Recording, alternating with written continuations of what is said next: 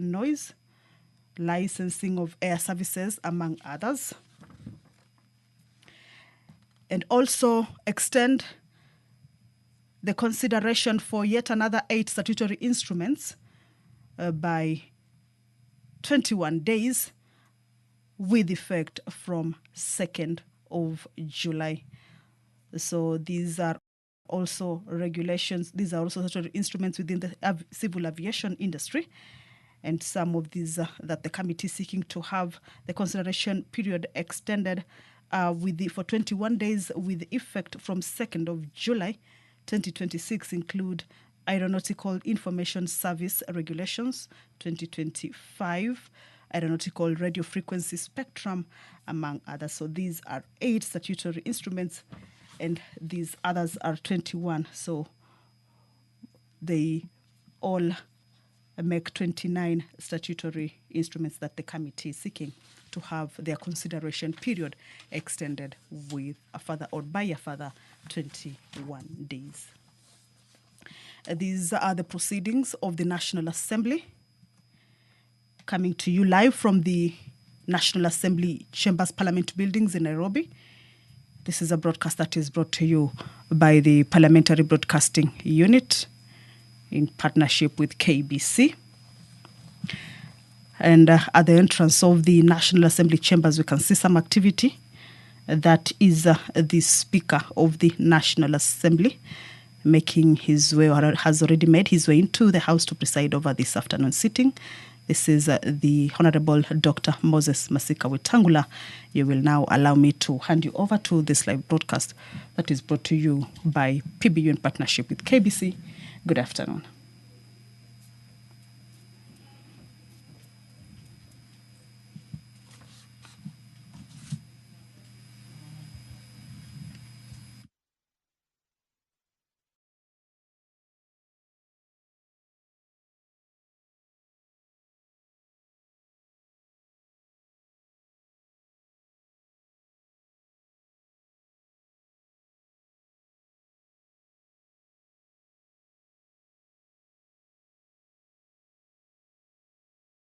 Na tujalie tuyatende na kufikiria mambo yote atakayofikishwa mbele yetu kwa njia ya haki na uaminifu, ili utukufu na sifa zako ziendelezwe, na ili kustawisha amani, ufanisi na heri ya nchi yetu, na wale ambao hajasahau umezikabidhi mikononi mwetu. Amen.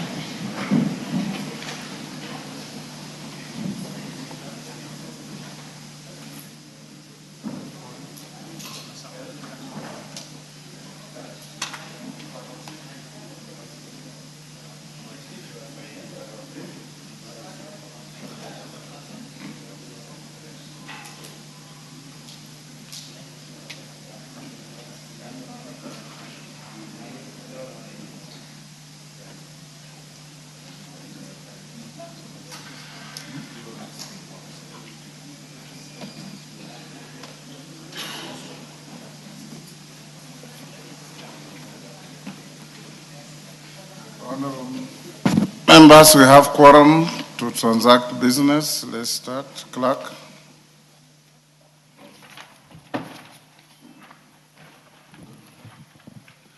Order number 1, administration of oath. Order number 2, communication from the chair. Order number 3, messages.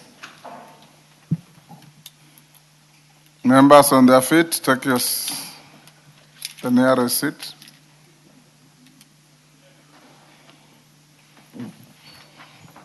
Honorable members, of a communication a message from the Senate on the consideration of 2 bills. Honorable members, pursuant to the provisions of Standing Order 41-4, I wish to report to the House that I have received 2 messages from the Senate regarding its consideration of the following bills. 1, the mediated version of the Food and Feed Safety Control Coordination Bill, National Assembly Bill number 21 of 2023, and 2, the mediated version of the Division of Revenue Bill, National Assembly Bill number 2 of 2026. Honorable members, the first message conveys that on 10th June 2026, the Senate considered and approved the mediated version of the Food and Feed Safety Control Coordination Bill, National Assembly Bill number 21 of 2023, in the form proposed by the Mediation Committee.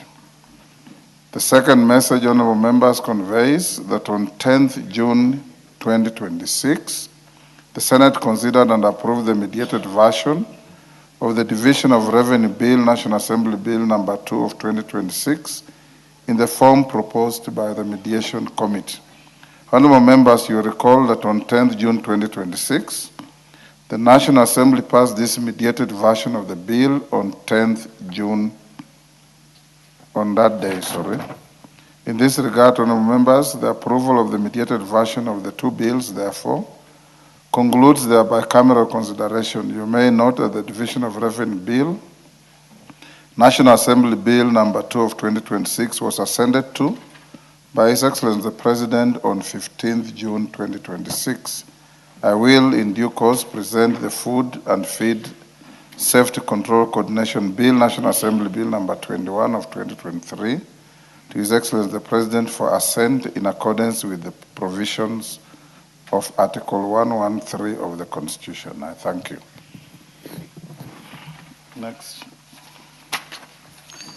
Order number 4, petitions. Order number 5, papers. Majority Leader. Honorable Speaker, I beg to lay the following papers on the table of the House today, Wednesday, 17th June, 2026, afternoon sitting.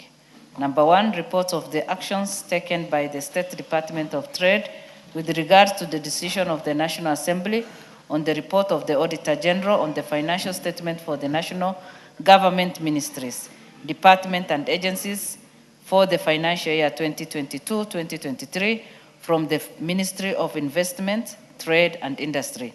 Number 2, reports of the Auditor General and financial statement for the years ended 30th June 2021, 30th June 2022, 30th June 2023, 30th June 2024, and 30th June 2025, and the certificates therein in respect of the following schools.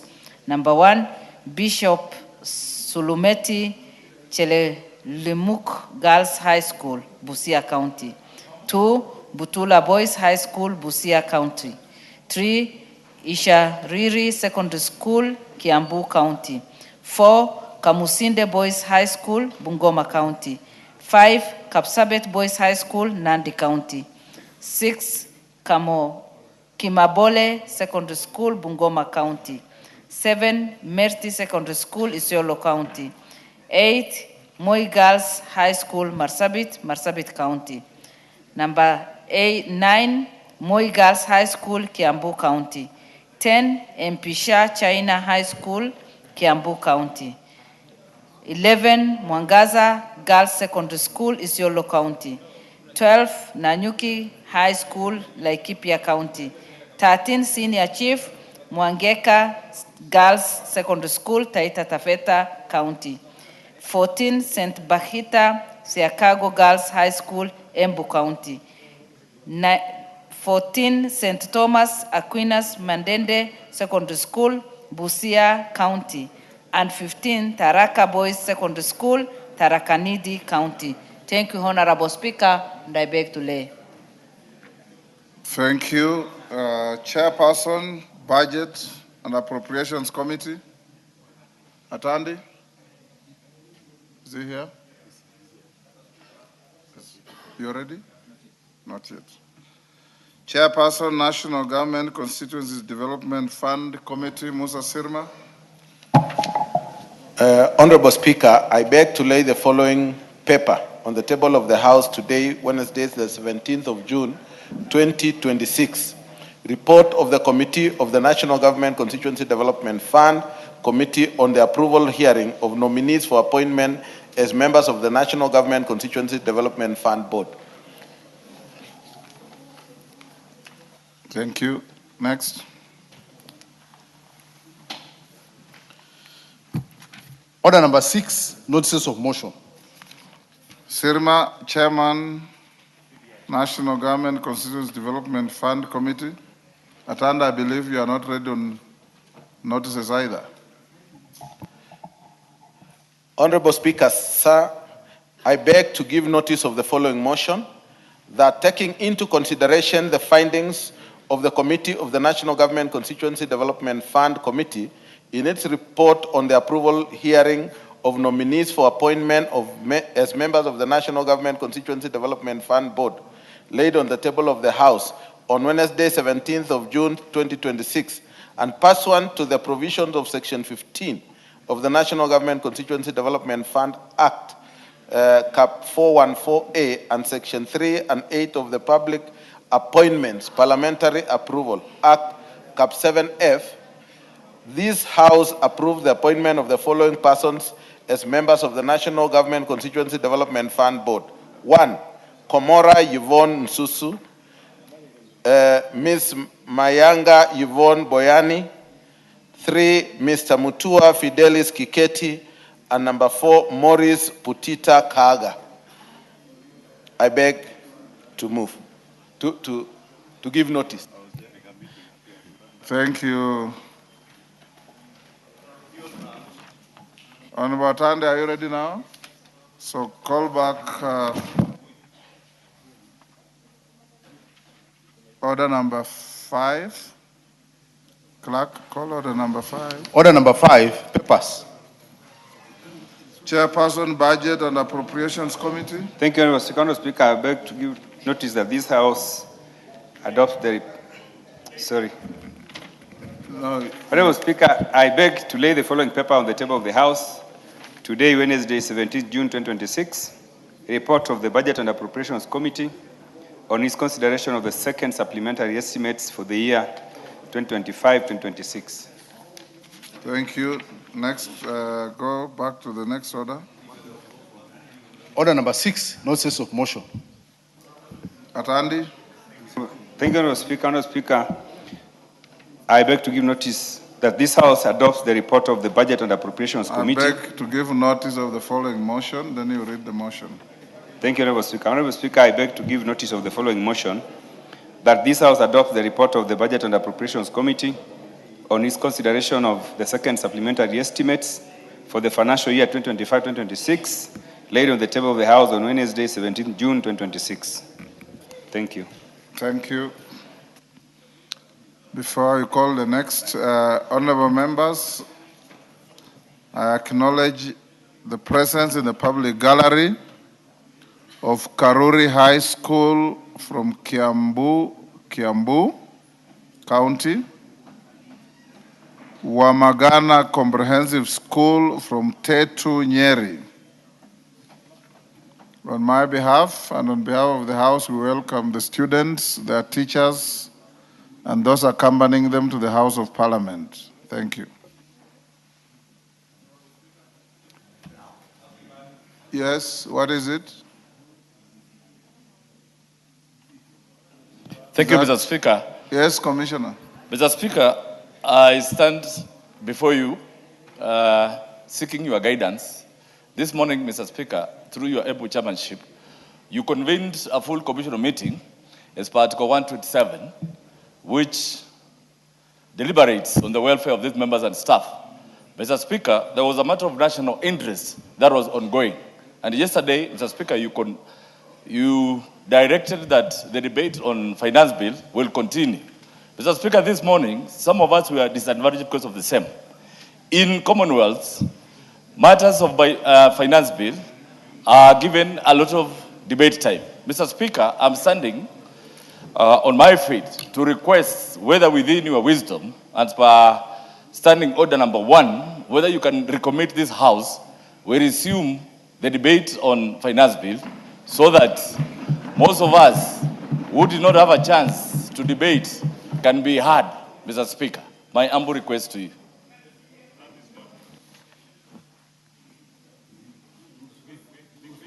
Under what standing order are you seeking that? Honorable Patrick Macau, Commissioner, I know you are in a meeting with me, and the House was going on because even when the substantive speaker is not here, the House was properly constituted, and they concluded the debate on the bill.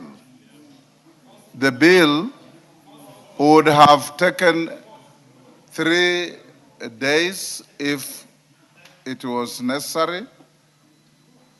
It was yesterday, today.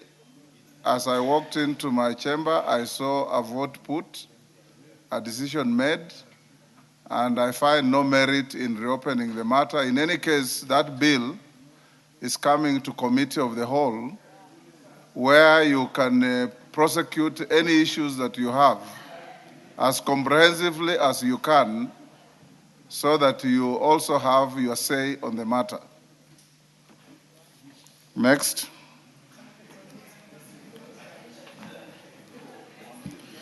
Order number 7, questions and statements.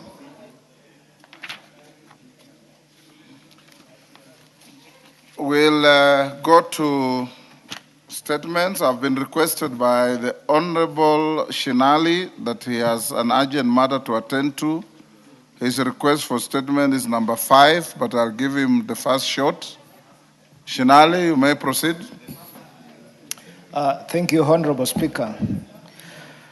Honorable Speaker, pursuant to the provision of the Standing Order 44.2c, I rise to request for a statement from the chairperson of the Departmental Committee on Energy regarding the delayed electricity connection at the Constituency Industrial Development Center at Malinya in Ikolomani constituency.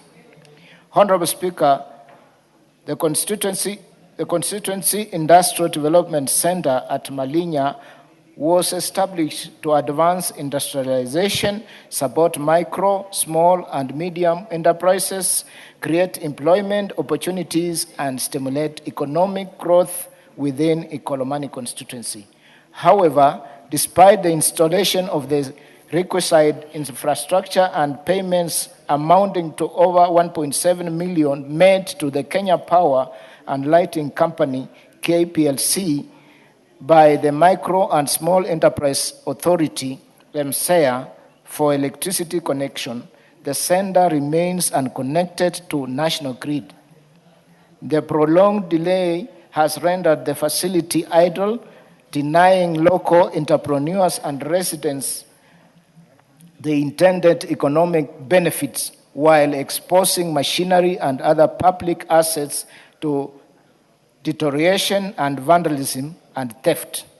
This situation raises concerns regarding the continued delay and the timelines is not fully operationalizing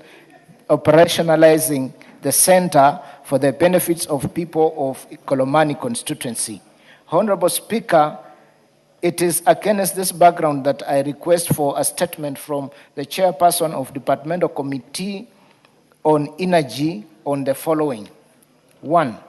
Reasons for the prolonged delay in connecting electricity to the Ikolomani Constituency Industrial Development Center at Malinya Market, despite completion of the required infrastructure and payment of the requisite connection charges. Number 2, status of electricity connection works, including the responsibilities of the respective agencies involved and the specific timelines for completion of the pending works to enable operationalizations of the center for the benefit of the local enterprises of residents of Ikolomani constituency. And lastly, measures being undertaken by the Ministry of Energy, KPLC, and other relevant agencies to safeguard the facility, machinery, and public assets from further deterioration and vandalism or theft pending operationalization, Honorable Speaker. Thank you. Chair Energy, Majority Leader, inform him to respond in 2 weeks. Charles Cameron. Vice Chair is here. Yes, Aramat. Is it Aramat? Yes, you bring a response in 2 weeks. Most obliged, Mr. Speaker. Charles Cameron. Thank you, Honorable Speaker. Honorable Speaker, pursuant to provision of Standing Order 44.2c, I raised request for a statement from the chairperson of the Departmental Committee on Administration and Internal Security regarding compensation of banditry victims in Baringo South Constituency and Baringo County. Honorable Speaker, the Minister of Interior and National Administration, security agencies, local leaders, community leaders, administrators have made tremendous efforts that have significantly restored peace and stability in Baringo South and the larger Kerio Valley region.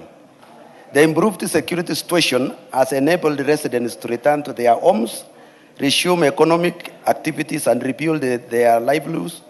However, while peace has largely been restored, many families continue to bear the painful consequences of years of banditry and insecurity.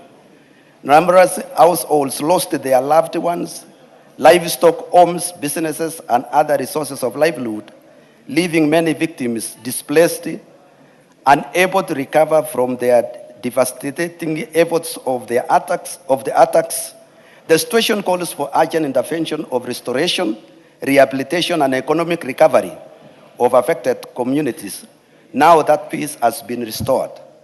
Honorable Speaker, it is against this background that I requested for a statement from the chairperson of the Departmental Committee on Administration and Internal Security on the following.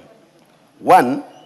Measures taken by the government to identify, register, and verify victims of banditry attack in Baringo South and other affected areas.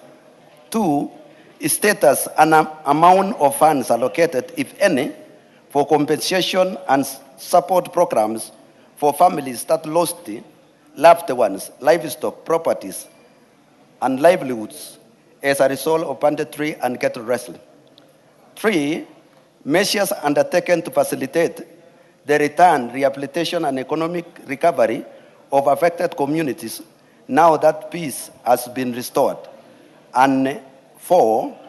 The timelines with which the government intends to conclude compensation and support intervention for verified victims. I thank you, Honorable Speaker. Thank you. Tongoyo. As to you, when do you respond? Honorable Speaker, I need your indulgence on this. You say?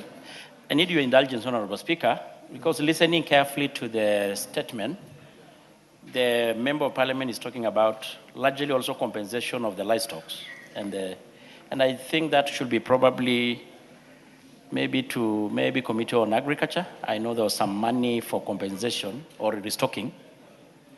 And then, so I don't know, maybe I need your indulgence on this. Cameron, you hear that? Have you misdirected your statement request?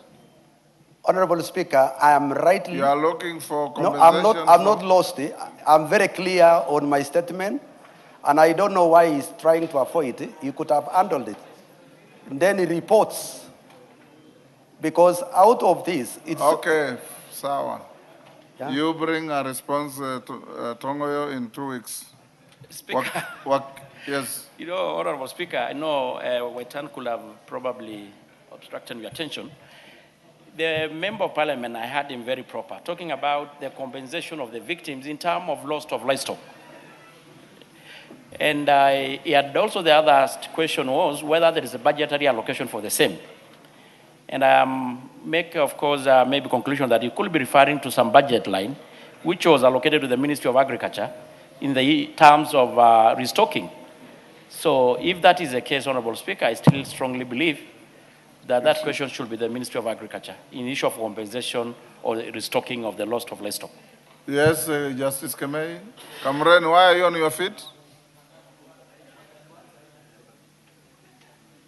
Yes, Justice Kemei. Yes. Honorable Speaker, thank you for the opportunity you've given me. Honorable Speaker, I represent the Committee of Agriculture in today's session here, and I want to dissociate the committee's responsibility on the position given by the Chairman of National Security.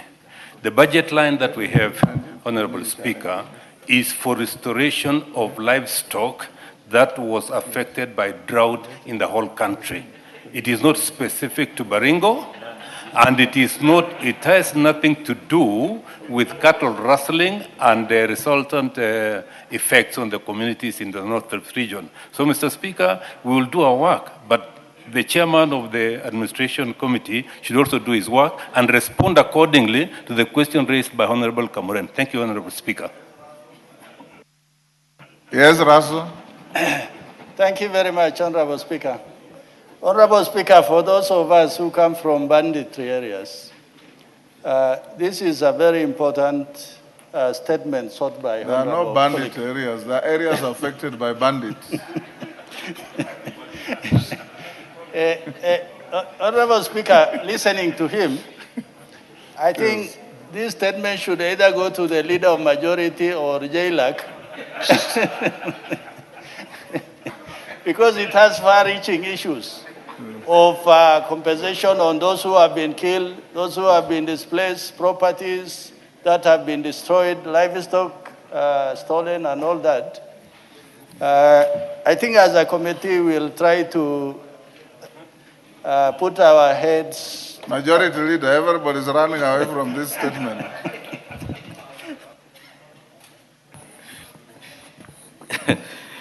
Honorable Speaker, that request for statement by the Honorable Kamuren is good.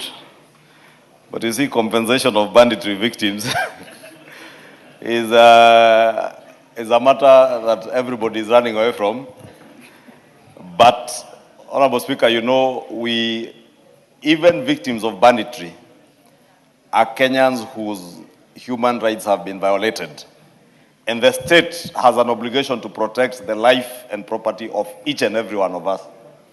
Therefore, I will pick up the matter with the Office of the Prime Cabinet Secretary to be able to liaise with the Office of the Deputy President, who liaises with the independent constitutional commissions to see if the Kenya Human Rights Commission can include these victims of banditry amongst the people who are being compensated, even from the compensation fund for victims of demonstrations and other violations of human rights. Because they are just like every other Kenyan. They are Kenyans who have a right to life and livelihood, and therefore they must be protected. And where that is violated because the state has failed to offer them security, I want to believe, like Honorable Kamuren believes, that they should and they must be compensated. I'll therefore relay this statement to the Office of the Prime Cabinet Secretary to be able to liaise with all relevant agencies of government. Thank you, Honorable Kamuren. Finally, your statement has found a place to patch. Inform them to bring a response in 2 weeks. Wakili Mureu. Wakili Mureu. Thank you, Mr. Speaker.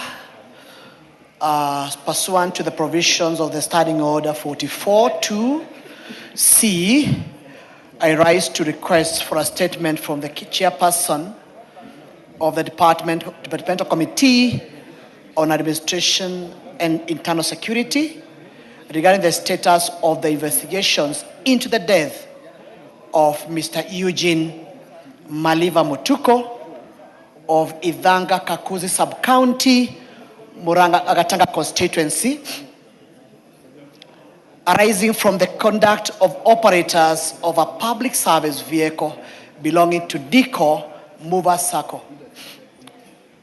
Honorable Speaker, on the 5th June 2026, Mr. Eugene Maliva Mutuko, a 19-year-old student at Kenya Medical Training College, KMTC, Thika campus, died at Kenyatta National Hospital owing to injuries sustained along Thika Road after being ejected by a conductor of the bus, registration number KDV 713J operated by Nico Mover Sacco.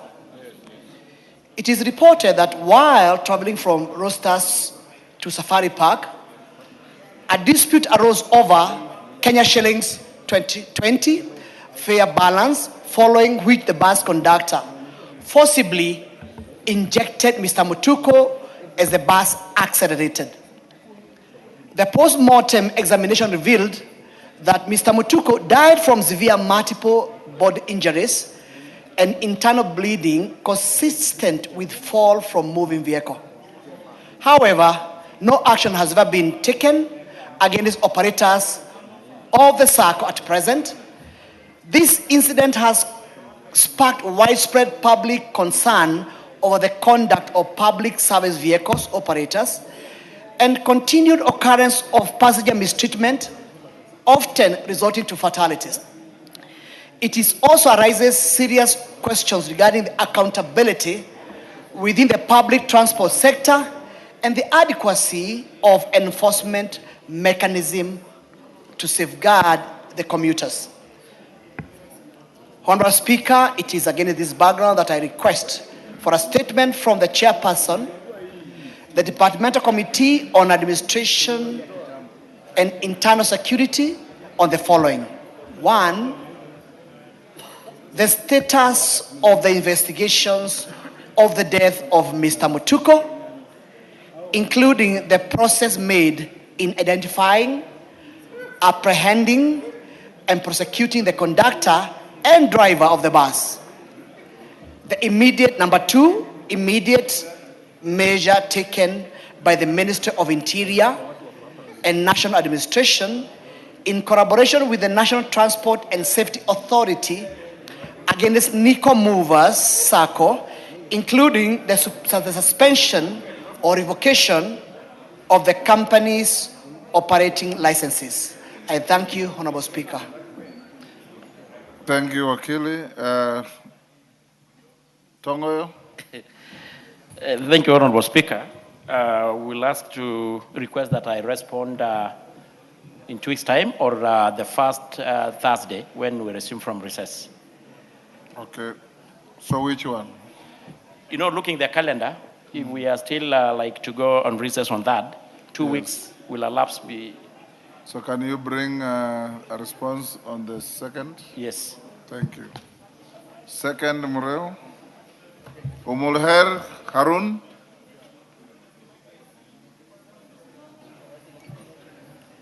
Umulher Harun. Go ahead. Thank you, Speaker. Honorable Speaker, pursuant to Standing Order 44.2c, I rise to request for a statement from the chairperson of the Departmental Committee on Administration and Internal Security regarding the status of refugee integration and economic empowerment in the country. Honorable Speaker, Kenya continues to host a significant number of refugees and asylum seekers from neighboring countries fleeing conflict, persecution, and other forms of crisis. Notably, the Dadaab refugee complex and the Kakuma refugee camp have historically provided protection and humanitarian assistance for refugee populations. Although under limited economic independence and social integration, consequently, many refugees continue to face socioeconomic vulnerability due to restricted access to formal education, employment, healthcare, and financial services. Prolonged encampment of refugees deepens dependency on humanitarian aid, limits self-reliance, and undermines long-term development. Honorable Speaker, the Refugee Act, Cap 173, provides a framework for transitioning refugee management from encampment model to integrated settlement approaches. While the government of Kenya, in collaboration with the United Nations High Commission for Refugees and other stakeholders, has made effort to promote refugee inclusion, full implementation of the aspirations of the Act is yet to be realized. Of great concern, infrastructure in host communities continues to lag behind. Resource sharing tensions between refugees and host communities still persist, and the social cohesion necessary for sustainable integration remains elusive. Honorable Speaker, it's against this background that I request for a statement from the Chairperson of the Departmental Committee on Administration and Internal Security on the following: the status of implementation of the provisions of the Refugee Act, Cap 173, relating to refugee integration and the progress made in transitioning refugees from camps to integrated settlement, the measures being taken by the Commissioner for Refugees and other relevant government agencies, including the Ministry of Education, to expand inclusive education programs and guarantee equitable access to quality education by refugee children and youth, the steps being taken by the Ministry to strengthen infrastructure and service delivery within host communities, particularly Garissa and Turkana counties, to address resource sharing tensions between refugees and host populations, and foster conditions conducive to sustainable integration of refugees, and the public awareness and sensitization initiatives being undertaken to foster social cohesion and reduce discrimination against refugees within host communities. Thank you, Mr. Speaker. Thank you, Mulher. Tongoyo, that's to you again. Honorable Speaker, I doubt that the question should be redirected to the ministry, to the Committee on Regional Development. As per our standing order, the matters for, refugee affairs had been taken by the Peter Locha Committee. Thank you. Is Locha Kapong here? The statement request will be routed to your committee. You respond by 2nd of next month. Yeah, thank you, Honorable Speaker. We will endeavor to respond by 2nd of July. Okay. Thank you. Just a minute. Doris Donya.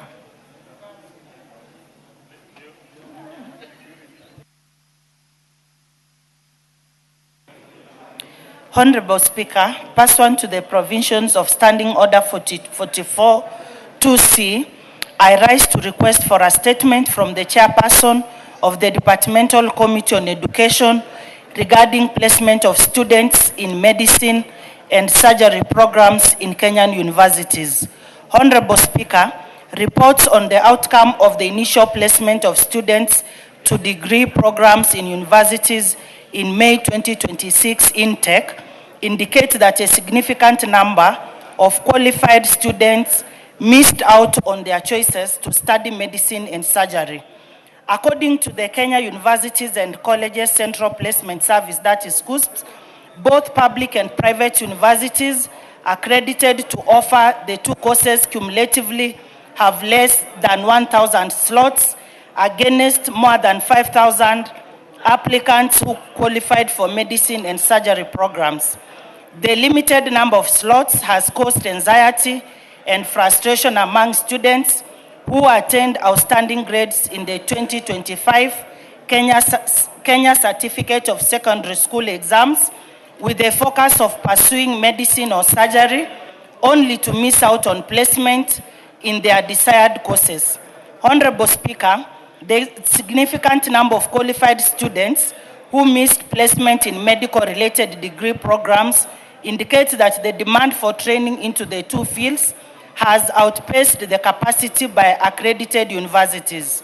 While KUSPS is mandated to place students in colleges and universities, it is limited to the number of slots declared by the relevant regulatory bodies. The situation raises concerns about the adequacy of training capacity for medicine and surgery programs, transparency or placement criteria, and the country's preparedness to meet future healthcare training demands and needs. Honorable Speaker, it is against this background that I request for a statement from the Chairperson of the Departmental Committee on Education on the following: a report on the number of students who qualified for admission into medicine and surgery programs in 2025 placement cycle compared to the number who secured placement based on available slots in public and private universities. The criteria used in allocating students to medicine and surgery programs where the number of qualified applicants exceeds the available slots. Number 3, measures being undertaken by government to expand training capacity for medicine, surgery, and other highly competitive professional courses. And lastly, long-term plans by the government to increase investment investment in medical education and training institutions in order to address the shortage of healthcare professionals and ensure that qualified students are not locked out of pursuing their preferred careers. I thank you, Mr. Speaker. Thank you, Doris. Chair Education. Order members. Order members. The consultations are too loud. Those of you who want to talk loudly, you can recess out and do so, or use my office behind here. Chair Education. Who is a member of Education here? Gisairo? The Vice Chair is who? Honorable? Christine, you are the Vice Chair. No, I'm not. She's away. Yes. But I can respond to I that. can see also Gisairo here is a member. You bring a response in the next 2 weeks, maybe? Next 2 weeks. Yes. Thank you. Thank you. Robert Mbui. Thank you, Mr. Speaker. Honorable Speaker, pursuant to the provisions of Standing Order 44-2C, I rise to request for a statement from the chairperson of the Departmental Committee on Environment, Forestry and Mining regarding the issuance of permits and licenses for mineral reconnaissance, prospecting and exploitation rights within the coastal counties. Honorable Speaker, Section 32 of the Mining Act, Cap 306, categorizes mining rights into large-scale or small-scale operations. Large-scale operations include reconnaissance, prospecting, retention, and mining licenses, while small-scale operations include operations on prospecting and mining permits. Honorable Speaker, there have been reports of planned prospection and exploration of minerals in the coastal region. Notably, most of the land earmarked for mineral prospecting and exploration by both local and foreign-owned mining companies comprises privately owned land. This has led to concerns regarding instances where permits and licenses have been allegedly issued to applicants without adequate public participation, prior consultation, or agreements with the registered landowners on the modalities of the activities. Such actions have generated anxiety among affected landowners regarding likelihood of trespass to their land and alienation from the mineral deposits and benefits. Honorable Speaker, it is against this background that I request for a statement from the chairperson of the Departmental Committee on Environment, Forestry and Mining, the Honorable Vincent Musyoka, aka Kawaya, on the following. 1, a report of the details of mining licenses and permits issued in the coast region and their compliance to key requirements of environmental and social impact assessments. 2, a report on the criteria and procedures applied in the issuance of permits and licenses for mineral reconnaissance, prospecting, and exploration rights within the region. 3, details of the measures put in place to safeguard the land rights of private landowners in areas earmarked for mineral exploitation. And finally, a report on the corporate social responsibility programs undertaken by the respective companies in the affected areas. I thank you, Honorable Speaker. Thank you. Chair, Environment, Forestry and Mining. Cameron. Thank you, Speaker. Within 2 weeks. 2 weeks. Thank you. Within 2 weeks we shall report. Thank you. Response to a statement. Tongoyo, are you ready for this? Honorable Tongoyo, are you ready to respond to the request by Honorable Waitan? Yes. Yeah, Honorable Speaker, I have it ready. Go ahead. Honorable Speaker, you are not the Speaker, Daktari. I want to respond as follows. On the 23rd April, at around 7:20, Mr. Harun Abdi, an employee of the victim, reported at Pangani Police Station that Mr. Muhammad Abdir Ismail had allegedly been abducted by unidentified armed men. A team from DCI commenced investigation, that is from Pangani, immediately and under inquiry file number 04 of 26. And they visited the scene where they interviewed witnesses and collected relevant evidence. And they also circulated the missing person report to all police stations in the country. During the visit to the scene at the old race course estate within Kariokor, investigators established that there was no CCTV coverage in the immediate vicinity or surrounding buildings that will have assisted in the investigation. The witnesses interviewed confirmed that the victim was accosted by the 6 unidentified armed men who forcibly bundled him into a white double cabin pickup, while the second double cabin vehicle provided support. The registration number plate of both vehicles were concealed. The further mobile number data analysis on the victim's number established that the last active signal was traced along Desai Road, approximately 1.2 kilometers from the scene, after which the handset was switched off and has remained inactive since then. So far, the investigation team has been unable to get any positive leads that may assist in the locating or rescuing the victim and the identification, apprehension of the abductors.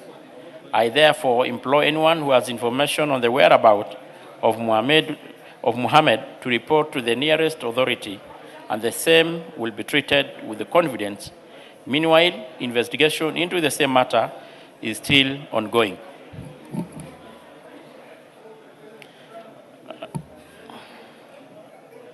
On the issue of the family, Honorable Speaker, update, the investigation is ongoing and the investigating officers handling the matter are actively engaging with and providing regular update to the family on the progress of the investigation. I think that is what is more relevant to the statement, Honorable Speaker. I submit.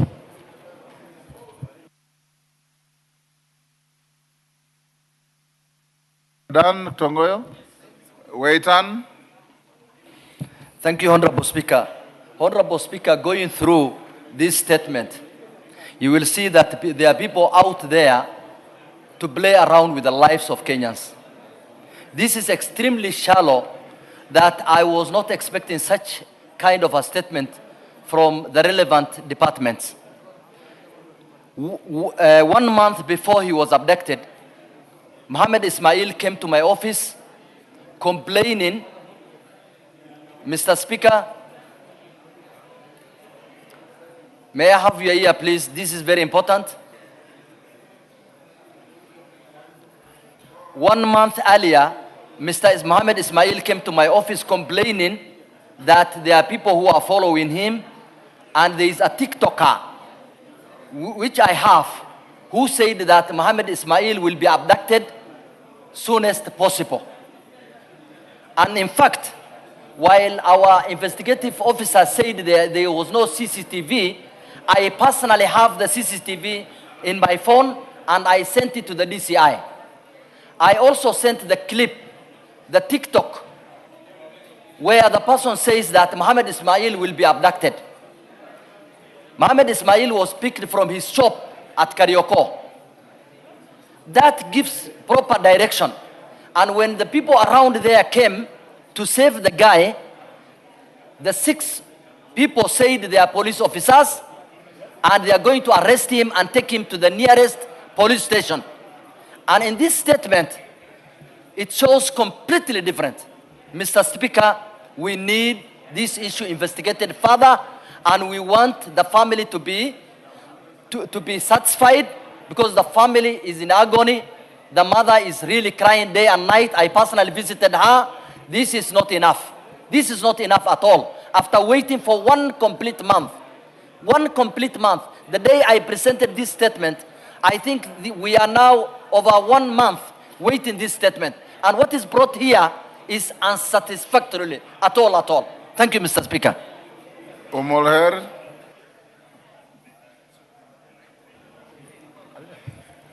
Thank you, Speaker. I would want to also comment on this. Tongoyo, are you listening to the interventions? Mr. Speaker, several statements similar to what Mheshimiwa has brought were raised on this floor, myself included. As we speak in Garissa, we have 4 young men who are still missing from the Dabli Boy area, who were arrested. Police came with unmarked vehicles abducted them, and when we follow up and raise statements, go to the police station, we are told they will either be released or they don't have them. Then what happens after a while is these people are now released or abandoned in the nearby bushes by the same police officers who claim to not be aware of this situation. Mr. Speaker, Article 49(1)(f on the Constitution states that somebody must be released within 24 hours after being arrested and arraigned in court. Mr. Speaker, this is not happening. The police officers are not following their code of conduct. From where we sit as the representatives of the people, we are worried. Sometimes bad people use a similar method that the police officers are using to arrest people who they have individual issues with. So we do not know who is conducting this kind of arrest. Mr. Speaker, the fight against crime must not come at the expense of constitutionalism. I demand from the committee to assist us to provide tangible answers so that we are able to protect these people, we are able to protect both criminals and the good among the community, so that we are able to know what's happening amongst us. Thank you, Mr. Thank you, Mr. Speaker. Mr. Speaker, abductions, disappearances, goonism have no place in the modern day Kenya. Mr. Speaker, the trend, the reason why we have a very good constitution, Mr. Speaker, is to make sure that those individuals who are alleged to have committed crime be subjected to the rule of law. Mr. Speaker, in this era, and I'm sure you must have heard recently, people just, so-and-so is missing, so-and-so has been abducted, the police are asked to carry investigations, then the investigation just ends up. Mr. Speaker, I have gone through the answer here. That answer, I don't know how to describe it. I'm sure that my friend Togoyo here, from his face, is not satisfied with the answer. Isn't it the high time that this is now subjected to further investigations through public hearing, so that we know, the family and Kenyans know the whereabouts of Mohammed? Because as it is, the MP has just, his MP has just said that he has the CCTV. The police are saying they have not seen the CCTV. Isn't that time that even the MP is called so that he can avail the CCTVs and all the other messages to the committee, and the committee can come up with a report instead of now relying on a one-sided report from maybe the very individuals who are alleged to have abducted. But Mr. Speaker, this House, through this committee or the House itself, must make a deliberate pronouncement. Criminal responsibility is individual. Abductions must end. It's unconstitutional. It's actually, it's totally unacceptable in the modern day Kenya. And therefore, Mr. Speaker, I want to request you to urge the chair to make sure this abduction or this report is further subjected to further investigation, so that we get a good report that will satisfy everybody. Thank you, Mr. Speaker. Robert Mbui.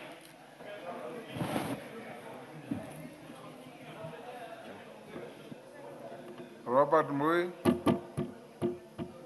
Give him the mic. Thank you, Mr. Speaker. Mr. Speaker, I sympathize with the family and relatives of Mr. Mohammed Ismail, because this is really a major issue. And I listened to the chair when he was giving his response. And Mr. Speaker, one of the things he mentioned is that the general public is being asked to give information. And Mr. Speaker, this issue of abductions and disappearances is really a major problem in this country. In fact, I'll tell you, Mr. Speaker, soon after people disappear or are abducted, we have started seeing bodies appearing in different parts of the country. Mr. Speaker, recently, some time ago, we had bodies found in Kitui.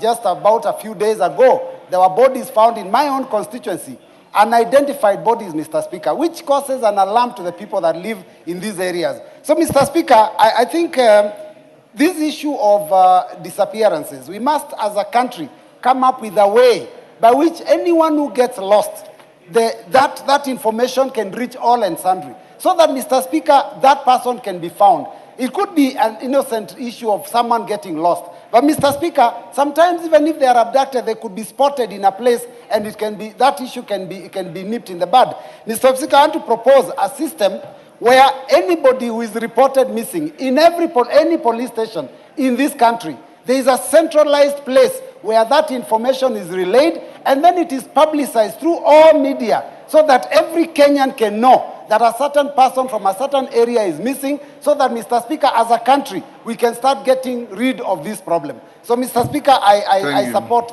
this petition. I mean, this question. Yes, Hassan.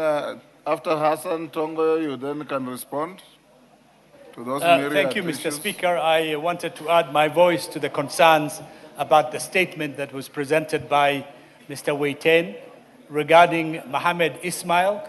Mohammed Ismail is my former constituency manager and is from my constituency of Kamkunji. I know him very well and I have visited the family. On the day that he was taken by people from the security services because he resisted arrest.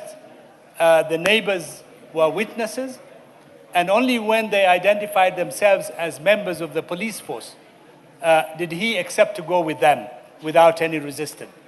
But in any case, even if this argument holds any water, that in fact he is not in custody, is the fact it is the responsibility of the government to protect its citizens. And it is up to this particular government Ministry of Security to search if he is not in detention, who has detained him and where he is.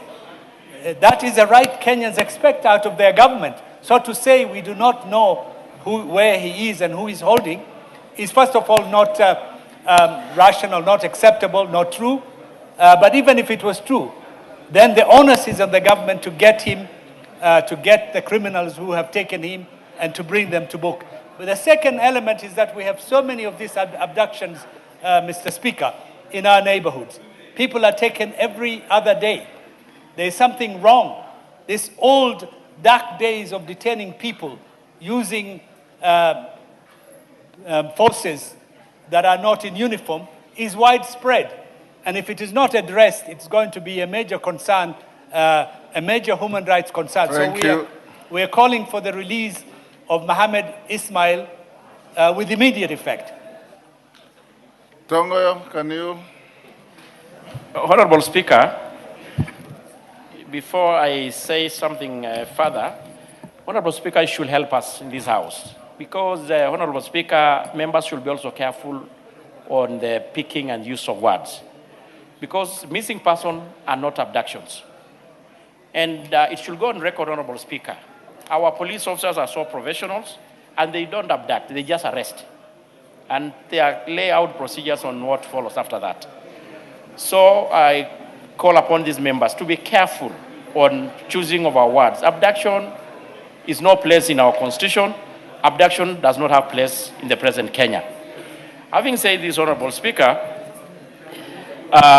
even an allegation that the missing person or the whichever it is are done by the police is merely an allegation. Nevertheless, Honorable Speaker, as I really also feel sorry for the family, but looking into my statement, Honorable Speaker, the last paragraph, the investigation, the report reads, the investigation team has been unable to get any positive leads to this end. And they call upon any other person with information to report the same to the investigating officers so that they can help, the DCI to go into deep, to the root of the matter. So, Honorable Speaker, I want to say that we give the authority, the officers, we trust them, we believe in their capacity. There's a point of order from Waitan. Yes, Waitan, what's out of order? Speaker, is the chair in order to say that we should not use abduction while it is really an abduction, because that is the only time when you know the person is arrested, then you know where that person is taken, whether it is Bangani, the nearest police station, or any other police station. But in this case, we don't know the whereabouts of Mohammed Ismail.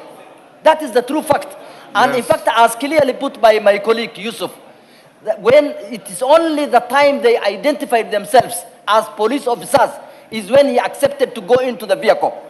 Before that, he could have defended himself the neighbors could have defended him, but when they introduced themselves, he accepted to go in. But up to now, we don't know the whereabouts of Mohammed Ismail. Thank you. That is not an arrest. Tongoyo. Speaker, let me suggest this way. The member who had raised the question is a member of my committee. We may be having the minister who actually will be in a proper position to respond to this in a week's time, be appearing before the committee on a different agenda. So I would suggest, I need your indulgence, if we can able to process during the committee session. That is better. And Waitan, you can then place those videos you claim you have before the committee for assistance. Honorable members, in the speaker's gallery, we have Cheborge Boys Secondary School from Bureti, Kericho.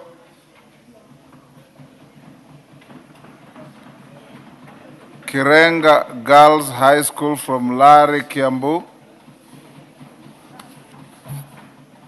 In the public gallery, we have Dominion Hope Academy from Kiamba, Kiambu. And St.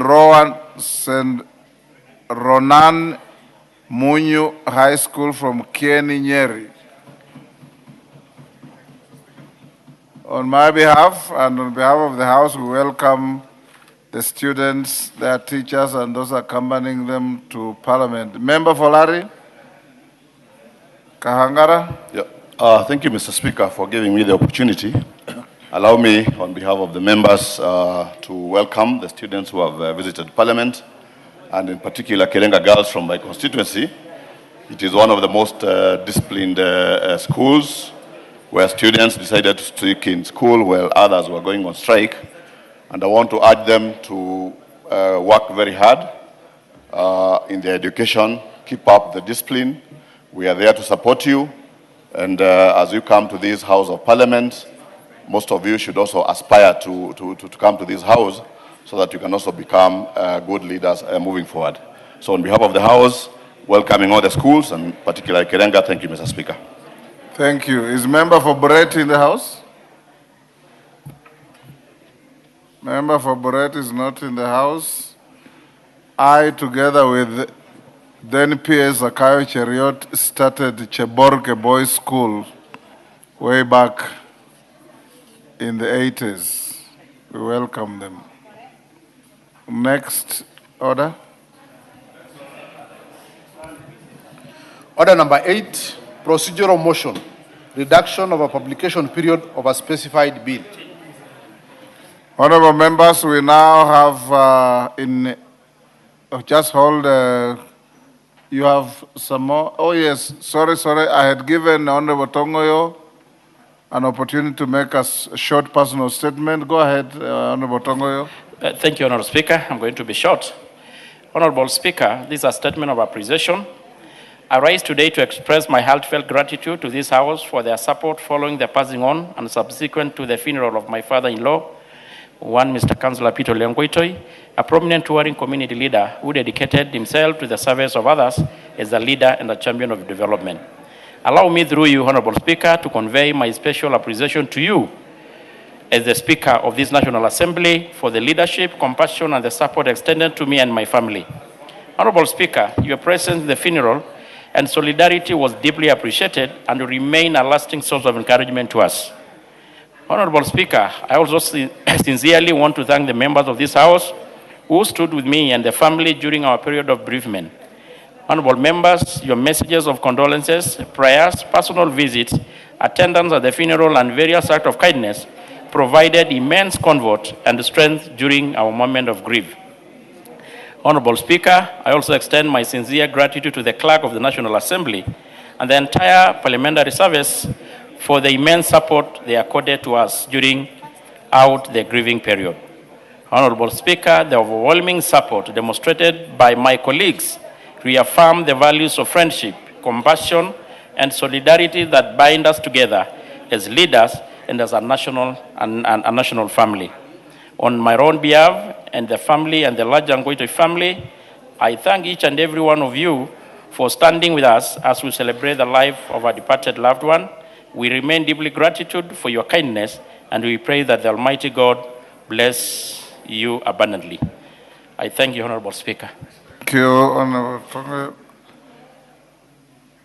Honorable members, we have a supplementary order paper approved that is now going to guide our business.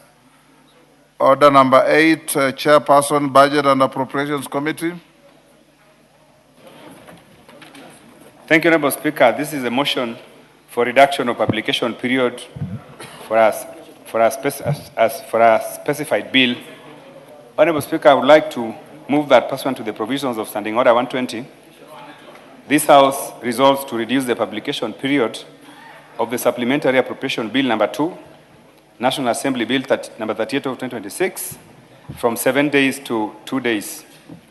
Honorable Speaker, we have roughly 2 weeks to the end of this financial year, and these supplementary estimates, which were tabled yesterday, need to be fast-tracked by this House before the end of, in a short period of time, to allow the government to implement the programs that are contained in this bill.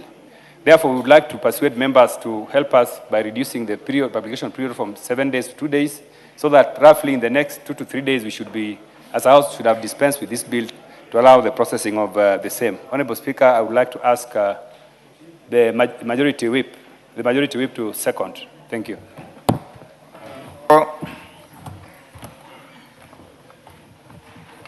Thank you very much, Honorable Speaker. Honorable Speaker, this is a self-explanatory procedural motion. I beg to second.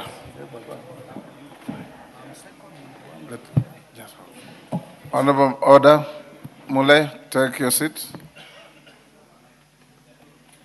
Koyo, take the nearest seat. Honorable members, I now propose the question at order number 8, which is that pursuant to the provisions of Standing Order 120, this House resolves to reduce the publication period of the Supplementary Appropriation number 2 Bill, National Assembly Bill number 38 of 2026, from 7 days to 2 days. We put the question? Honorable members, we now put the question at order number 8, which is that pursuant to the provisions of Standing Order 120, this House resolves to reduce the publication period of the Supplementary Appropriation number 2 Bill, National Assembly Bill number 38 of 2026, from 7 days to 2 days. As members of that opinion say aye. Aye. Those of contrary opinion say nay. The ayes have it. Next. Order number 9, procedural motion, resolution to hold a Thursday morning sitting and extend the afternoon sitting. Majority Leader. Thank you, Honorable Speaker. Honorable Speaker, I beg to move that pursuant to the provisions of Standing Order 33B on hours of meeting, this House resolves to A, hold a morning sitting on Thursday, 18th June 2026, commencing at 10 a.m. for purposes of considering priority business, and B, extend the afternoon sitting of Thursday, 18th June 2026 until conclusion of priority business as may be specified. Honorable Speaker, this again is just a procedural motion.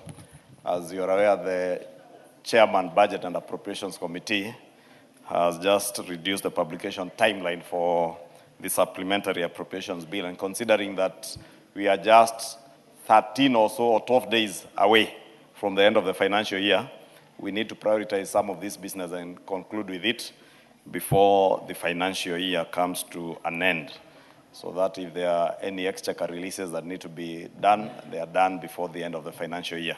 Thank you, Honorable Speaker. I beg to move and urge the House to support this procedural motion, and I wish to request the Honorable Kainan, the Father of the House, to second. Kainan. Thank you, Mr. Speaker. I stand to second. Thank you. Honorable members, I now propose the question at order number 9, which is that pursuant to the provisions of Standing Order 33B, hours of meeting, this House resolves to A, hold a morning sitting on Thursday, 18th June 2026, commencing at 10 a.m. for purposes of considering priority business, and B, extend the afternoon sitting of Thursday, 18th June 2026, until conclusion of priority business as may be specified. You put the question? Honorable members, we now put the question at order number 9, which is that pursuant the provisions of Standing Order 33B, hours of meeting, this House resolves to A, hold a morning sitting on Thursday, 18 June 2026, commencing at 10 a.m. for purposes of considering priority business, and B, extend the afternoon sitting of Thursday, 18 June 2026, until conclusion of priority business as may be specified. As members of that opinion say aye. Aye. If those of the contrary opinion say nay. The ayes have it. Next. Order number 10, procedural motion. Chiponga. Extension of a period for consideration of 29 statutory instruments. Honorable Chepkonga.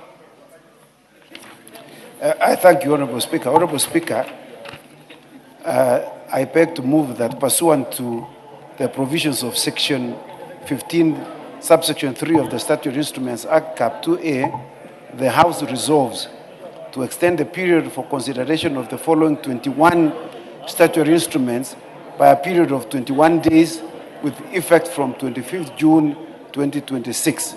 In the first instance, Mr. Speaker, which is contained in A, paragraph A, is number 1 through to 21 as contained in the order paper. And number 2, extend the period for consideration of the following 8 statutory instruments by a period of 21 days with effect from 2nd July 2026. And they are numbered as number 1 through to number 8 as contained in the order paper. The import of this, Mr. Speaker, is that we have considered these regulations.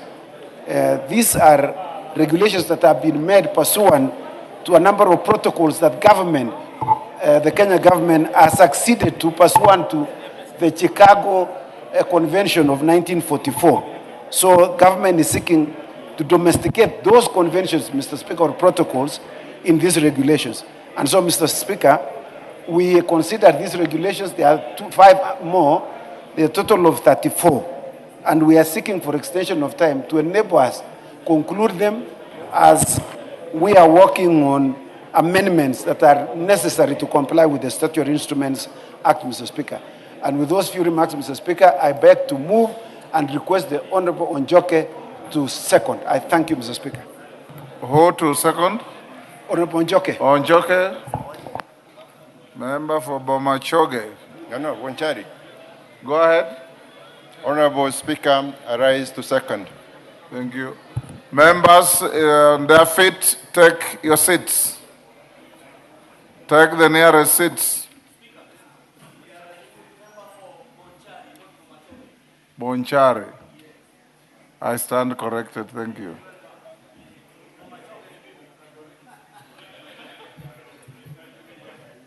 Mbunge wa Bomachoge ni wewe. Bomachoge si wewe.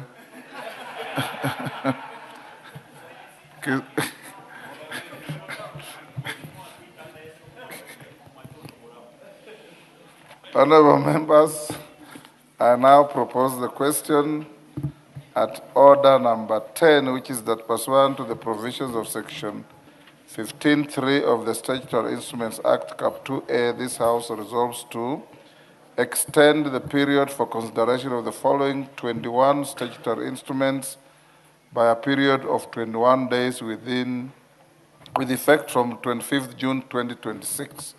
All the 21 are listed on the order paper. And B, extend the period for the consideration of the following 8 statutory instruments by a period of 21 days with effect from 2nd July 2026. Again, all the 8 are listed on the order paper. Do we put the question? Yes. Oundo, what is it? You want to debate this? No, I don't want to debate. Probably it's possible that when the chairman was moving, we got distracted. There were quite a number of people, colleagues in front of me.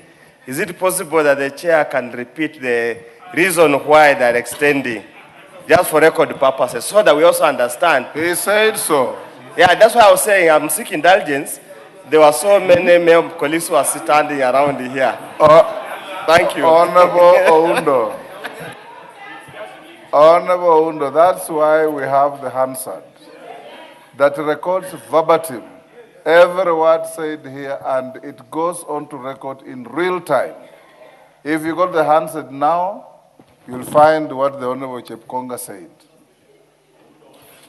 Yes, Julia Sunguli, is it a point of order? No, I thought it's still open for me to say something so that Honorable Oundo might benefit because I'm a member of the committee. Yes. And I could just say it in a few words. Yes. Mr. Speaker, I have your permission. Go ahead. Mr. Speaker, the Committee on Delegated Legislation sat down in Mombasa recently to discuss, to deliberate on 32 pieces of legislation. Delegated legislation. And Mr. Speaker, these are very important instruments that touch on civil aviation. Now, the drafting and everything else is still under consideration, including some of the substance. Unfortunately, we have not finished because of the amount of time, within the required time. If we do not extend the time, and Honorable Oundo is not even listening, if we do not extend the time... And you are not addressing Oundo, you are addressing the chair and the House. That's what I'm addressing the chair, that Honorable Oundo needs to pay attention so that he does not ask you again. If we do not extend the time, these regulations will come into force by effluxion of time without due consideration by the committee. So we do ask that this House gives the committee that it mandated enough time to deliberate on this, and that these regulations do come into force only when the House says so. Thank you, Sunguli. Actually, the matter is not contested, and Oundo was just being mischievous, as usual. I'll now put the question on. Members on their feet, take your seats. Members on their feet, take your seats. Honorable members, I now put the question at order number 10, which is that pursuant to the provisions of section 15(3) of the Statutory Instruments Act, Cap 2A, this House resolves to A, extend the period for consideration of the following 21 statutory instruments by a period of 21 days with effect from 25th June 2026. All the 21 are listed in the order paper. And B, extend the period for consideration of the following 8 statutory instruments by a period of 21 days with effect from 2nd July 2026. All the 8 are listed on the order paper. As members of that opinion say aye. Aye. Will those of the contrary opinion say nay? The ayes have it. Next order. Order number 11, the Supplementary Appropriation number 2 Bill, National Assembly Bill number 38 of 2026, first reading. A bill for an act of parliament to authorize the issue of certain sums of money out of the consolidated fund and their application towards the service of the year ending 30th June 2026, and to appropriate those sums for certain public services and purposes. Order number 12, the Architects Bill, National Assembly Bill number 3 of 2026, first reading. A bill for an act of parliament to provide for the training, registration, and licensing of architects, to provide for the regulation and development of the architectural practice, and for connected purposes. Order number 13, the Kenya Revenue Authority Amendment Bill, National Assembly Bill number 28 of 2026, second reading, resumption of debate. Had Osoro finished moving? Who was seconding?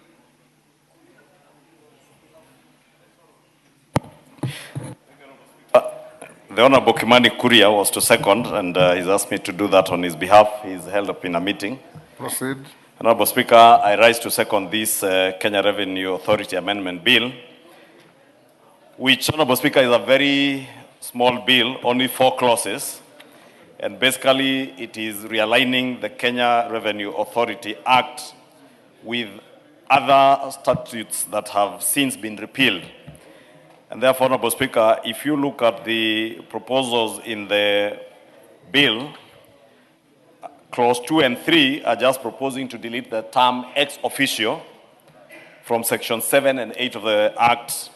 And this deletion is necessary because the term ex officio is no longer fits the current composition and structure of the KRA board. To Honorable Speaker, Section 6 of the KRA Act has established a very crisp board, which includes the chairperson, the Commissioner General, PS Finance, the Attorney General, and 6 independent members. Clause 4 again updates the first schedule, replacing outdated standards levy order of 1990 with a current order of 2025. And again, the bill also seeks to delete references to the old repealed Sugar Act of 2001, substituting with the Sugar Act of 2024, sorry. And therefore, Honorable Speaker, the further amendment, Honorable Speaker, inserts the Retirement Benefits Authority Act into the list of written laws relating to revenue. This amendment formally incorporates the Retirement Benefits Act, Cap 197, to properly position KRA as the official collector of the retirement benefits levy. Therefore, Honorable Speaker, these are very short bill, only 4 clauses, just realigning terms that have been referenced to in the KRA Act, but those references have since been repealed to new acts of parliament, and therefore we're just realigning to make sure that the KRA Act refers to the current laws. And also that realignment to ensure that the retirement benefits levy is collected by KRA, again, by inserting the amendments touching on the Retirement Benefits Authority Act. Honorable Speaker, there is nothing much to say about this bill. It's a rather straightforward bill. I know following public participation and submissions by stakeholders, including the Commissioner General and commissioners of KRA, they also brought in issues touching on the frequency of meetings of the board, because by law, the board, I think, was required to sit every month, and it may not be necessary always for a board. It looks like the board is micromanaging the management of the commissioners. When they sit every other month, they sort of become part and parcel of the day-to-day running of the authority. And we want KRA to be run professionally by the professionals who are there, while as the board performs the function of oversight, overall oversight and policy direction of the organization, not day-to-day management, and even becomes cumbersome every now and then to convene board meetings and costly also to the authority. Honorable Speaker, you remember we just appropriated an additional 1.8 billion shillings to KRA to ensure that all this money is going towards efforts that are geared towards revenue mobilization and not being spent in repetitive board meetings, Honorable Speaker. And again, the board also has subcommittees of the board that sit on a regular basis, and therefore it becomes too burdensome to ask board members to sit compulsory by law almost every month. With that, Honorable Speaker, I beg to second and urge members to support this bill. It's a very straightforward bill. Thank you, Honorable Speaker. Members on their feet, take your seats. Chepkonga, take your seat. Honorable members, I'll propose the question at order number 13, which is that the Kenya Revenue Authority Amendment Bill, National Assembly Bill number 28 of 2026, be now read a second time. I put the question. Honorable members, I now put the question at order number 13, as is the mood of the House, which is that the Kenya Revenue Authority Amendment Bill, National Assembly Bill number 28 of 2026, be now read a second time. As members of that opinion say aye. Aye. Will those of the contrary opinion say nay? The ayes have it. A bill for an act of parliament to amend the Kenya Revenue Authority Act and for connected purposes. Next. Order number 11, Order number 14, motion, consideration of the supplementary estimates 2 for financial year 2025-2026, general debate. Chairman, Budget and Appropriations Committee. Thank you, Honorable Speaker. Honorable Speaker, I would like to move that this House adopts the report of the Budget and Appropriations Committee on its consideration of the second supplementary estimates for the financial year 2025-2026, laid on the table of the House on Wednesday, 17th June 2026, and section 39 of the PFM Act, CAF 412A, and Standing Order 243. 1, approves an increase of the current expenditure for the financial year 2025-2026 by Kenya shillings 7,619 million in respect of the votes contained in first schedule. Number 2, approves an increase of the capital expenditure for the financial year 2025-2026 by Kenya shillings 10,618 million 23,911 in respect to the votes contained in first schedule. And 3, approves an overall increase in the total budget for the financial year 2025-2026 by Kenya shillings 18,239,023,911 in respect to the votes. Honorable Atandi, just go back kidogo so that the record is clear. After 2026, can you amend and read and pursuant to section? The word pursuant to is missing. And pursuant to section 39. Thank you, Honorable Speaker. Honorable Speaker, let me take it again. Yeah, you can start. That the House, I would like to move that this House adopt the report of the Budget and Appropriations Committee on its consideration of the second supplementary estimates for the financial year 2025-2026, laid on the table of the House on Wednesday, 17th June 2026, and pursuant to Section 39 of the PFM Act, Cap 412A, and Standing Order 243, 1, approves an increase of the current expenditure for the financial year 2025-2026 by Kenya shillings 7,619 million in respect of the votes contained in first schedule. 2, approves an increase of the capital expenditure for the financial year 2025-2026 by Kenya shillings 10,618 million 23,911 in respect of the votes concerned in the first schedule. And number 3, approves an overall increase in the total budget for the financial year 2025-2026 by Kenya shillings 18,237 million 23,911 in respect to the votes contained in the first schedule. And 4, makes the financial recommendations as contained in the first schedule. Honorable Speaker, I would like to say that the supplementary estimates were submitted just 2 weeks before the close of this financial year, and the committee had very limited time to go through the estimates, and therefore we did not have an opportunity to invite committee chairmen to appear before us. Honorable Speaker, the estimate seeks funding shortfalls in operations and maintenance, and also to strengthen support for critical security interventions during the financial year, and also to provide for programs that should be financed through development partner support. Honorable Speaker, it's important for the House to note that these supplementary estimates, the National Treasury has not issued or disbursed any funding under Article 223. Honorable Speaker, this is a very good disciplinary measure that the National Treasury has adopted, given that over the years this House has complained that National Treasury has been spending money which has not been approved by this House.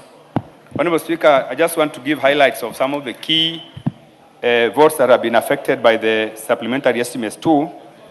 And the first one, Honorable Speaker, is that there's 3.85 billion which will be spent by the State Department for micro, small and medium enterprises, and 1.9 billion which will go to the State Department for Youth Affairs, Creative Economy, and an additional support that will go to National Youth Opportunities Towards Advancement. That is called NYOTA program. Now, Honorable Speaker, this program seeks to expand the economic opportunities and improve livelihoods for our young people across the country. Honorable Speaker, the second allocation is 2.3 billion for the State Department of Water and Sanitation This money is meant to support the implementation of Mwache Dam project. Honorable Speaker, this is a very big water project in the coastal region, specifically in the Kwale area. And this project is funded by development partners. So this allocation actually is from development partners. Honorable Speaker, the third allocation is 3.5 billion, which is going to support our security operations and other security-related operations. Honorable Speaker, there is another 1.5 billion shillings, which is going to the State Department of Education to cater for the arrears for the administration of national examinations and assessments. Honorable Speaker, when we passed the main estimates, there was uproar that we had not factored in the funds that were meant to pay for those who helped us in the invigilation of the previous exams. Honorable Speaker, I want to report to the House that this money has now been factored in this supplementary budget, which you are going to pass now. Honorable Speaker, we have another 150 million shillings, which is meant for the acquisition of broadcasting rights for the 2026 FIFA World Cup through the Kenya Broadcasting Corporation. Honorable Speaker, we have the other allocation, which is about 4.1 billion, Honorable Speaker.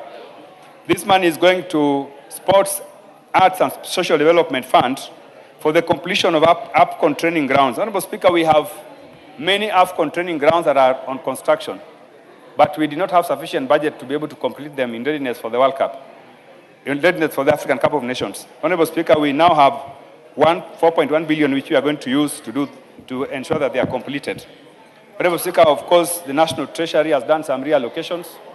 There are some resources which they have budgeted for personnel emoluments, and they have since realized that those funds will not be spent. That is about 700 million, which we are going to cut from their estimates. And then lastly, Honorable Speaker, we have other reallocations within National Treasury of about 1.8 billion. These funds are going to help us also in cutting the budget of National Treasury. Honorable Speaker, since this is a very, very small bill and the amendments to the bill, to the estimates are very few, I don't want to spend more time explaining the same. And therefore, I would like to ask my able Vice Chairman to be able to second. Thank you, Honorable Chair.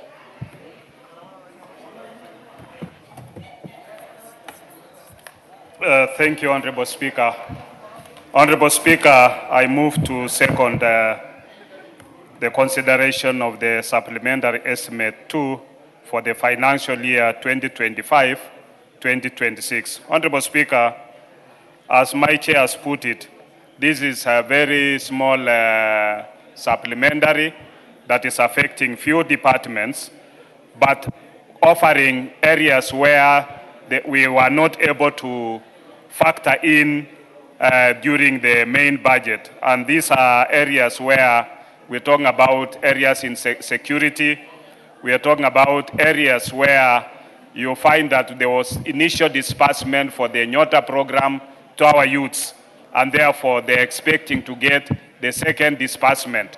And therefore this has been factored in, and we are hoping that when the youths get this money, they are able to engage in business. Honorable Speaker, we are also asking the ministry concerned to do monitoring and evaluation to make sure that the money is used to achieve the intended purposes, because some of the youths have not used the money for the purposes for which they were given to start small businesses. Honorable Speaker, also you find that there is 2.3 billion, which is to Mwachet Dam in Kwale, and this is a very important dam, Honorable Speaker, for the coastal region, especially for the people of Kwale, in terms of doing irrigation and also provision of water for their home consumption. Honorable Speaker, in this you find that they've also factored in the money for the invigilators. Every year you find that we have our teachers going to do marking of examinations. And initially, this House, when we were debating the budget, they expressed that the invigilators had not been paid. The marking of the examinations as we come into the next batch of exams, then this has been not properly taken care of. And therefore, in this budget, we want to assure our teachers that their money which they have for the marking of the exams, which they are already expecting, is going to be taken in, and we are hoping that before the close of the financial year, before the end of this month, they'll be able to receive that money. So with those few remarks, Honorable Speaker, I stand to second.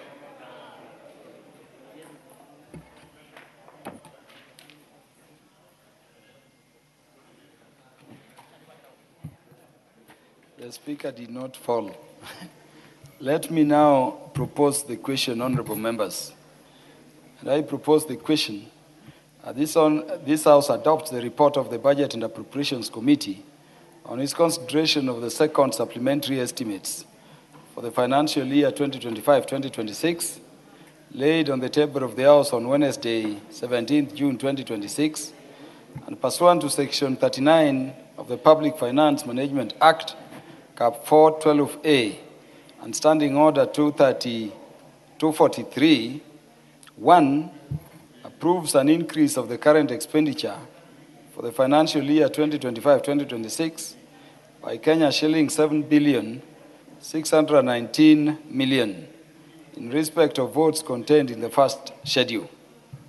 2, approves an increase of the capital expenditure for the financial year 2025-2026 by Kenya shillings 10,618 million 23,911 in respect of the votes contained in the first schedule.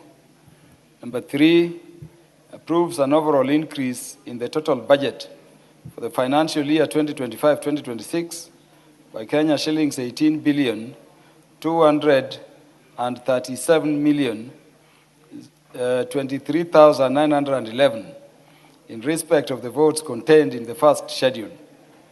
And 4, makes financial recommendations as contained in the third schedule.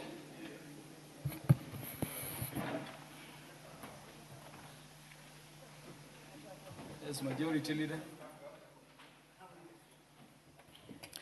Thank you, Honorable Speaker. Honorable Speaker, I rise to support this motion for adoption of the Budget and Appropriations Committee on the supplementary estimates of the financial year 2025-2026.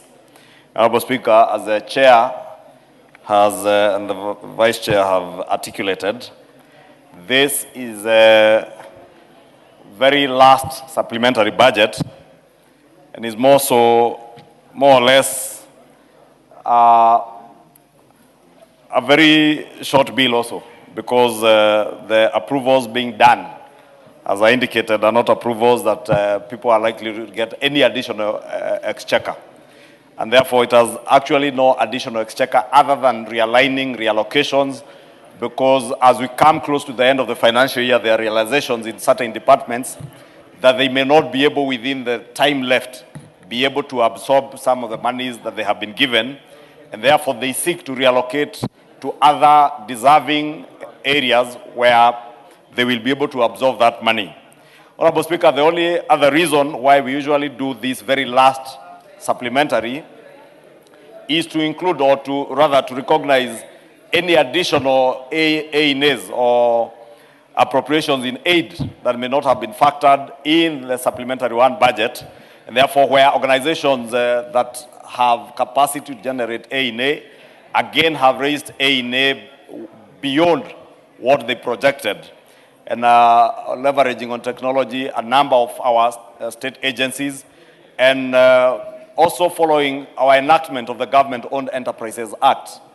Many of the government-owned enterprises are now able to generate their own revenues, and the A&A that they projected at the beginning of the year surpassed some of their projections, and therefore we need to realign again our budgets to make sure that they're able to absorb any additional A&A within this financial year, so that we do not cross over into the year with misaligned budget lines where you have pending bills in some state departments within the same ministry and surpluses within other state departments within the same ministry.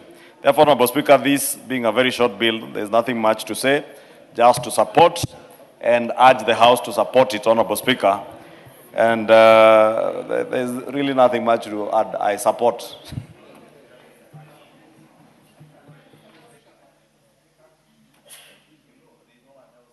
The Honorable Minority Leader takes precedence.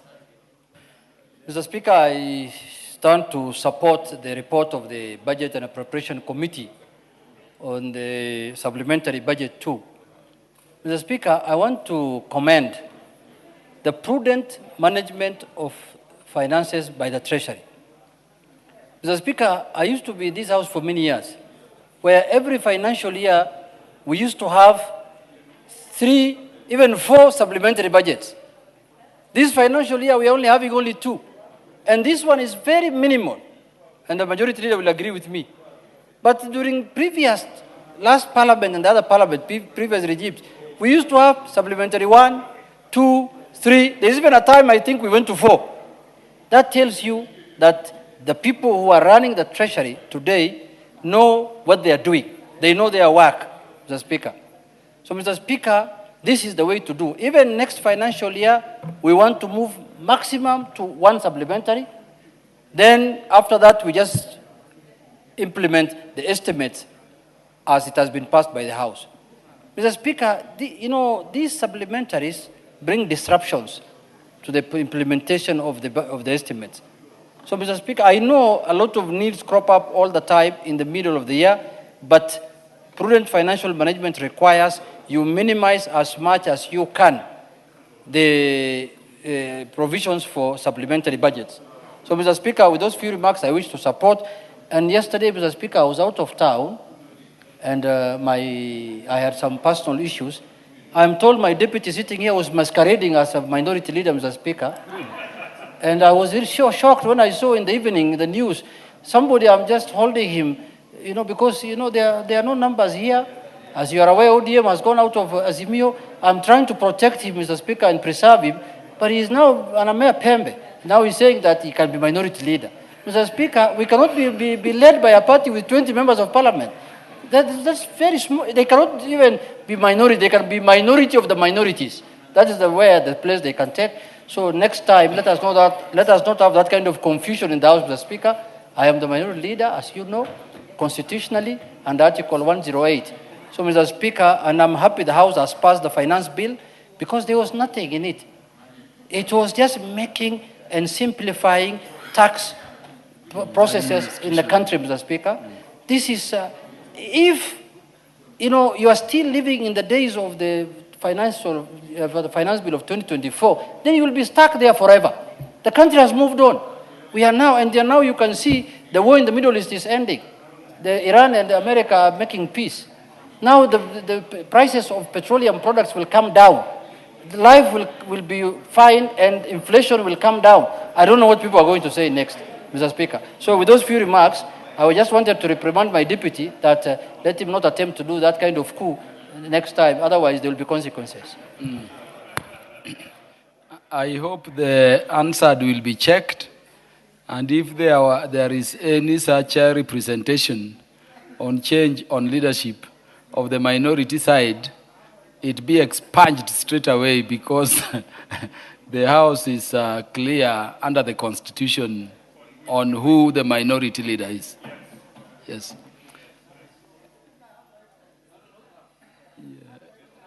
Honorable Irene Mayaka. Thank you, Honorable Speaker. Honorable Speaker, I just want to also contribute and support the supplementary budget because, Honorable Speaker, among the proposed reallocations and additional allocations of funds are three very important aspects that I want to highlight. One of them, very important, Honorable Speaker, there have been many cries from Kenyans that people in this country have not been able to watch the ongoing World Cup because our Kenya Broadcasting Corporation did not have the rights. So what Budget Committee and the State Department have done is very, very important because now Kenyans across the whole country will actually be able to watch and follow all the World Cup games because, Honorable Speaker, you know how important soccer is to us. Secondly, Honorable Speaker, is the additional expenditure towards preparations for our sports, especially for the upcoming AFCON, Honorable Speaker, because as we have seen the example of what has been done by the United States, Canada, and Mexico, as East Africa as well, we want to do a fantastic tournament when the AFCON comes. So allocation of this fund is very important for them to be able to prepare the stadiums and ensure that we are ready for the AFCON next year. And finally, Honorable Speaker, the other one that I really want to applaud is the additional allocation for the Nyota. Because, Honorable Speaker, we saw when the President was going around and issuing funds through the Nyota program, how helpful and beneficial this was to our young people. So an additional money towards that is very important, because for the young people who got the initial allocation and were advised that once their projects become viable, then they will get more money to also to actually increase what they're doing, then this goes very well into encouraging and ensuring that this is actually implemented. So, Honorable Speaker, I just want to applaud the Chair of Budget and the team and to support these additional allocations and reallocations of funds. I thank you. The Honorable Emmanuel Wangwe is recognized to contribute. Thank you, Honorable Speaker. Honorable Speaker, allow me to, on the onset, to appreciate the Committee on Budget and thank the Honorable Atandi for the good work he has done towards the supplementary estimates too. Honorable Speaker, I want to speak particularly on two issues. The issue of payment of teachers, especially, and facilitators of the examination. Honorable Speaker, having brought in this House the Kenya National Examination Council Amendment Act of 2015, the Honorable Speaker empowered Kenyan children not to pay examination fees towards NEC. It calls on the facilitators, Honorable Speaker, to make sure that the examinations are administered on time and examinations are not leaked. And Honorable Speaker, for you to do that, you should entice them by paying them on time.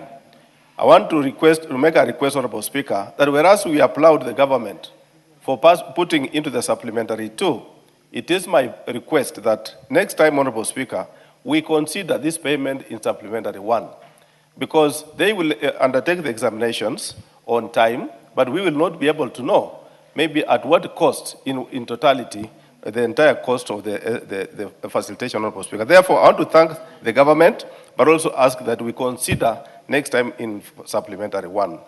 Honorable Speaker, what also calls for me to appreciate the estimates too is the issue of Nyota. The country, Honorable Speaker, is outright with the youth. We have to call a spade a spade. The youth population, Honorable Speaker, must be considered.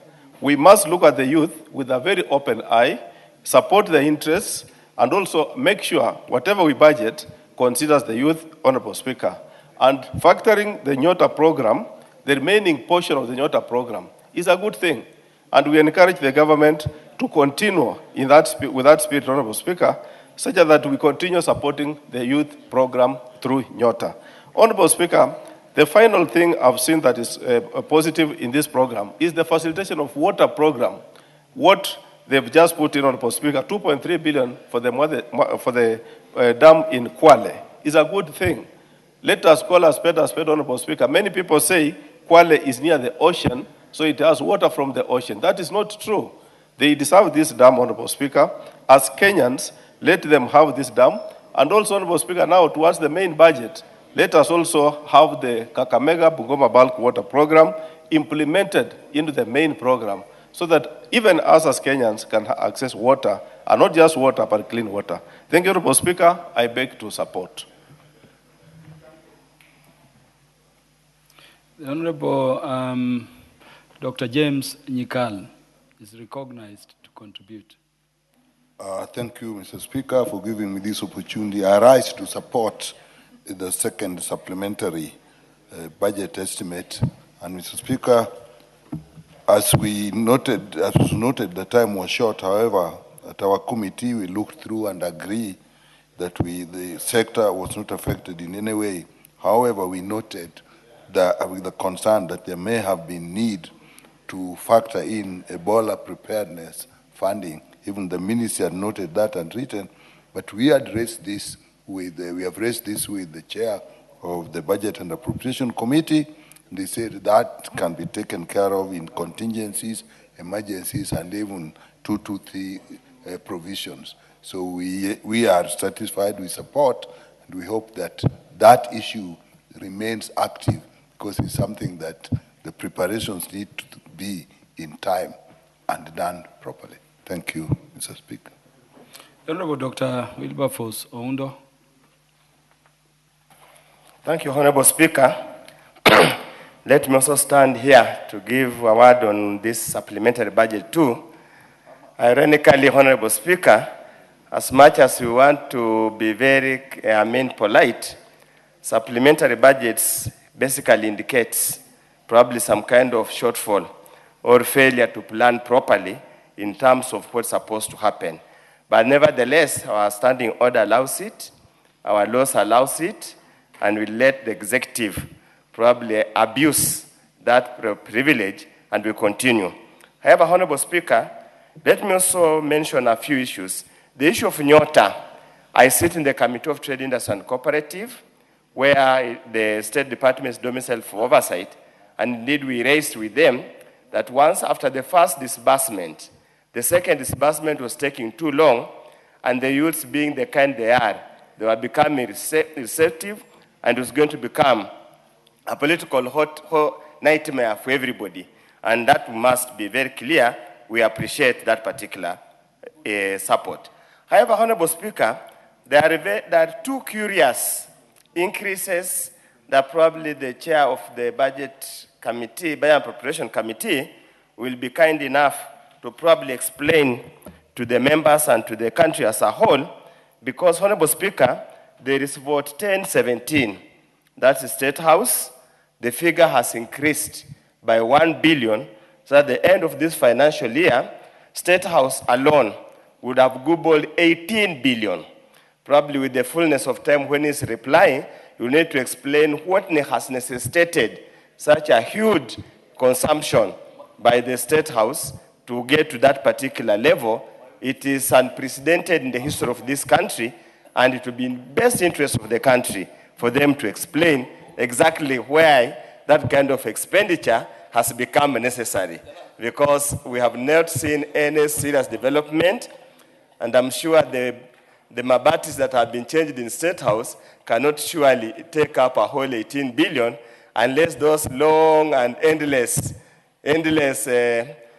Honorable Emmanuel Luangwe is on a point of order. Honorable Oundo, you take your seat. Thank you, Honorable Speaker. With all due respect to our Professor of Economics, the great member for Funyula, it is not in order for him to say, is he not, Honorable Speaker, to say a parapet wall is equal to Mabatis?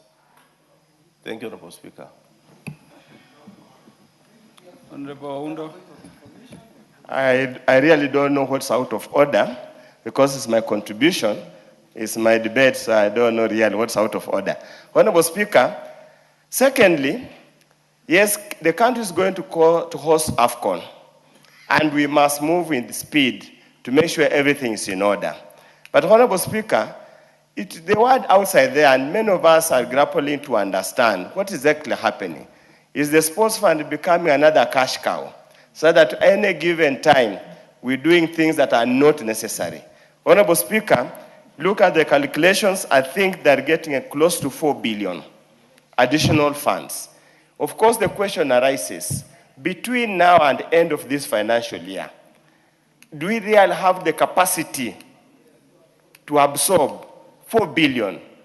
Between today and 30th June, do we really have the capacity to absorb 4 billion in various actual development activities? This is not recurrent. And probably also I would request the chair of Budget Appropriation Committee just inform the people. You see, now we are living in a transparent and accountable society. We need answers. We don't want to be seen that Parliament becomes a mere rubber stamp to release funds that cannot be absorbed and which cannot be accounted for properly. There are already integrity issues concerning the real cost of Talanta Stadium. Those are issues that remain unresolved. As a country or as a National Assembly, that's mandated under the Constitution to pass budgets after scrutinizing the same, to ensure there is value for money for whatever is spent, it pains many of us to see this kind of likely waste that's going to accrue. But nevertheless, Honorable Speaker, an increase of a whole 18 billion on this supplementary budget alone sends shockwaves given the short period of time left. Honorable Speaker, I would have actually expected much more, probably more priority areas. But nevertheless, as it is, let me conclude by to quote the Swahili saying, wengi wape, wachache wasikize. Thank you, Honorable Speaker, for the opportunity. Honorable Mutuse.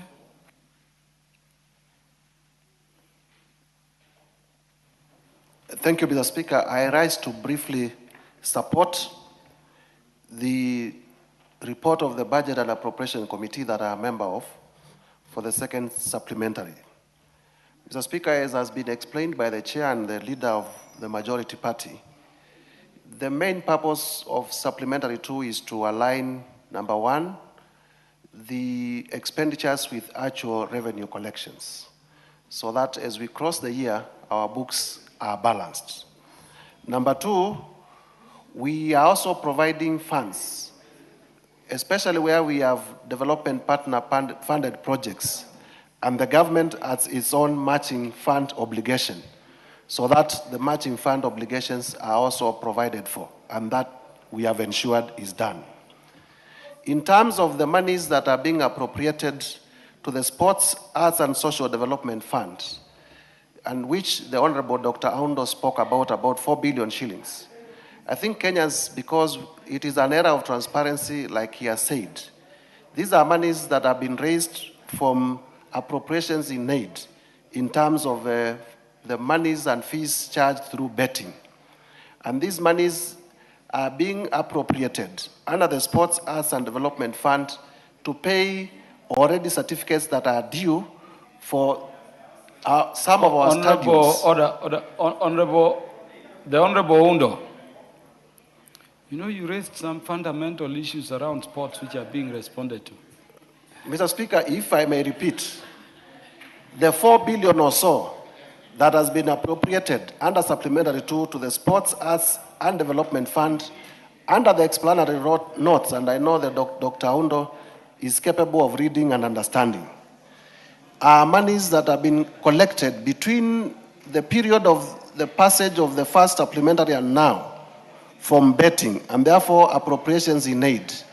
And the monies are appropriated for purposes of paying certificates that are already due for stadiums that are going to be used for AFCON, both for competitions and for training purposes. And the stadiums have been appended, they are part of the supplementary budget, and therefore it is wild to allege that the monies that the Sports, Arts and Development Fund is a cash cow.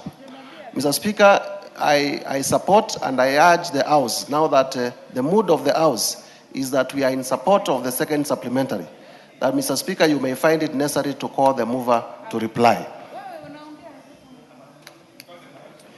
The Honorable Jematia.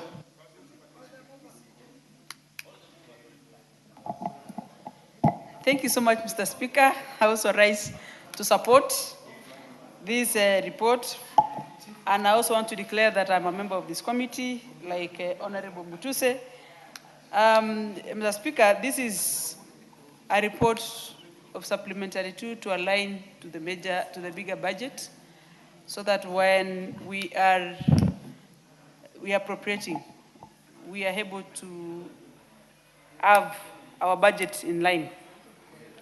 Mr. Speaker, considering the situation in Kenya today, I want to speak about the Nyota programs and what the government is trying its best to support through these programs for our young people.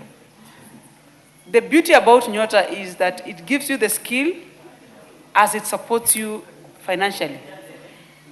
Whereas we understand not everyone is going to be actively and able to benefit so much, but majority of the success stories out there is with continuous support through government, Nyota is going to give our young people a better skills and survivals as they push and try as much as possible to make ends meet. And Mr. Speaker, this budget also gives a wide equity into the country.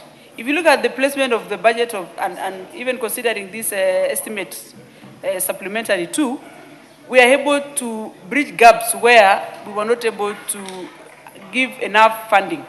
And considering also the world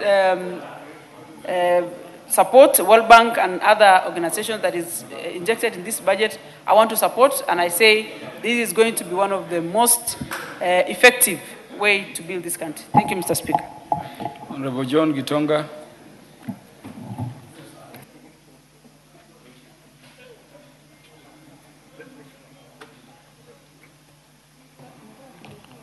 Thank you, Honorable Speaker, for the opportunity. Honorable Speaker, as I rise to support the supplementary budget too, Honorable Speaker, it's good to say that when this House is passing budget, it is passing money that has come from work that Kenyans are doing, Honorable Speaker, loans that Kenyans are borrowing, sometimes with very painful interest rates, Honorable Speaker. So, Honorable Speaker, I believe as we pass the supplementary budget too, Honorable Speaker, we need to look at places where there is over-budgeting, Honorable Speaker. There are places where, Honorable Speaker, people and ministries and parastatals are getting more resources than they need. And, Honorable Speaker, for the last few weeks, if you have happened to go to hotels in Coast, they were full to the brim, Honorable Speaker, while our MDAs are trying to utilize monies that have been allocated to them to meet the deadline of the June deadline, Honorable Speaker, for the financial year. And, Honorable Speaker, it has been a tough time for Kenya. It has been a tough time for Kenyans, for businesses, for mamambogas, and it is not the time, Honorable Speaker, for resources that come from taxes to be misused and mishandled, Honorable Speaker, especially opulently or extravagantly by the people that are using these resources. And it saddens me, Honorable Speaker, when we see places where Kenyans are getting low value for money, getting even additional resources, Honorable Speaker, in budget. And I know I am speaking on behalf of very many Kenyans. When we see increment in budgets for choppers, for State House, for office of the Deputy President, Honorable Speaker, when, Honorable Speaker, many Kenyans cannot even get good health care, and they don't have, Honorable Speaker, resources to have even food on their table. And today, Honorable Speaker, because we have passed the finance bill, I expected this House to take a reflection journey of the changes that we have made in the financial systems that have pressed Kenyans in a very tough way. Honorable Speaker, when we came in, when this House got into power in 2022, we first increased and put housing levy. Honorable Speaker, on top of that, we added and increased the banding for payee, whereby people were doing 30%. If you earn around 500,000, now it's 35%. Honorable Speaker, we have also increased the NHIF, Honorable Speaker. the NSSF. People used to do 1,000, now it's 6,000, Honorable Speaker, for somebody earning 100,000. This tells you, Honorable Speaker, that we cannot sit here as a house and not discuss how these resources that we are now passing through the supplementary budget to are being used, Honorable Speaker.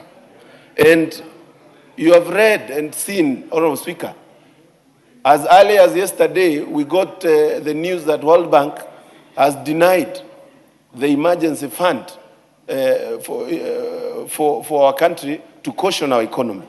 It tells you, Honorable Speaker, that at some point we have to live within our means. We have to use what we are collecting.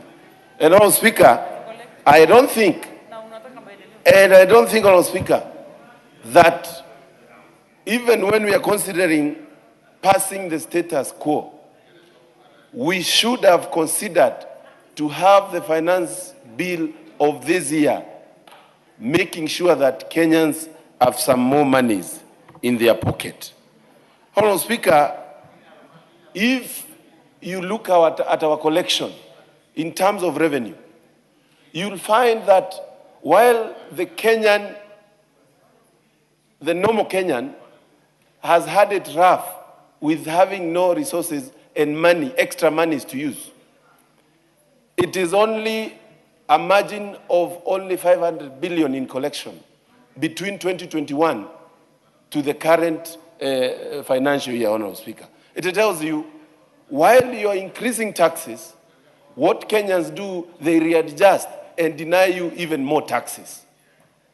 So we need to reduce and put down the government recurrent usage, and also be prudent on our resources.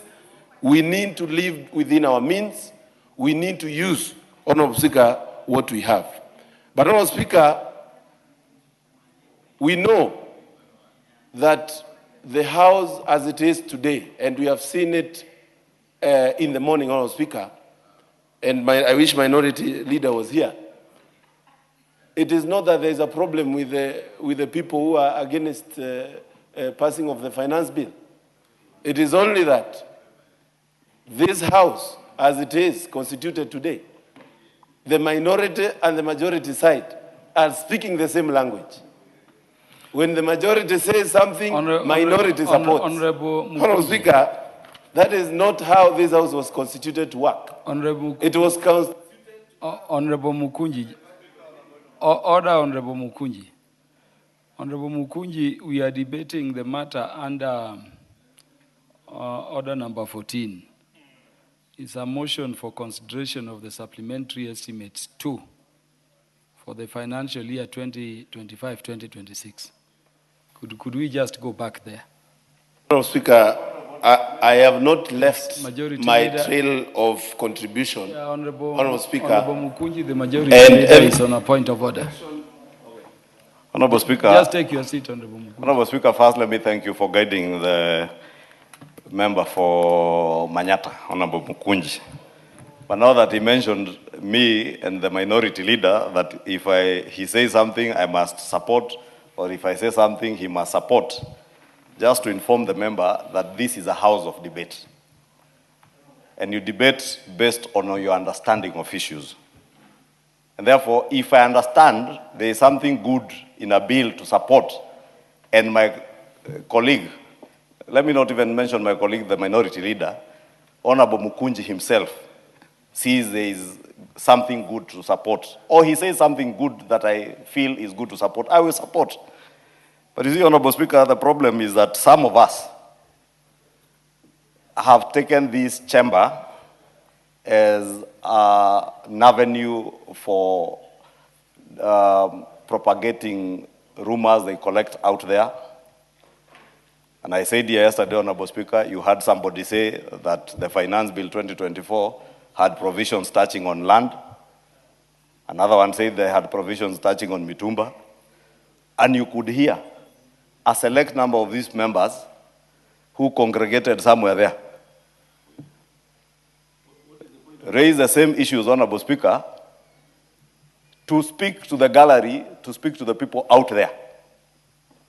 This morning, Honorable Speaker, it took the person who was at the chair to correct the member for Chwele, he's called Honorable Kalasinga, who purported the finance bill had a clause 169. Sure. A bill that had only 56, 57 clauses. Honorable Speaker, I had another one here yesterday telling us, don't tell us to point to a clause. We know we are not fools. But I ask myself, if you are not a fool, then you should be able to read a bill and tell us this particular provision is contained in clause number 1, clause number 2, clause number 3. And therefore, thank you, Honorable Speaker, for guiding the member for Manyata to restrict himself to the supplementary estimates 2 of 2025-2026. Not to take us to that circus of just wanting to point fingers. I know some of you, like him and the member for Kajiado North, Honorable Ngogoyo, if they don't mention the leader of majority or leader of minority, their leaders out there will whip them. Thank you, Honorable Speaker. Honorable Mukuji, you can be sure you are protected from any whipping outside there. Honorable Speaker, I will just not respond to the majority leader, simply because there was no point of order, and he is just lucky that he got your eye and got a chance to contribute. But, Honorable Speaker, my contribution was rightly put, that as we pass this supplementary budget, the finance bill is where these resources come from. And I was guiding this House simply and clearly that while we are passing these taxes, and while this House, the minority and the majority side, have combined efforts to ensure the executive have their way, they must not forget that they represent the people of Kenya. We are the only representatives that have been given mandate to speak on the behalf of people of Kenya. So, Honorable Speaker, I was saying, and I will repeat, that this House has a responsibility, Honorable Speaker. The Honorable Jared Okello is on a point of order.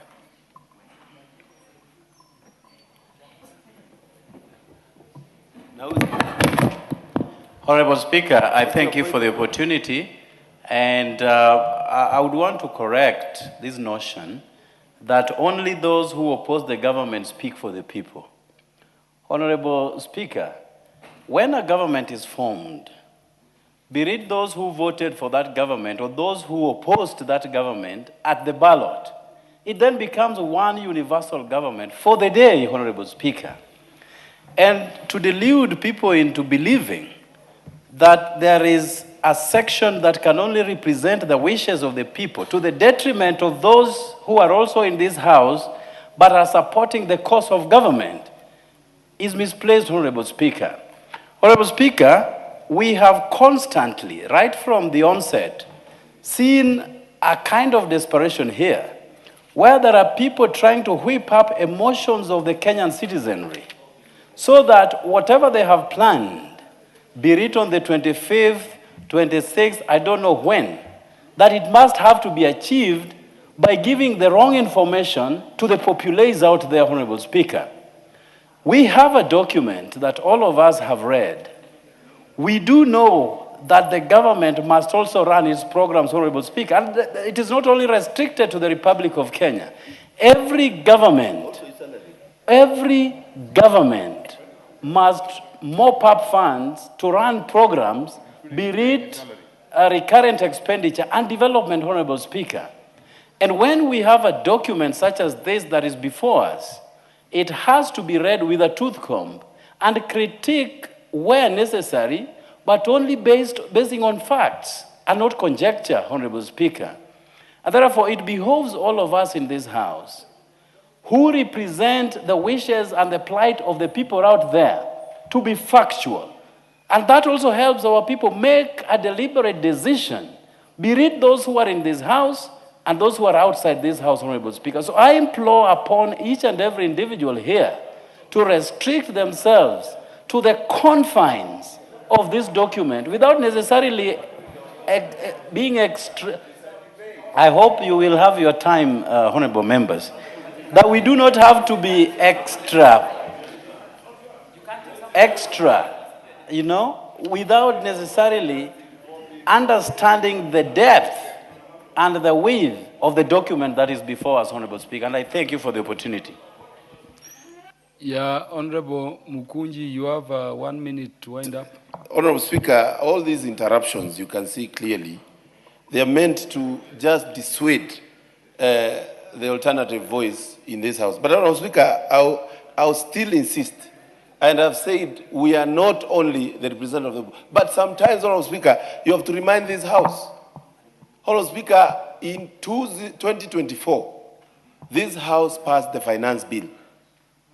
And everybody is aware that the population, almost 90% of this nation, was against that finance bill. It is the president actually that said he is not going to sign. And this House had passed it. And Honorable Speaker, we cannot ignore this fact that at some point you have to remind the people that they are representative of the people out there. But Honorable Speaker, because I'm concluding, as we pass, we need to see and ensure that we don't over-budget for some offices so that we ensure Kenyans get value for money and we put our monies where our mouths are as Kenyans. We don't need to have an increment in budget in places where actually almost sevenfold when you consider from 2021 to almost 2026. Yeah, the Honorable Wandeto, the MP for Tetu, the Honorable Geoffrey Wandeto. Thank you, Mr. Speaker. I would also like to contribute to these supplementary estimates, which seeks to increase the overall budget from 2.913 trillion to about 2.931 trillion, an increase of 18 billion shillings. And Mr. Speaker, the concern of every Kenyan is that out there, people are struggling to put food at the table. People are struggling to fuel their vehicles with the current increases in fuel and in the attendant cost of living. And Kenyans have generally been crying that they wish to see a government that is more responsible when it comes to expenditure, a country that lives within its means. Mr. Speaker, we have continuously seen what I would call an expansionist budget over the last few years, moving, I think, from a low of 1.8 trillion, I think that's where Kibaki left us, now to 4.8 trillion. And Mr. Speaker, a lot of this is coming with two costs. One, the widening budget deficit, which this year, and I know we are not speaking about this year's budget, is estimated to move to about 1.2 trillion shillings. And also the increased debt burden to the country. And I feel, Mr. Speaker, we could be doing a lot of things at the expense of the future generations of this country. And so as responsible leaders, Mr. Speaker, it is important that even as we think through the budget estimates, even as we think through the expenditure for this country, that we spare a thought for the ordinary Kenyan, and that we also apply our money to the areas that directly benefit our people. Looking at where the 18 billion is going, it's difficult, Mr. Speaker, to really speak to some measurable, direct benefits to the common mwananchi. We could make the president more comfortable at a better state house. We could build bigger stadiums, which are coming at a very huge cost to this country. But to what extent is that really benefiting Wanjiko, as we always talk about, the common mwananchi? Mr. Speaker, the other issue is our absorption capacity. Again, you find at the end of every financial year, you have money that was appropriated, but that has not been spent. So we also long for the day the chairman of the budget committee will come with a supplementary budget that is reducing. Because every time we see is an increase from the last estimate. When will we come and tell Kenyans that now we are ready to cut our cloth, according to our size? We are ready to live within our means, and that we are ready to start making sacrifices on some of these non-essential items. I've seen the office of the deputy president has been added 100 million shillings. This is the same office that was that we were told, has overshot its transport budget because of the number of choppers that it has to hire or the frequency of those choppers. Mr. Speaker, we've also been told by the Anti-Corruption Commission that approximately 2 billion shillings, 2 to 3 billion shillings is stolen every day. So again, when I look at the 18 billion, is this theft for 1 week? Because if we are going to pass money, then it is stolen in a week's time. Because if 3 billion is stolen every day, the 21 billion will be stolen in exactly 1 week. So, Mr. Speaker, we need to think about some of these things. I brought to this House, Mr. Speaker, last week, and Mr. Speaker, I brought to this House. You can protect me from... Emmanuel Wangwe is on a point of order. Okay. Just take your seat briefly on the Wandeto. Thank you, Honorable Speaker. Honorable Speaker, will I be in order to ask my very good colleague, the CPA, Wandeto, to also mention that statistic is statistics as per the former president, Honorable Uhuru Kenyatta. Thank you, Honorable Speaker. Thank you. I can answer my chairman. The latest ESC statistics shows that the country is losing 783 billion to corruption. So you can divide that by 365, and my chairman, I know his phone has a calculator, it will come to roughly about 2 to 3 billion. Honorable John Wandeto, just take your seat. The chair of the Departmental Committee on Justice and Legal Affairs is on a point of order. Thank you very much, Honorable Speaker. Honorable Speaker, I was studying Order 83. Honorable Wandeto is required to substantiate what he is stating as a matter of fact when he knows that he doesn't have the facts. Any allusion to 2 billion shillings being lost in a day was actually made by the former president, Honorable Uhuru Kenyatta. We have not had any other report whatsoever from anywhere howsoever that we are losing money on a daily basis and at what rate. So if he's drawing an analogy with that statement, he has to say so.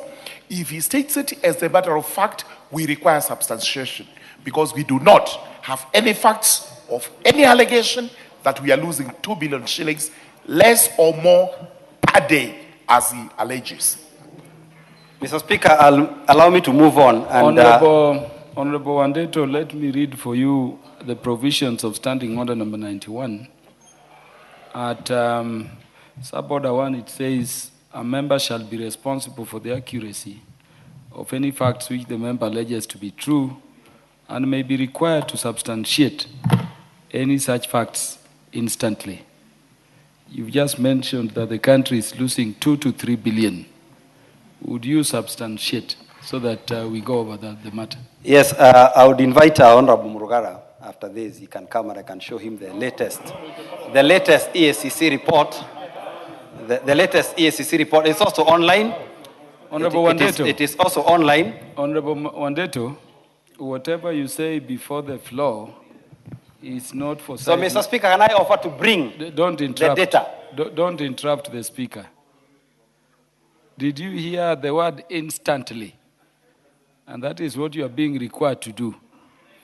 If you cannot substantiate instantly, you withdraw that statement and you make it when you have the substantiation. Thank you, Mr. Speaker. Mr. Speaker, like I promised, I'll bring the data. So for now, let me withdraw the allegation, but I will come back to this House to bring the report.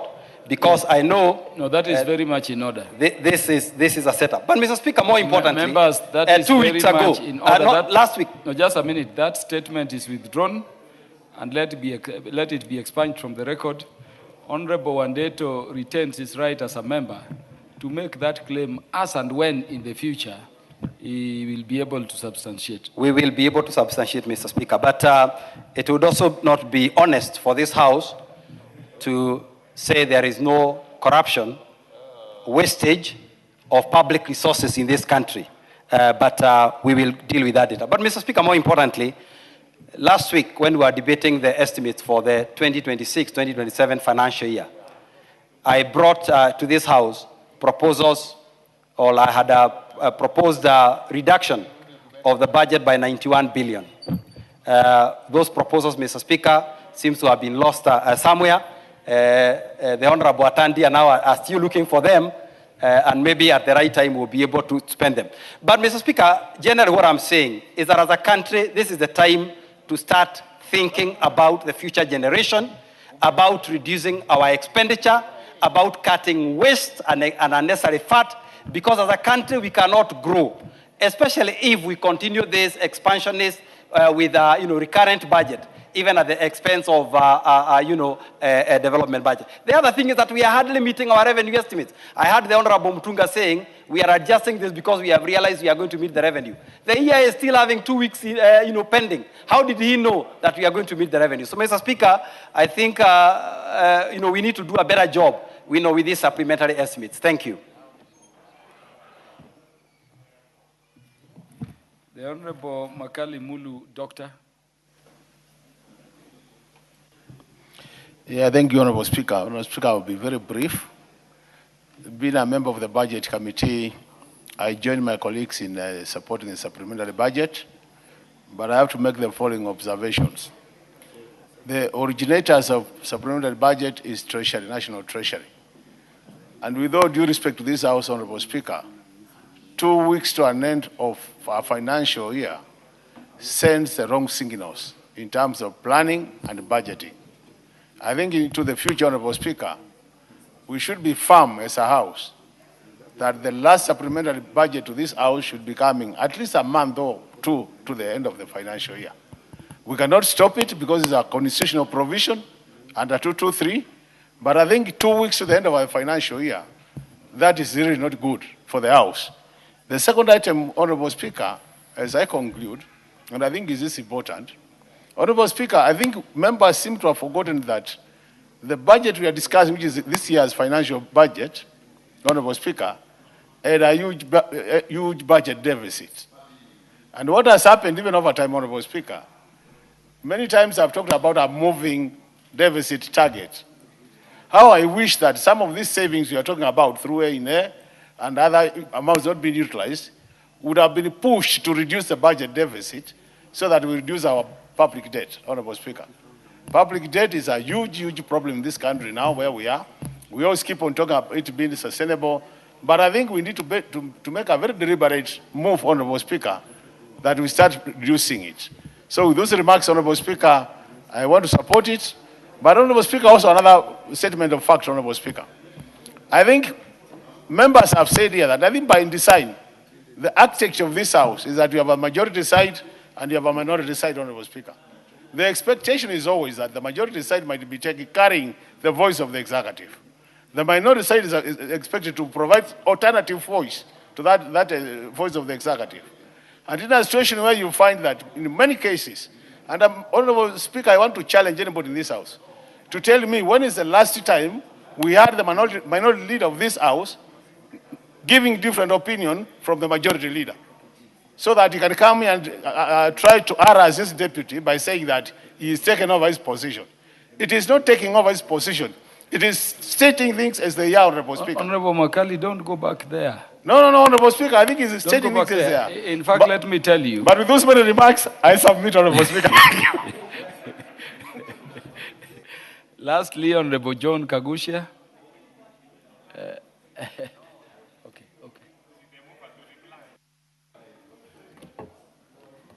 Thank you, Honorable Speaker. I want to make my contribution to this supplementary budget. And of course, I have a few observations I have made. And for that reason, I want to oppose this supplementary budget. Honorable Speaker, If you look at the additional request for supplementary number 2, table number 1, vote number 1012, Office of the Deputy President, we are increasing his allocation at this late hour with 200 million Kenya shillings. Vote number 1017, we are increasing the allocation for State House with 1 billion Kenya shillings.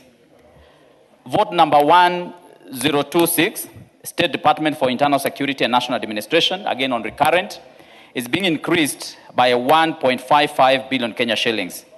Vote number 1281 on National Intelligence Services is being increased by 3.55 billion Kenya shillings. Honorable Speaker, the total amount of money that is being increased 2 weeks before the end of the financial year is 6.3 billion Kenya shillings, and this is recurrent expenditure for the high and mighty of this republic. Honorable Speaker, considering that we have very many challenges in this country that we are facing as a people, it is unfair that this House should sit today to pass a supplementary budget that is increasing the comfort of the executive by a tune of 6.3 billion Kenya shillings. Honorable Speaker, this would be the most unfair thing that we can do in this country. Remember, we have very many people who are suffering and are not able to pay their hospital bills. We have very many people today and schools that cannot run because they have not received their capitation. Yet, we have a challenge whereby we want to pass this kind of budget that is going to be for the benefit of the executive and the president and his deputy and NIS. Honorable Speaker, I also want you to draw your attention also to the way we have revised the revenue downwards by 153 billion Kenya shillings. And as we are doing this, you are increasing the budget by a whopping 17 billion. And clearly you can see the budget that you're increasing is giving 6.3 billion Kenya shillings to the executive. Honorable Speaker, by doing this, yes, we are now expanding our deficit. Order, Honorable Gaguchia, somebody is on a point of order. The Honorable Member for Migori. Thank you, Honorable Speaker. What's your point of order? Honorable Speaker, the member has just said that the increment is for the President and his deputy. I'd like to remind him that that office does not belong to His Excellency Ruto. That office belongs to Kenyans. So it's not a personal benefit to the President and his deputy. He needs to be very clear on that. And you know, just on a light note, Honorable Speaker, I have been in opposition. Let us oppose with sincerity, not just to make a name. You know, the way we are opposing things here, it's like we are doing a game. It's like for the television to capture you. I have been opposing in this House, but I oppose with matters that really concern Wananchi, and I say the truth. I don't just bring stories like this one of benefit to Honorable Ruto. How is he going to benefit? He has his salary. He's eating in his house with his wife, his salary. So there's no benefit directly to a person. It is to the office. So even your future president that you think might come will benefit on that note. Even the State House that has been renovated, it is not for His Excellency. I am still on His Excellency, Honorable Speaker. There's disrespect from the Honorable Member. I am on the floor. He's standing right behind me. Honorable Speaker. Order, Honorable Fatima. Honorable Speaker. I made my point, but also Honorable Speaker. The member for Migori is not on any point of order, and she is. Order, Honorable Gaguchia, proceed. Give the mic to Honorable Gaguchia, please. Prosecute the matter that is before you. Honorable Speaker, there is no cure for ignorance. Honorable Member, when you see a member of the National Assembly starting to say that money that is appropriated for the State House is for the benefit of young kids and students who are in high school, who are waiting for the capitation that they have not received. Honorable Member, that's when you realize that member is extremely ignorant and does not understand how public finance plays out in this country. Honorable Member, Honorable Speaker, the deficit for the... Honorable Gaguchia, when the chair tells you order, you freeze. There is a member of parliament who is on a point of order. When you rise on a point of order, you surely would want to be given an opportunity to prosecute your point of order. Honorable KJ, what's your point of order? Mr. Speaker, I thank you. And we must speak to members of parliament who are serving their first term to know that this House is guided by the standing orders. And the standing orders do talk about the manner of language that should be used, especially when addressing a fellow member. The lady that was on the floor is a lady elected by her people. And there is no way the people of Migori can elect an ignorant person to parliament. Mr. Speaker, there is a language that cannot be used among members in the House. And this must be withdrawn, Mr. Speaker. And the discipline must be restored in this House so that we bring back the respect of this House so that it is not a shouting banter in the market. Mr. Speaker, that is very well specified in our standing orders, and if Honorable Gagushia does not know which standing order it is, I can refer to him by standing order and the number of the standing order. He ought to withdraw and apologize to the Honorable member and the people of Migori. We do not have ignorant people in this House, Mr. Speaker. I do thank you. Order, honorable members, order. Honorable member is on a point of order, and the chair is going to rule. Honorable Kaguchia, you indeed use the word ignorant to describe the honorable member of parliament. Order. I am the chair. He is managing the House. He doesn't need any support from anybody. The Honorable Kaguchia, you did refer to the honorable member for Migori as ignorant. You with the order. Order. Order, order. Honorable Kaguchia, when the chair is addressing you, you don't stand. You sit down. Order. Order. Honorable members. Who is the one who said order? Honorable member, the word ignorant is unparliamentary. Please withdraw that and proceed on with your representation. Honorable Speaker, I actually said that ignorance has no cure. And anyone who has found cure for ignorance might as well inform me so that I can know what that cure is. Honorable Speaker, I only say that ignorance has no cure. Order, honorable members, if that's what the honorable... Order! Honorable Fatuma, you have had a long spell for you to prosecute your point of order. Allow other members of parliament also to prosecute the issues on this. Order, order. No. If he thank you very much. He said, as he puts it, ignorance is no cure. He did not specifically say the honorable member for Migori is ignorant. Proceed. Thank you, Honorable Speaker, for that protection. Honorable Speaker, I find that the deficit in our budget now has been expanded by 170 billion to 1.3 trillion Kenya shillings from 1.99 trillion Kenya shillings. And you also realize from this supplementary budget, the domestic borrowing has been expanded by 162 billion to 1.13 trillion Kenya shillings. Honorable Speaker, we are speaking from, or this country is now speaking from double sides of the mouth. When you say that we are not going to borrow, and then you see this kind of increase being done. Honorable Speaker, I propose this money that has been allocated in this supplementary budget to State House, to Deputy President's office, to NIS, to Interior, to the tune of 6.3 billion Kenya shillings. That these four offices are meant to spend this money within the next 2 weeks. Honorable Speaker, I respectively propose that that money be put on road construction, be put on capitation for schools, be put on medication for our people in hospitals, and be put on agriculture to subsidize seeds, especially now when we are going to planting season very soon, so that our people can benefit from these maneuvers that we do in our supplementary budget, rather than benefit a few individuals who seem to be enriching themselves, living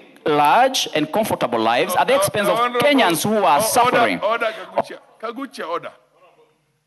I'm actually directing the clerks at the table. Every time the Speaker directs somebody and says order, if that person continues on talking, switch off the mic. That's the rule. What's your point of order, Honorable Kimani Ichung'wah, Majority Leader? Thank you, Honorable Speaker. On relevance, Honorable Speaker, and I was listening to the member for Mukurweini, Honorable Kaguchia. just to remind him, we are debating supplementary estimates 2. 2. And if indeed it is true, ignorance has no cure, I don't know how we may cure some of what we are seeing in the House when you purport that you can now move money in a supplementary 2 budget, 12 days to the end of the financial year to benefit this and that group. Truly, Honorable Speaker, ignorance would have no cure in that case. And if ignorance has no cure... Ignorance has cure because if somebody is ignorant, he gets informed or educated.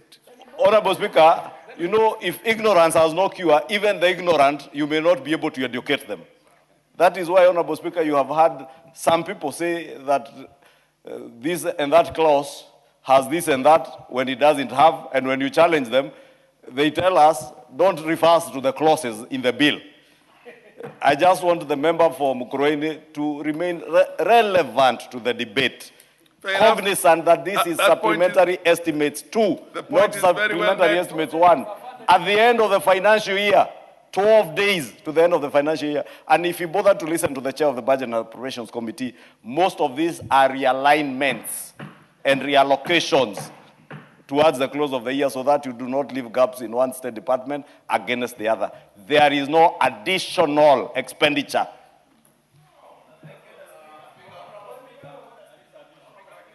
Proceed, Honorable Kaguchia. Allow Honorable Speaker, just a minute, Dr. Oudo. Honorable Speaker, arrogance is worse than ignorance.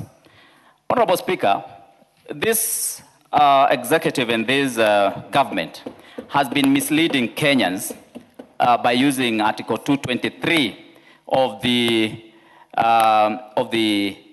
Constitution to spend money without approval of this House and come last minute to get approval. Honorable Speaker, that does not make it right either, Honorable Speaker. Why can't we be spending this money in the right areas of our economy? And so, Honorable Speaker, as much as we are saying ignorance has no cure, Article 223 of the Constitution is an article of the Constitution of Kenya. And the drafters of the Constitution had reason to give us powers, or to give the executive powers, to utilize Article 223 of the Constitution. And therefore, if that article was not useful to the country, we would never have enacted into law in 2010 when we enacted the Constitution. And any expenditure that comes under Article 223 is up to this House to oversight whether those funds are going to proper use. I wish the member was speaking to those issues, but not telling us that Article 223 you made your point, Honorable Majority Leader. Allow the Honorable Kaguchia to make his point. Are you on Honorable order, Speaker, order? Honorable Speaker, the Article 223 would have been okay if we were using it to help get medication and drugs in hospitals. If we were using it to build and construct roads, but not for hiring choppers, not for hiring jets, which have massage seats, not for moving from... Honorable Atandi, is there a point of order? The chair of the Budget Committee. Honorable Speaker, I know I will have my chance to respond when I'll be replying. But I just wanted to inform the House that for this particular... you cannot inform the House. Do you wish to inform I wish to inform the Honorable Kaguchia. Honorable Kagucha, do you wish to be informed? That be informed by Dr. Oudo, not by the... Yeah, Dr. Oudo, please. Honorable Speaker, let me reframe my concern. That if it's a point of order, yes, and you want to... Yeah, it's a point of order. You want to clarify... Yes, I would like to clarify. Yes. I would like to clarify that even though the majority leader has explained the purpose of Article 223, which is an act which is in the law, and we have used it before. But for the sake of this, for the sake of the matter before the House, yes, we are not regularizing any expenditure under Article 223. So therefore, the Honorable Kagucha is out of order to be continuously talking about Article 223 as if it is something that is before the House. The supplementary bill before us, supplementary estimates 2, has nothing on Article 223. So let him be informed. Thank you. Honorable members, for purpose. What's your point of order? On order to who? Who is out of order? No, you can't inform him because his time is up. But order. Honorable Kaguchia, I give you half a minute more. But please be relevant and use your time properly. Honorable Speaker, I want to clearly put it that the chair of budget has talked about Article 223. Order. Do you wish to be informed by Honorable Oudo? Yes, Honorable Speaker. Proceed.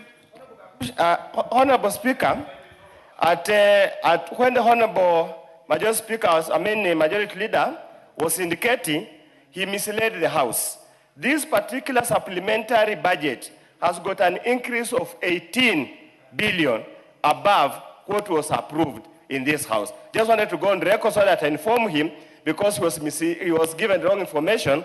This supplementary budget has an increase of 18 billion and is stated here in order number 14 of today's standing order paper. Thank you, Honorable Speaker. Thank you, Honorable Oudo, for the information. Honorable Speaker, you can see the hypocrisy and the...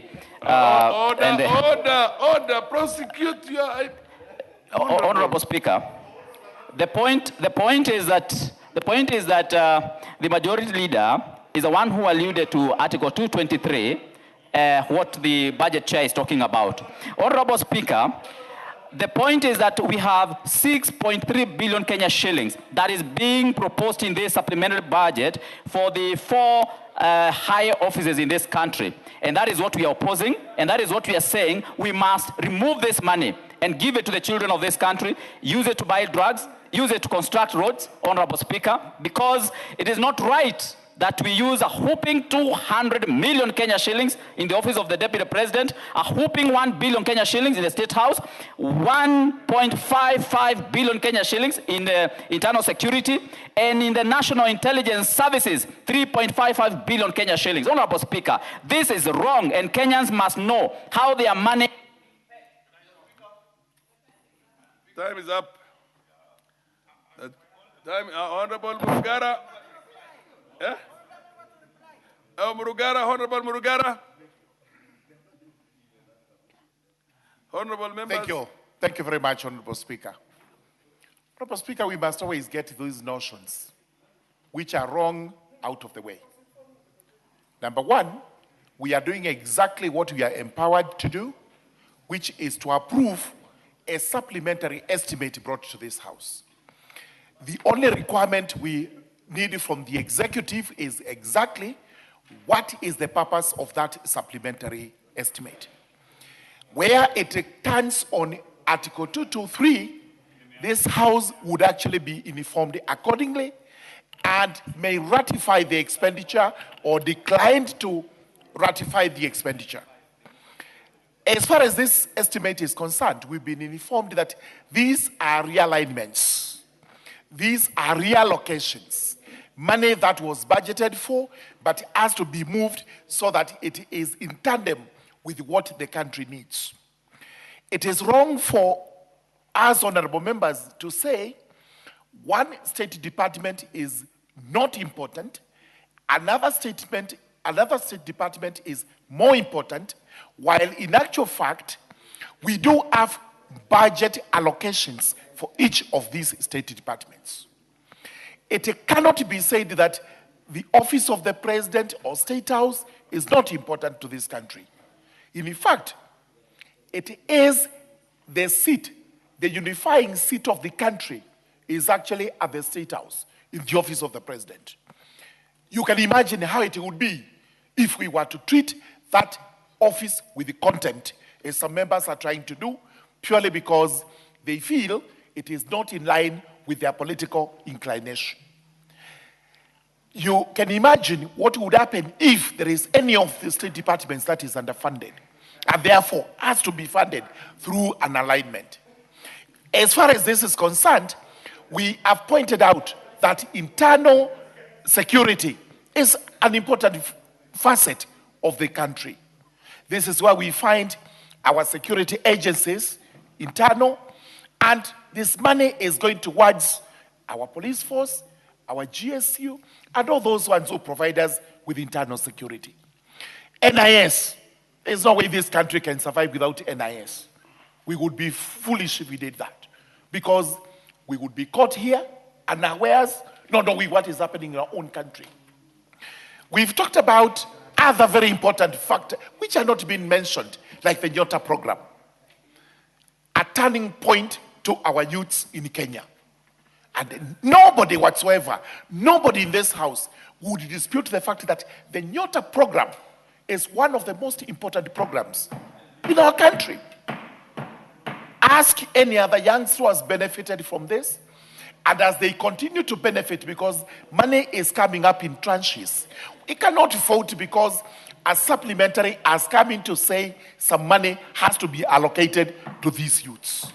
Therefore, we are doing what we are mandated to do under our constitution today. Ours is either to agree or disagree, but not to make proposals say that as we speak today, there is no money budgeted for health. While we know there is a budget for that at the national level, we have a budget for that at the county level. You cannot say roads are not budgeted for. In fact, it is inappropriate for this debate because there is a budget for roads here and at the county level. So, sincerely speaking, what we are doing today is to confine ourselves to what has been introduced by the Budget and Appropriations Committee. And thank you very much, Honorable Atandi, because you went through this very quickly, absolutely, so that you can align it with what the House requires. This is why we are saying, in the remaining 2 weeks, for whatever reason, if there is any money that is going to be misappropriated or misapplied, that is our work. That is why it's called oversight. Pick it out, bring it here, and we shall deal with it in accordance with the law of the country. Therefore, Honorable Speaker, I do support this report that we pass the miscellaneous appropriations bill. MP for Game.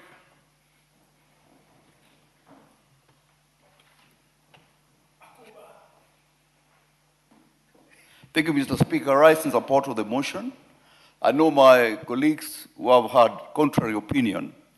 I've targeted the presidency, the deputy president's office, and NIS. And what is important, the president is so important for the country. And that's why the president of the Republic of Kenya today is in a meeting with the G7 when all African presidents are in Africa here and talking on behalf of the continent. And more importantly, if you talk about National Intelligence Service, gentlemen, all of us, we are here safe and guarded because of the support of that agency. And that money is not for an individual, it's for the agency. So we should be wary of what we say because the public is watching us as leaders.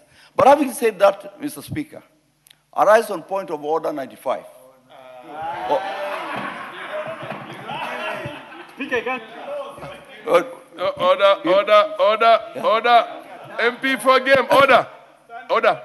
MP for order. The honorable members, why do you want to usurp or usurp the powers of the Speaker? Order. Honorable CNN, the Speaker does not need any assistance from you. Being a first timer, and somebody has been here and came into Parliament in 1992 and has been a Deputy Speaker, what assistance does he need from you? Anyway, order. For the knowledge, for the information of all the members who are either first-timers or do not understand. You can only rise on standing order number 95. If you have not contributed to that motion yourself, number one, and not as part of a contribution. With moment, so whoever who has to stand on a standing order number 95 can only do it if he has not contributed to that matter itself and feels the matter is properly addressed. Okay, order, you have already exhausted your time. Just sit down. Are you on a point of order? Yes, proceed on the point of order, yes. Thank you, Honorable Speaker. I want first to confirm that I have not contributed to this debate. Fair enough, it's understood. If much you had as I would have wished the clerks at the table would have informed me. So much as I would have wished to do so, Honorable Speaker. But Honorable Speaker, I want to stand under Standing Order number 95 into bracket 1. I've listened carefully to my colleagues, and Honorable Speaker, it looks like we are exhausting substance of discussions on this particular debate, and it is my proposal, Honorable Speaker, that the mover be called upon to reply. Thank you, Honorable Speaker. Honorable members, order, honorable members. I now want to put the question that the mover be called upon to reply. As many of the people say aye. Aye. As many of the people say nay. Nay. The ayes have it. Thank you. Thank you, Honorable Speaker. Honorable Speaker, let me first of all thank members for the robust debate that has happened on the supplementary estimates too. Honorable Speaker, I did not expect a lot of interest on this bill, but I'm grateful for the members. You have indeed demonstrated that this is indeed a budget-making house. Honorable Speaker, I just want to allay fears from members, some of the members who are questioning some of the allocations. Principally, Honorable Speaker, there are very, very, very important allocations that we are approving in this bill. First of all, Honorable Speaker, if you look at the allocations under sports, all of us are aware that we are soon going to host the AFCON, the African Cup of Nations. Honorable Speaker, this will require that the country is well prepared. We need to prepare the training grounds where the various teams are going to train. We also need to complete the stadiums where we are going to host the matches. Honorable Speaker, the funds that belong to the Sports, Arts and Social Development Fund are funds which we collect from betting. In the recent past, because of the interest in sports, this fund has continued to grow. And in fact, the collection surpassed what we had budgeted. We had approximated when we were doing the revenue estimations. So in the process, we have been able to raise more revenue, and this is the revenue that we want to direct to the completion of these stadiums so that we are indeed ready to host the matches. Honorable Speaker, we have allocations to Nyota. These are donor funds, Honorable Speaker, and donors are ready to disburse the funds as soon as we have passed the estimates. Honorable Speaker, there are just about 2 billion allocated to security operations. Honorable Speaker, members of Parliament, let us be aware that we should never compromise on the security of our country, and that should there be an incident that is ugly, we will be told that we did not appropriate resources to do the same. And therefore, I really would not support members who are saying that allocation to security is unnecessary. Yet we all want security. Even when we get out of Parliament, we will want to be safe. Therefore, Honorable Speaker, this House should always support funds going for our security. Honorable Speaker, there was an uproar here when we were passing the main estimates for 2026-2027 that the arrears for invigilators who supported the exams had not been factored in the budget.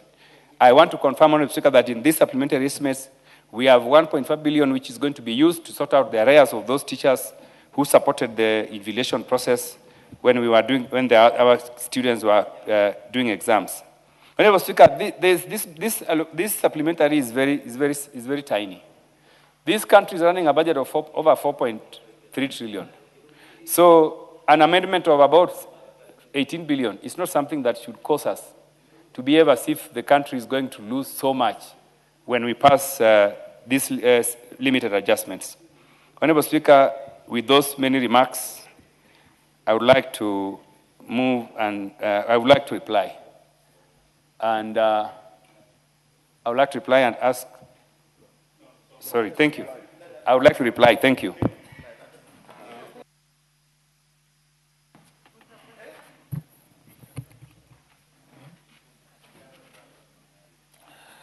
Honorable members, I now put the question that this House adopts the report of the Budget and Appropriations Committee on its consideration of the second supplementary estimates for the financial year 2025-2026, laid on the table of the House on Wednesday, the 17th June the year 2026, and pursuant to Section 39 of the Public Finance Management Act, Cap 412A, and Standing Order number 243. 1, Roman 1, approves an increase of the current expenditure for the financial year 2025-2026 by Kenya shillings 7,619,000,000 in respect of the votes contained in the first schedule.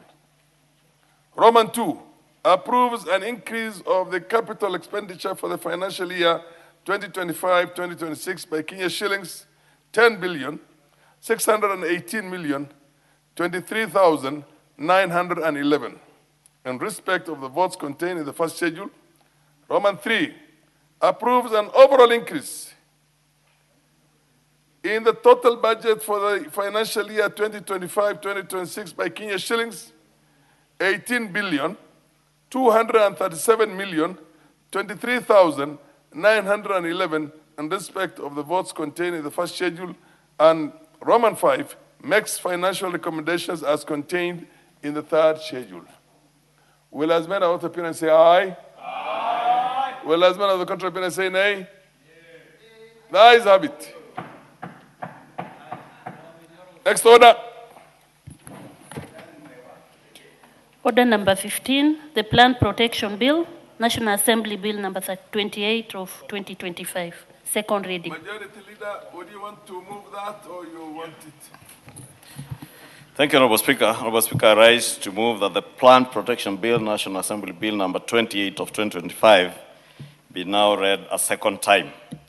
Honorable Speaker, allow me first to thank the Committee of Agriculture who considered this bill and took it through very extensive public participation, because this is a very critical bill in a country like ours, which we pride ourselves of being an agro-based economy. Honorable Speaker, you members are aware that in an agro-based economy like ours, productivity, especially of our food crops, is very critical, not just in the matter of sustaining our food security, but also in ensuring that we are stable as a nation, because without food security, instability as a nation comes into play. Honorable Speaker, the provisions of this bill is quite a lengthy bill, Honorable Speaker, with almost 60-something, 75 clauses. And it is important, Honorable Speaker, I continue to re-emphasize the number of clauses in the bill, so that those like the member for Kobchai, the Honorable Kalasinga, who are purporting a finance bill has 169 clauses, and referring to a bill saying that clause 169 in this bill, and the bill had only 57 clauses, so this bill has only 75 clauses. So for those who are not very keen in reading bills, it's important that you go through every clause of a bill, so that as you legislate, you are aware what are the provisions of each and every clause in a bill. That is what good legislators do. Good legislators don't listen to propaganda out there, watch the things that are being said on TikTok clips or what is being said on social media, then come to propagate that on the floor of the House.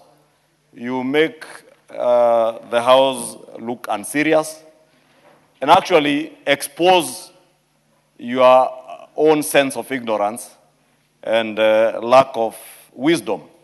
I do not want to say foolishness, it is lack of wisdom. When you come to say things that do not exist, and you go out there and make the world believe that they exist. Therefore, this bill, Honorable Speaker, is repealing the Plant Protection Cap 324, which was enacted during the colonial government in the year 1937, principally to secure Kenya's agricultural value chain. And as I've said, we prided ourselves as being an agro-based economy. And indeed, being an agro-based economy, a lot of legislative interventions have happened over the years since 1937. but it's become important that we now relook at this Plant Protection Act that was enacted in 1937. And specifically, the bill seeks to modernize our structures to handle the rapid transformation that we are seeing in our agricultural sector and the global dynamics of agricultural trade. And I say the massive transformation in our agricultural sector because, Honorable Speaker, you remember 3 years ago, we were unable to feed ourselves. 3 years ago, we were importing sugar. If Kenyans have forgotten, sugar was trading at over 500 shillings a kg of sugar in our supermarkets. Our other food crops, like maize flour, was trading at 260 shillings in our supermarkets. Honorable Speaker, if you protect me from the member Joshua Kimilus, or someone who is shouting from his seat. Order, Honorable Joshua. I'm not going to mispronounce your name again. So, yes, what's your point of order? What's out of order? Mr. Speaker, I respect majority leader, but does he has powers to abuse me by calling me Kimilu? Kimilu, not Kimilu, is an abuse. And I want majority leader to withdraw and apologize to me, because that's an abuse. Mr. Speaker. Yes. Honorable Speaker, you know, even himself, he seems to be uncertain what his name is. Point of order for KJ. I do not seek to interrupt my majority speaker, but Mr. Speaker, in this house, we come from different parts of the country. Yes. And the speaker who is on the seat himself is on record being unable to pronounce the name of the honorable member. Yes. So, Mr. Speaker, some of these are not things that we should waste our times about on the floor. I think, Mr. Speaker, the honorable leader of majority was on a great point about misinformation and heckling on the floor of the House. So, Mr. Speaker, I think what he was calling you to is to call him out on heckling while members are contributing in the House, Mr. Speaker. And Honorable Joshua Kimilu. I had said from the beginning, I will not make a mistake the way I made it last time. I know the honorable member is called Kimilu. Proceed. Thank you, Honorable Speaker. It may be difficult for some of us to pronounce names, but anyway, they are not important. What is more important? Majority leader, order. You are the one who order. You are the one who corrected me last time. Honorable Speaker, last time when you mispronounced that name, he shouted from his place and you weren't hearing what he was saying, so I heard what he was saying. But anyway, I was saying moving on because names are not important in this case, especially if there is no value addition to the debate that we are on. Because we are on the debate of the rapid transformation in our agricultural sector.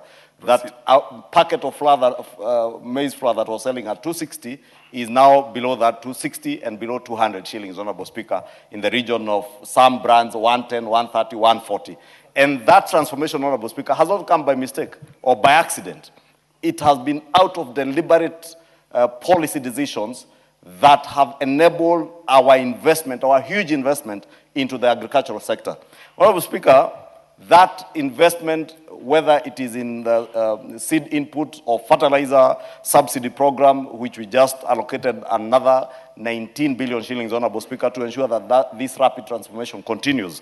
So that those of us who are fond of inciting people around the price of unga, remember some time back there was an unga revolution, then we'll have to get an agenda for themselves to ride on. Just like you have seen, Honorable Speaker, today, unfortunately, there are a handful of members, about 14 members of parliament, who are trying to incite emotions in the country around the question of the finance bill, simply because they could not articulate clear issues that were of concern to the people in the finance bill, because some clearly had not read that finance bill. Therefore, the global dynamics in the agricultural trade, Honorable Speaker, I was speaking about, are also issues that touch on climate change, on the use of organic fertilizers and artificial fertilizers. And those global dynamics are changing in the way we manage our agricultural sector, and we must be cognizant of these things and be able to create legislation that speaks to the issues that people are addressing in the world. Because there are places today, Honorable Speaker, where people are insisting on only organic foods and foods that are used, are grown using organic matter. And therefore, part of what this bill is speaking to are these global dynamics in agricultural trade to ensure that we align ourselves and our country's agricultural sector with the changing world or the changes that are there in the world. And therefore, this bill, Honorable Speaker, equally repeals the act, that old act, to align with the current constitution and give clear roles to both levels of the government in the sector, because when we enacted the first Act of Parliament in 1937, there was one unitary national government. Now we have two levels of government, the national and the county governments, and you are aware that the agriculture as a function of government has since been devolved to our county governments. And therefore, this bill seeks to ensure that we have a harmonized way of relations, or there is harmonization of relations between the two levels of government. And we have removed the historic regulatory duplication and friction that existed between our two levels of government. Therefore, the national government is being given its own mandate in ensuring that we retain border surveillance and international policy decisions.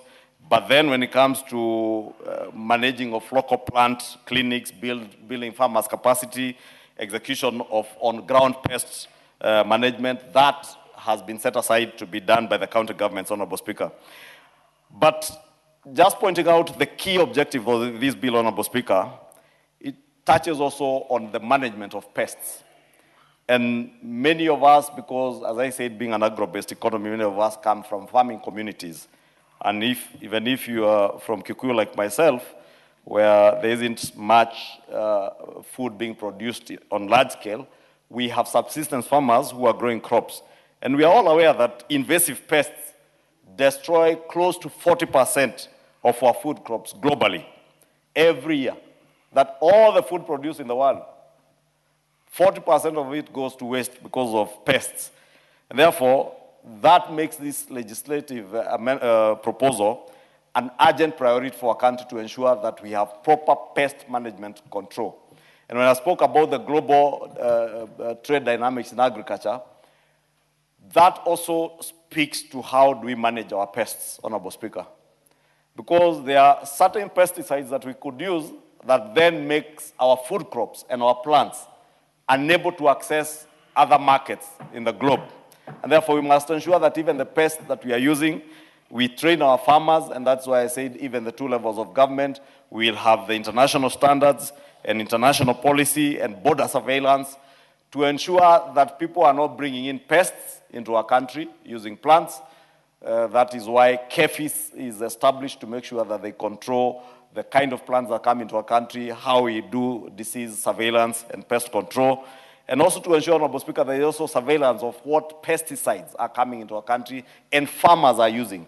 And that is why I say there is now a clear dichotomy of what will be the role of the national government in terms of formulating policy, aligning our policy with the international standards and international policies, border surveillance, whereas we leave the county governments to be the ones who are legally empowered to manage local plant clinics, build farmer capacity in terms of being able to educate our farmers to know what pesticides to use. If you are using organic matter in growing your crops, what organic matter can you use that will also not make sure, that will make sure that your food crops are able to access markets globally, not just locally.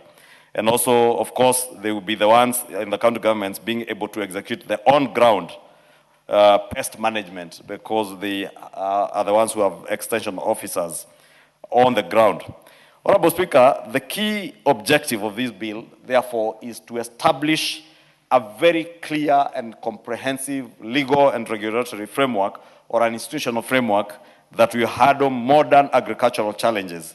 And specifically, the bill targets to do a number of things. One is to prevent the introduction or the establishment and spread of destructive plant pests in Kenya. As I said, it is possible that if we do not manage this space, people can introduce very destructive pests.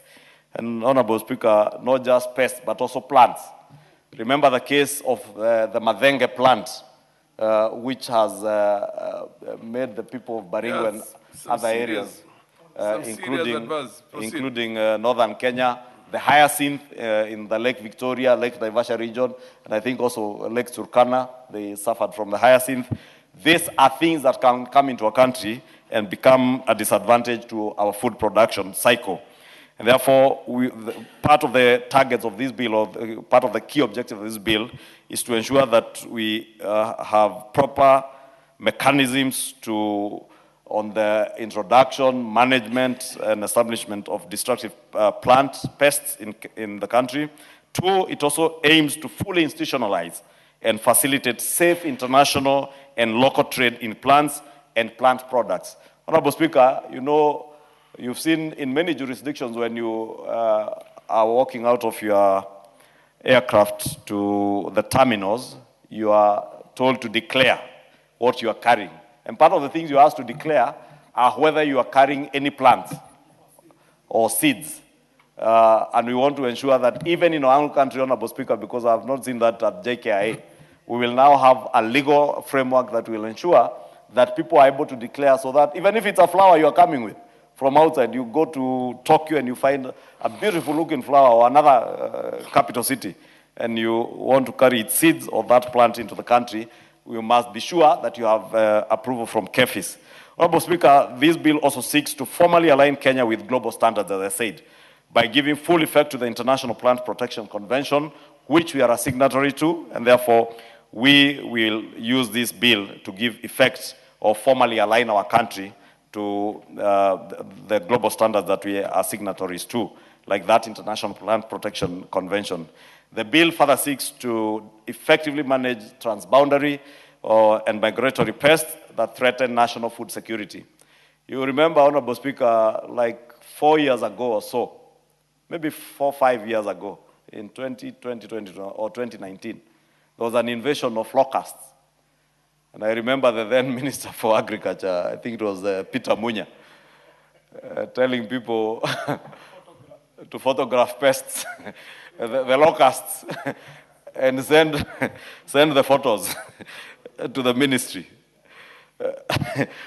Because we lacked that effective transboundary and migratory pest management system. Therefore, we want to create that mechanism so that the current Minister for Agriculture, should there be an invasion from any of our neighboring countries or from one country to the other, will not stand up to tell us, you take photos of locusts and send to the ministry, then we'll be able to establish whether it is a harmful one or the unharmful one. We will have a system now where you are able to manage this transboundary migration of any harmful pests, so that you're able to track them and know if there is an invasion of a harmful pest that would diminish our food crops or our plants, you arrest it in time. The bill also establishes a very comprehensive institutional framework that coordinates plant protection across both levels of government. As I said, this is a bill that is dealing with a matter that touches on devolved levels of government, and therefore, even upon passage in this House, we expect that it will go to the other House.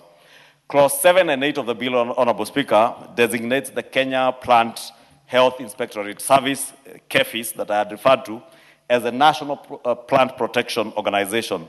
And by formalizing KEFIS, Honorable Speaker, through this bill as our global inquiry and contact point, the bill ensures that the Kenyan agricultural exports command unmatched regulatory and trust across international markets. And this is very important, Honorable Speaker, because I said people out there who are sensitive to the kind of plants or food crops they are eating want to be certain that if I get tea from Murarandia Tea Factory in Muranga, that tea is grown in line with the international and global standards in terms of the pest control mechanisms that have been applied on the plants, in terms of whether people want organic tea or organically grown tea, that if KEFIS has certified that, KEFIS now is our reference point for this, and it becomes a global inquiry and contact point for our country, that any person out there can be confident that what has been certified by KEFIS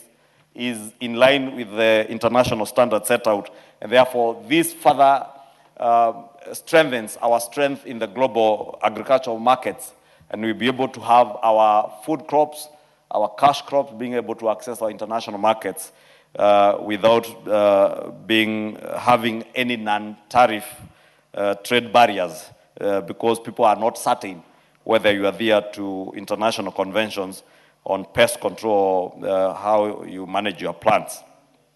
Honorable Speaker, the other thing I think I could touch on is clause 11 to 14 that creates the specialized Kenya Technical Committee on biological articles and control agents to aggressively fast-track the risk analysis and registration of eco-friendly biofertilizers and organic soil conditioners. Because, Honorable Speaker, again, if we lack a system where we have such a technical committee that is dealing with biological articles and control agents, it is possible, and we have no system of doing risk analysis and registration of eco-friendly biofertilizers, organic soil conditioners.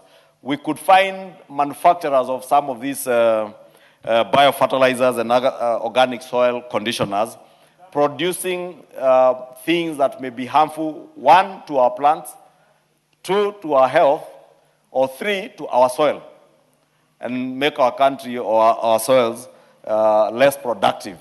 And the only way to safeguard that is to make sure that we have a technical committee of biotech specialists who will be able to analyze whatever is coming into our country to ensure that the biofertilizers or whether it is soil conditioners that we are using, first, are not harmful to ourselves, they are not harmful to our soils, they are not harmful to our plants, and they will not in any way interfere with the ecological balance of our agricultural productive areas or our soils, Honorable Speaker, because again, biological warfare in today's world is real. And you may find people who don't mean well for you, sending you bioagents or things that will come and spoil your soils, or even spoil the variety of plants that we are using as food crops. Honorable Speaker, I spoke about border surveillance and enforcement powers that I don't need to belabor because that, again, as I said in the bill, has been designated to our national government, and the roles of the county government are also clearly stipulated. Honorable Speaker, clause 44.1 and 45.1 collectively establishes the dedicated national and county plant health emergency response committees to provide a highly synchronized, swift crisis management structure where biosecurity breaches occur. Because, Honorable Speaker, and case in point is that issue of locusts. This had nothing to do with biosecurity. It was just an invasive pest. But you remember those 4 or 5 years ago, there was absolutely no coordination between the county governments in Isiolo, in Marsabit, I think also parts of Laikipia where this invasive pest came from, and the national government. That is why you had the minister then telling members of the public to take photos of the locusts.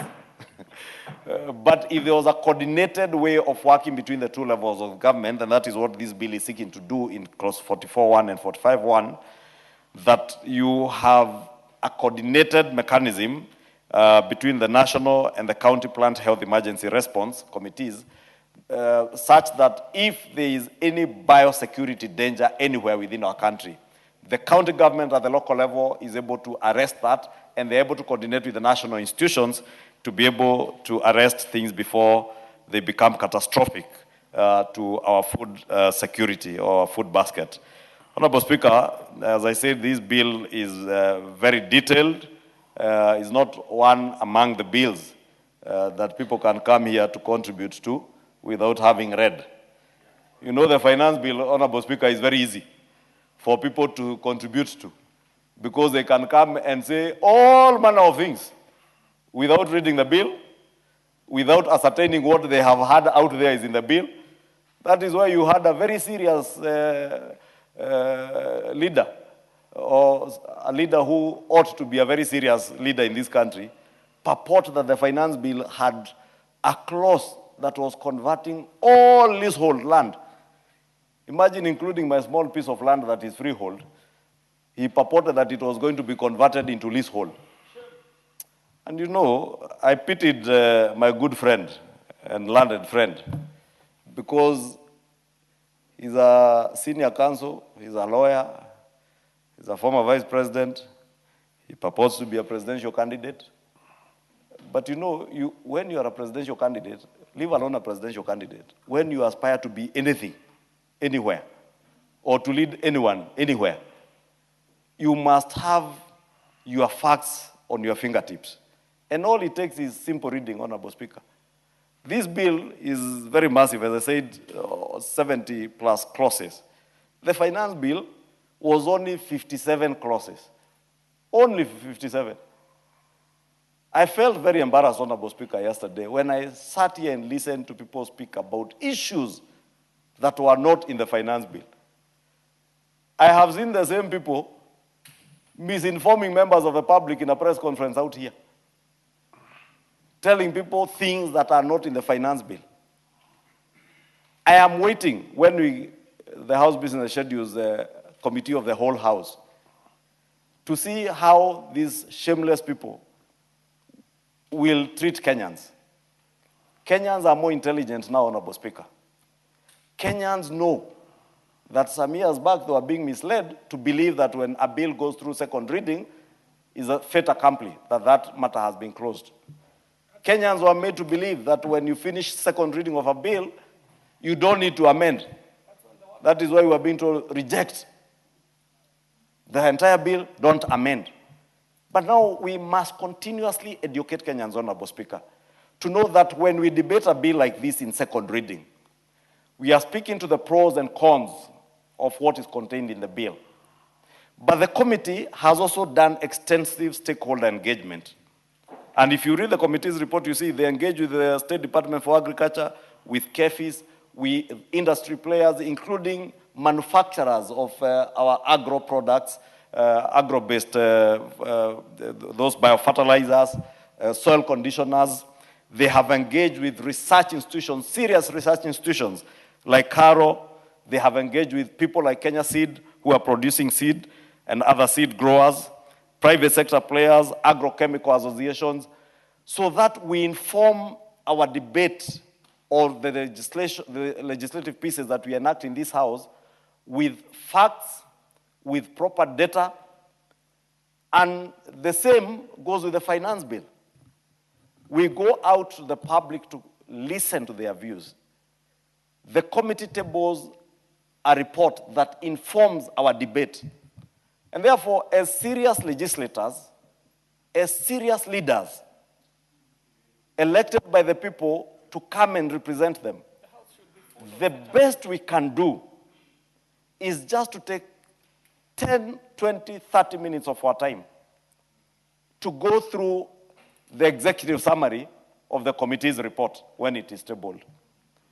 To get a bill like this, Honorable Speaker, and if you turn to the back of the bill, it speaks to the memorandum of objects and reasons. So I get very ashamed, Honorable Speaker, when a member of parliament stands here and purports that in a bill like the finance bill that was reducing VAT on Mutumba from 16%, taking it to exempt, you are telling Kenyans they are taxing Mutumba. You are not telling Kenyans the truth. That Kenyans pay 16% on their Mutumba when they import it. But because it is easier and more convenient politically to speak to the gallery from the floor of parliament, you want to abuse that. You may look intelligent when you are abusing that here. But when people discover the truth, you look very foolish. And we must safeguard our integrity and the dignity of this House.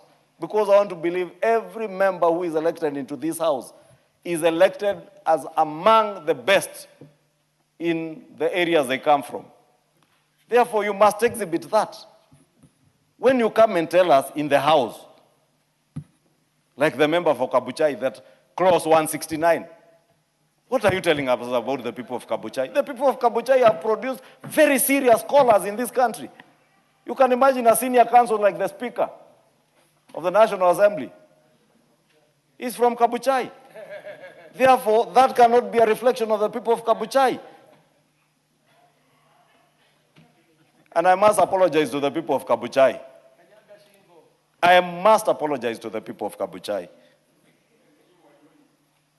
because they have serious leaders, serious people who can help, serious scholars who can read a bill and say this bill has 57 clauses, there is no clause 169. You know, I had the member purport that we are moving, rental income tax is being moved from 7.5 to 30% based on Schedule 3. What's the point of your point of order? Mr. Speaker, is a majority leader in order to use the platform to start campaigning for colleagues here by saying he's apologizing for the people who come to join, which is not important, Mr. Speaker. Can he concentrate on the bill, Mr. Speaker, because we also want to contribute, but to stop trying to decampaign colleagues here in this parliament, Mr. Speaker. Thank you. Honorable Speaker, you know that is not a point of order. If I wanted to decampaign Joshua Kimilu, he knows I can, and he knows what I can say about him. And if he wants me to say it, I can say it, Honorable Speaker. Because for sure, I am sure he does not know what is contained in this bill even now. That is why he's not even paying attention to what is being said. You know, Honorable Speaker, I had people being told, be in the House and call division on each and every clause. And you know, unfortunately, Honorable Speaker, when they attempted to call for division this morning, they could not even reach the numbers. These are people who are being led by more people out there than the members of parliament they are leading in here. But when you want to call for division on any of these 75 clauses of this bill, Honorable Speaker, at least do some basic research, some easy reading. Read the report, say what members of the public have said, align whatever you want to amend with what is being said. You know, we have very serious legislators in this House. When I see a legislator like the incoming governor for Kitui, Makali Mulu, serious legislator, who you will never see engage in superfluous things. When he moves amendments, they are based on what he has done actual research. And I say this because I worked with the Honorable Makali Mulu in the Budget and Appropriations Committee. That is why you will not see Makali Mulu engaging in the theatrics that you saw here in the morning, or in press conferences purporting there is a clause 169, rental income tax is being moved from 7.5 to 30% when it does not exist, because he knows the truth. And he's an expert, a finance expert. In another life, Honorable Speaker, if I was the president, I would favorably look at Makali Mulu as an expert. Honorable Speaker, I was saying this in conclusion because this is a very important bill. Very, very important bill. But Honorable Speaker, you will see they are not here. And members know who I'm speaking about when I say they are not here. They cannot be here because you cannot use it for politics. But they thought the finance bill is what you can use for politics. But this touches on the lives of the people of Kenya. Not just farmers, but even the consumers of food. Look at the prevalence of cancer in our country, Honorable Speaker. How do we ensure that we have biosecurity in terms of the conditioners that we are using for our soils, the biofertilizers that we are using, that we don't use those that are carcinogenic, Honorable Speaker, but not the carcinogenic wheelbarrows. Biosafety. Matters biosafety. How I wish we were more members of parliament here to contribute to this debate. I beg to move, Honorable Speaker, and I want to urge those of you who are in this House at this time. This touches on the safety of the food you eat, our food security as a country, and our health as a people, and our relations with other countries in the global agricultural trade. Therefore, I want to beg that you support and urge Kenyans to also support this bill, as I thank Kenyans in a very special manner. And allow me to do this, Speaker, because it is out of this debate. allow me to use this opportunity to thank Kenyans in a very, very special manner. Because when those in the opposition attempted to incite Kenyans against the 2026 finance bill, Kenyans have taken their time, they have cross-checked facts against what is in the bill, and even when their leaders were misleading them, I thank them because they have been able to call them out. I thank Kenyans who have called out those who came to incite them on the floor of parliament without even knowing the color of the bill, or knowing how many clauses were there, or knowing what was contained in the 57 clauses, or knowing the import of what was in the schedules. Because as I said, when Joshua Kimilu interrupted me on a point of order, the member for Kabuchai was alleging this morning that if you go to the third schedule, the only thing I see there is 30%. And he shouts, 30%! 30%! Can you imagine? Honorable Speaker, I was watching that, Honorable Speaker, from my office. And I said a quiet prayer for the people of Kabuchai, that God may favor them. God may see them through, even when they have leadership like that. Thank you, Honorable Speaker. I beg to move. And I want to request the very other serious expert in agriculture, serious legislator, second-term member of parliament, the Honorable Justice Kemei, to second this motion. Proceed, Honorable Kemei. Yeah, thank you, Honorable Speaker, for this opportunity for me to second the bill. And on the onset, Mr. Speaker, I want to thank the Majority Leader for the remarks he has given in this House and for the very, very good compliments he has given about me. Mr. Speaker, I want to first begin by saying, as is required of the Constitution of this country, we had to subject this legislative intervention to the experts and to the people of this country. It's a very critical bill, and therefore it requires that Article 118 is fully observed. Mr. Speaker, we began this exercise in August 2025 as the Departmental Committee for Agriculture, and we received various presentations and various memoranda on the bill. Quite a number of the contributions by stakeholders, Mr. Speaker, we've incorporated in this bill because public participation should not be an exercise in vain. It should be an exercise that enriches this legislative function of the August House. Mr. Speaker, the Majority Leader has singled out KEFIS as the institution which will be the reference point when it comes to production, when it comes to science, when it comes to trade and issues related to all plants that we produce in this country. Mr. Speaker, we have quite a number of institutions involved in research, involved in science, in plant production. We have National Biosafety Authority, we have CALRO, we have very, very many institutions.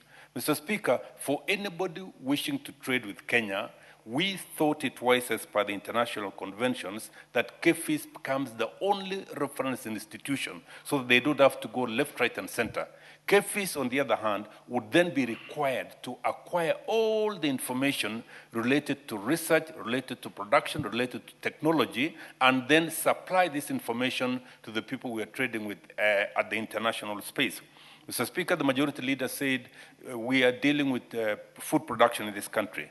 It is not produce that will only be used for food security in this country. We must occupy the global trade stage with products from this country.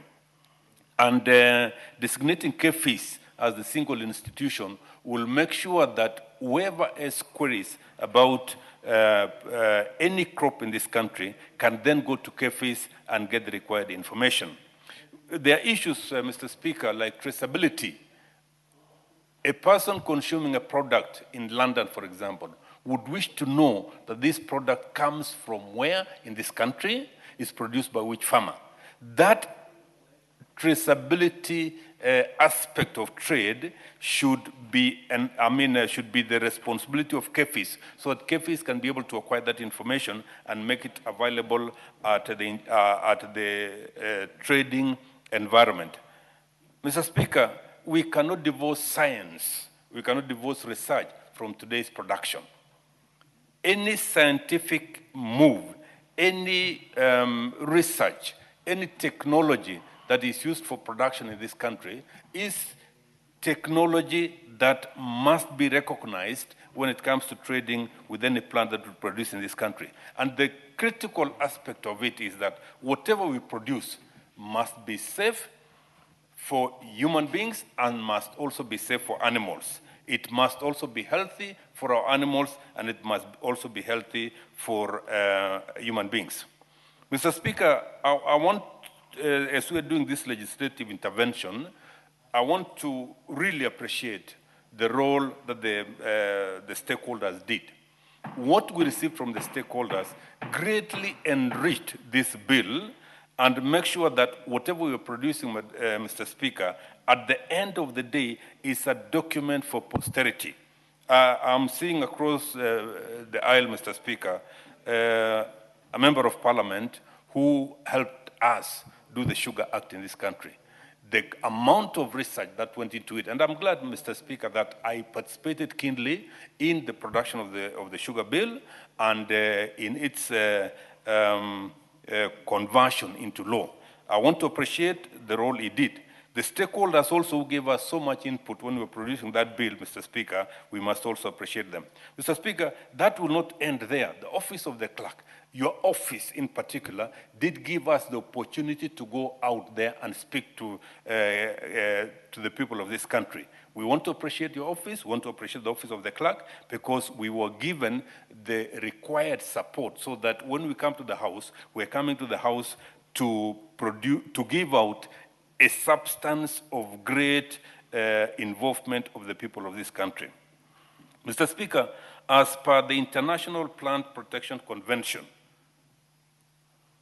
we are saying the representative of KEFIS in any international convention, the representative of this great international institution in this country is KEFIS.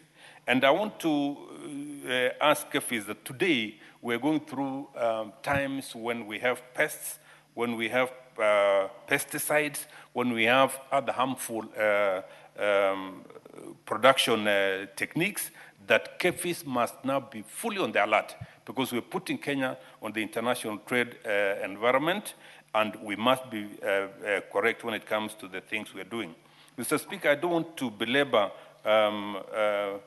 the objects and the reasons for the bill. That has been ably put by the majority leader.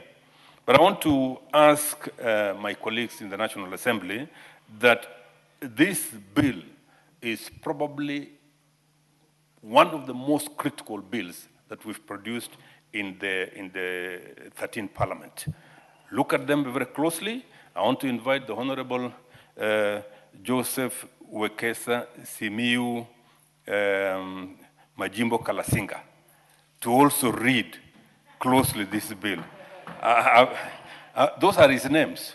The Honorable Joseph Wekesa Simiu Majimbo Kalasinga, to read this bill very, very critically, because it affects production in Western Kenya, and he should be able to make a pronouncement on this bill if he has read it quite widely. Mr. Speaker, I don't want to belabor.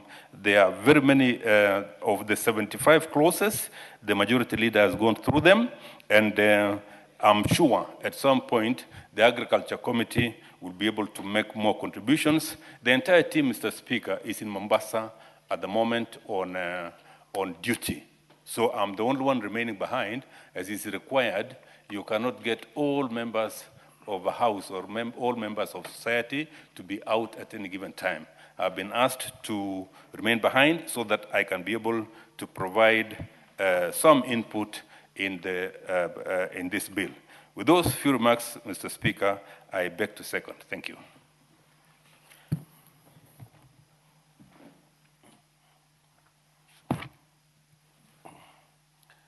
Honorable members, I now propose the question that the Plant Protection Bill, National Assembly Bill number 28 of the year 2025, be now read a second time. The Honorable Kimilu.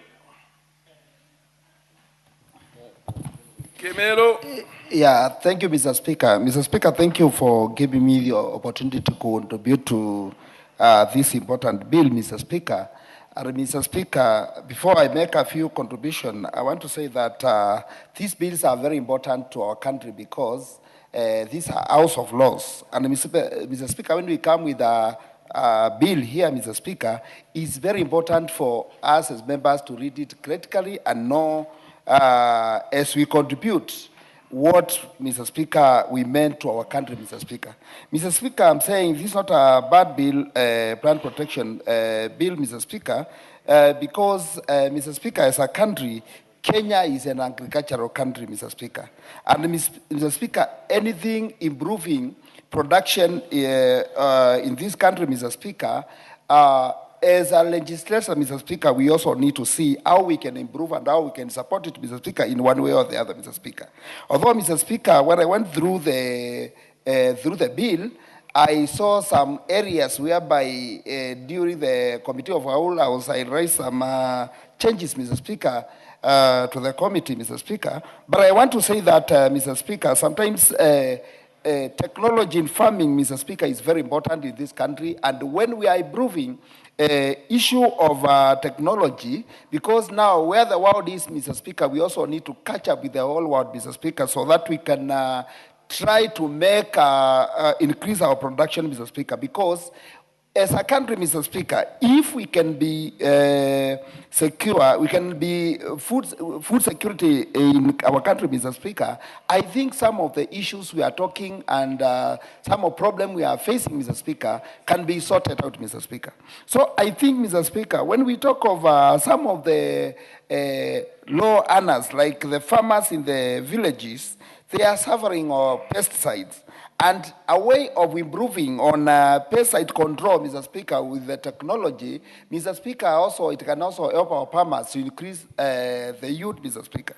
So, Mr. Speaker, what I wanted to say is to say that I have no problem, Mr. Speaker, with the bill. And the bill has a very, very good clauses, which, Mr. Speaker, I think is important for this country, because, Mr. Speaker, KEVIS is, we can say, is a high to agriculture in this country. And some of these things, like we have pesticides control, Mr. Speaker, in the country. But, Mr. Speaker, some farmers are complaining because you get that we have the original pesticides, which are doing a very good job in the pesticide control.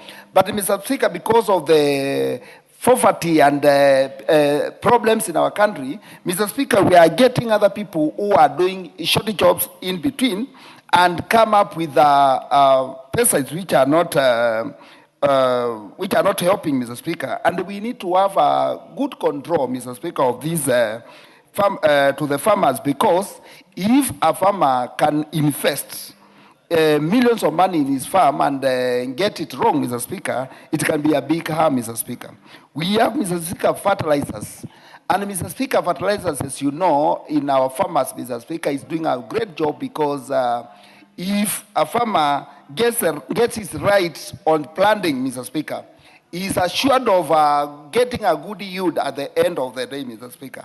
And that can also help our farmers, Mr. Speaker, to improve on their earning and also make their daily bread, Mr. Speaker, for one day, which is, Mr. Speaker, the way as members of the parliament, we also need to think on how we can do this, Mr. Speaker. Mr. Speaker, today we were talking of finance bill, Mr. Speaker, and there are so many complaints on the finance bill which we are talking about. Mr. Speaker, some of these issues cannot be solved by pressing Kenyans to dig on their pocket, Mr. Speaker. But if we can come up with a formula whereby we can concentrate on, first, Mr. Speaker, improving agriculture in this country.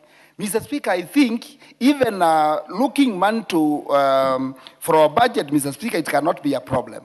So, Mr. Speaker, if we can come up with such bills which are touching the common mwananchi, Mr. Speaker, which are helping those even local farmers who are down there, Mr. Speaker, including the government itself, Mr. Speaker, I think we can be able to stand on our own and try to avoid even borrowing in this country, because borrowing in this country is becoming a headache to Kenyans, because the debt, the huge debt we have in this country, Mr. Speaker, we are the one to pay, and our children, Mr. Speaker. And we also need, this is the high time we need to start thinking on now we can avoid borrowing in this country, Mr. Speaker. When this government was getting in, Mr. Speaker, they promised that there will be no borrowing in this country. And I'm shocked, Mr. Speaker. It is borrowing day and night, Mr. Speaker. So, Mr. Speaker, we also need to sit down and go back to our drawing table and see, Mr. Speaker, how we can come up with a government which can stop borrowing in this country, Mr. Speaker. And one way of doing it, Mr. Speaker, is trying to do things which can improve agriculture, Mr. Speaker. Because, Mr. Speaker, when I go back to Kambani, I see there is a Thoke Dam. Thoke Dam can feed this country, Mr. Speaker. And, Mr. Speaker, if we could have concentrated with this dam, Mr. Speaker, and come up, because we have good soils in our country, Mr. Speaker, and do a serious farming, do a serious agriculture in the country, Mr. Speaker, I think we can come up with a solution whereby, as a country, we can stand on our own without even borrowing, Mr. Speaker. So, Mr. Speaker, I'm not problem with the bill, Mr. Speaker. What I have some amendments which I'll come up with during the committee of the whole House, Mr. Speaker. Thank you. That's what I have for now.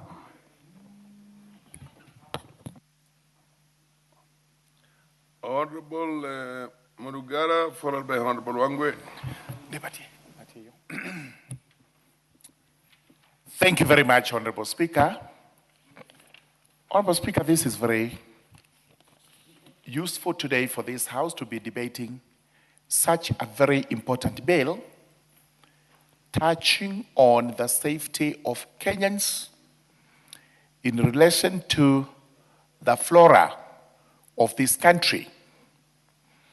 As constantly we defend animals, the fauna, we must also know about our flora, which is a source of food, a source of life, because of the air we breathe, and also the greatest saving environment, which is very important for this country. Just before I begin, it's good to give the examples given by the leader of majority, when he has ably moved this bill, and I'm grateful to my neighbor here, Honorable Justice, who has seconded it so well. We have a plant in northern Kenya and northeastern Kenya known as Mafenge. Mafenge is said to be named after Isaiah Mafenge, a former administrator for this country. I cannot remember whether he served in the northern side of Kenya and northeastern, but he said that he actually went to Israel. He found this plant sprouting in that country. It's a very nice canopy, evergreen, and he thought this was the solution to our problems in the arid northern Kenya. So he brought the plant here without any studies, without any form of authorization. He just brought the plant, planted it, and it started doing very well. Little did we know that this plant, once it starts generating, it doesn't stop. It actually colonizes. Number two, it has no shade because it has very sharp thorns. If it pricks you, you instantly develop gangrene, and you're likely to find yourself to the grave unless you have an amputation. And when the animals consume it, especially the seeds, they lose their teeth. So it's such a dangerous plant that is now spread across our northern region of the country, and we possibly do not know what to do with it. I'm not so sure whether it is useful in firewood, it has any other use, apart from what Isaiah Mafenge imagined that time. If it were today, and we had such an act of parliament, he would not have done what he did. Hasif is another one. Nobody knows how it found its way to Lake Victoria. It is said that somebody came with it from the side of Kagera. Others say it flowed naturally. But we have a problem with Hasif in Lake Victoria. But interesting enough, somebody from that area must have come with some chute and throw it into Nairobi Dam, the famous Lake Nairobi. And a while ago, it was all covered with that plant. The dangers of not having plant protection and the plant control. Another example we can give as we debate was in the Kalahari, the cactus, which is also found in the arid regions of this country. The cactus, especially that of the Kalahari, produces a very succulent fruit, which the sun and the koi, that's their better name, I think, today, with their different names that time, which those demeaning people used to call them. No, they were called the Bushmen. Today they are called the sun and the koi, the hoi sun. Now, they discovered the use of the cactus fruit. It cures hunger pangs. And therefore, they have been eating it ever since for their subsistence. Without any form of plant control and protection, the whites from America studied this plant, discovered that in fact, what cures the hunger pangs is extremely rich concentrated starch. And therefore, they took the plant to their country, pretending that they were going to study, but it's now confirmed that they have it over there for starch manufacturing. So, to avoid such piracy, and to ensure that our country is not invaded with plants that are undesirable, it is vitally important that this House passes this bill. This bill has biosafety as its aim and objective. It has also biosecurity, which is extremely important. But also, most important, towards the end of the bill, you'll find that it deals with pesticides and possibly insecticides. As we continue to grow various crops in this country, properly indicated by the leader majority, we lose up to almost 50% to pesticides, purely because we do not have a proper way of controlling those pests. This act, with the provisions it has, will now ensure that the government puts into place mechanisms to ensure that pests are dealt with and that we actually have gains from our agricultural production. Most importantly, let's look at what we are importing. Leave alone suppression of noxious and invasive weeds or plants. We also have management on toxics, which are actually brought to this country in the form of insecticides or pesticides. We know very well that it is said that we continue to use some of the pesticides that were banned in the European countries and in the Americas long time ago, purely because they were discovered to be dangerous to human health. It is also said that even some of the drugs we use on our livestock and possibly what we use to spray our crops are banned in those countries. As a result of which, we rear our animals, we cannot export their products because we have used those drugs.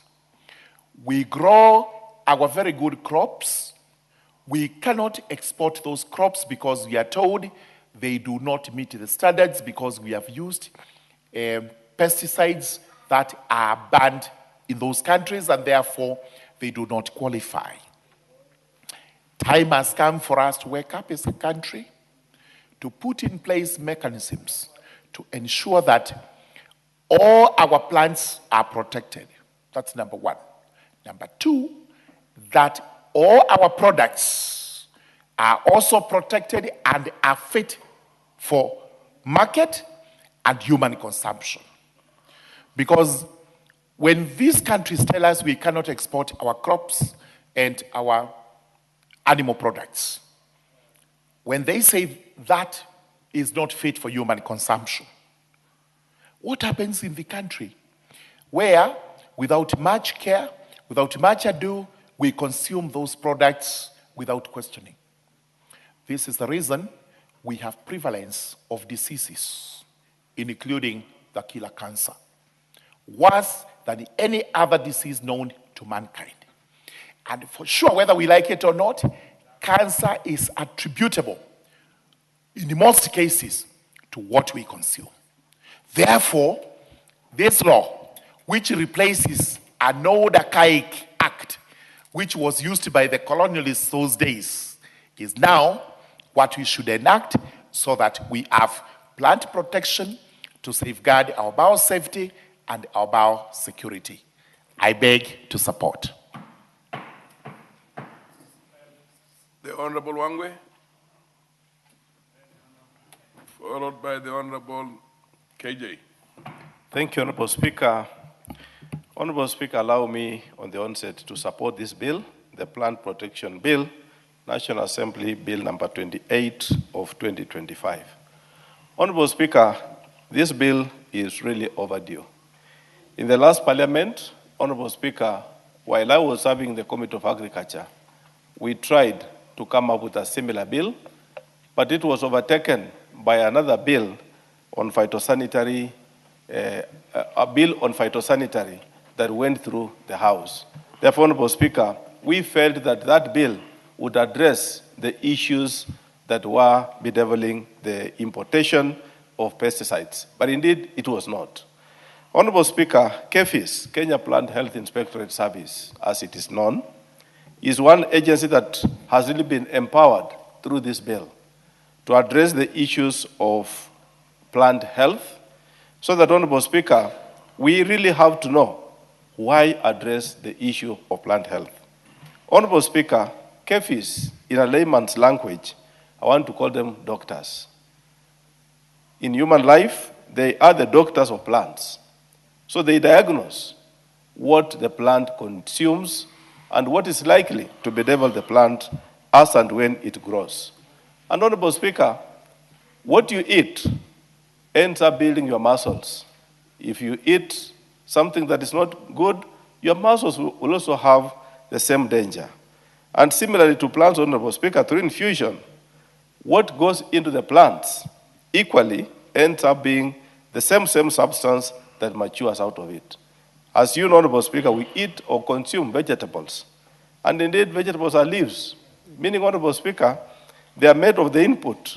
So if you have given wrong pesticides into those plants, Honorable Speaker, definitely the green that you are getting out of these vegetables automatically becomes not healthy for you. Therefore, it's important, Honorable Speaker, that we really look at this bill as a solution to what is likely to happen when we enforce it, Honorable Speaker. Why do I really support this bill in that direction, Honorable Speaker? A few years back, in this House, we had a very heated debate arguing on the importation of pesticides that had been banned, Honorable Speaker. And allow me to say, God rest his soul in eternity, the late Honorable Jacob Midiwo really fought hard to make sure that the importation of bad pesticides were not entertained, Honorable Speaker. There came a time, Honorable Speaker, that the European Union banned the entire cachet of pesticides. But because of our convention, because of not having the right laws of Kenya, we were able to see or access those pesticides on the soil of this country. Meaning, Honorable Speaker, what we consumed was not good for us. Therefore, it ended up that most of us, Honorable Speaker, could be subjects of cancer because those pesticides in overseas, Honorable Speaker, they were not entertained. Today, Honorable Speaker, I want to thank the Minister for Micro, Small and Medium Enterprises, the Honorable Wycliffe Ambeto Oparanya. He has given us a chance, Honorable Speaker, to now start planting coffee in the Western region. As part of the success on how to grow coffee, Honorable Speaker, you look at the market and you are given choices to choose. Do you want to grow organic coffee? If you choose yes, this structure is so detailed, Honorable Speaker, that you have to mention what chemicals have you been using. You are not even supposed to touch any chemical as you produce organic coffee. Meaning, Honorable Speaker, it is out of this research that bad pesticides are on our counters, that the West, which imports our coffee, is cautious. Meaning they don't want to consume anything that has been sprayed with pesticides, Honorable Speaker. Meaning you now end up producing coffee that is not organic. Meaning you have to spray using pesticides, and that way, Honorable Speaker, even if you get grade A coffee, it does not fetch as good money as organic coffee. Therefore, Honorable Speaker, it is my considered view that we really support this bill so that we give teeth to KEFIS, to oversight, to check and ensure that there is no availability of pesticides in this country that is not tested, is not in line with the health of our products, Honorable Speaker. The West, Honorable Speaker, has embraced GMO, which to us might not make that much sense in terms of who we are. Because we have enough land, we have enough space for production of organic food. But there will come a time when we don't have enough land to produce organic food, and we would want to do GMO. But still, with the GMO, Honorable Speaker, they would want to really be cautious with the pesticides that are applicable so that they produce the right input in terms of their food. Therefore, Honorable Speaker, having had Calro with us, which is an equivalent of KEMRI, Honorable Speaker, I consider Calro as a research organization that undertakes any kind of development in terms of research of plants and animals, Honorable Speaker. But now, KEFIS being the doctors of the plants, I look at the two organizations, Honorable Speaker, working closely together so that we have a very robust environment which can support the plant health in this country. Honorable Speaker, looking at the structure of the bill as it has been made, Honorable Speaker, I want to impress and suggest that all this will be achieved, Honorable Speaker, if we support the Committee on Agriculture to fund KEFIS properly. So that, Honorable Speaker, we do not have an institution which only can be able to be good on paper, but not good at implementation. Honorable Speaker, KEFIS reports to me in terms of PIC. And one of the issues that have come up, Honorable Speaker, in one of our deliberations is that at the port of entry in Mombasa, they have been put on the sidelines. They have not been allowed to access the main control room to make sure that they check all the entry of pesticides or any entry of substance that could be of importance to them to check. Similarly, Honorable Speaker, they have no personnel or they have weaker personnel at the border points. Meaning, Honorable Speaker, let us support them. Let us give them this bill, but also support them in terms of the budget so that we don't just have a good bill and they don't have the budget to staff this staffing to undertake this role, Honorable Speaker. Therefore, I want to support this bill, having known KEFIS from the financial side, that this is a good bill which we should endear and make them work. I want to wish the CEO of KEFIS happy times because, Honorable Speaker, Professor Theophilus is one of the few professors of plant health that we have in this country. And if we give him this bill at this hour, I'm pretty sure that he's going to implement it and support this country so that we protect fully whatever comes into this country should not really interfere with our health in future. Thank you so much, Honorable Speaker, and I support this bill. The Honorable KJ, MP for the Goreti South. Mr. Speaker, I must thank you. They are very amazing afternoons when you're on the seat, because you being a ranking member of this house and a man who has served this house for a good duration, we do really enjoy the sessions as you are chairing, as you are doing this afternoon. And I do notice that we are in transition, Mr. Speaker. Yes. An equally able member of this house is taking up to the seat. And I do want to also say that he himself, being an accomplished lawyer, is in fact a good leader of the House and does perform the roles of Speaker very well. Mr. Speaker, even in transition, I must start by saying that I stand to support the Plant Protection Bill that has been brought to us, Mr. Speaker.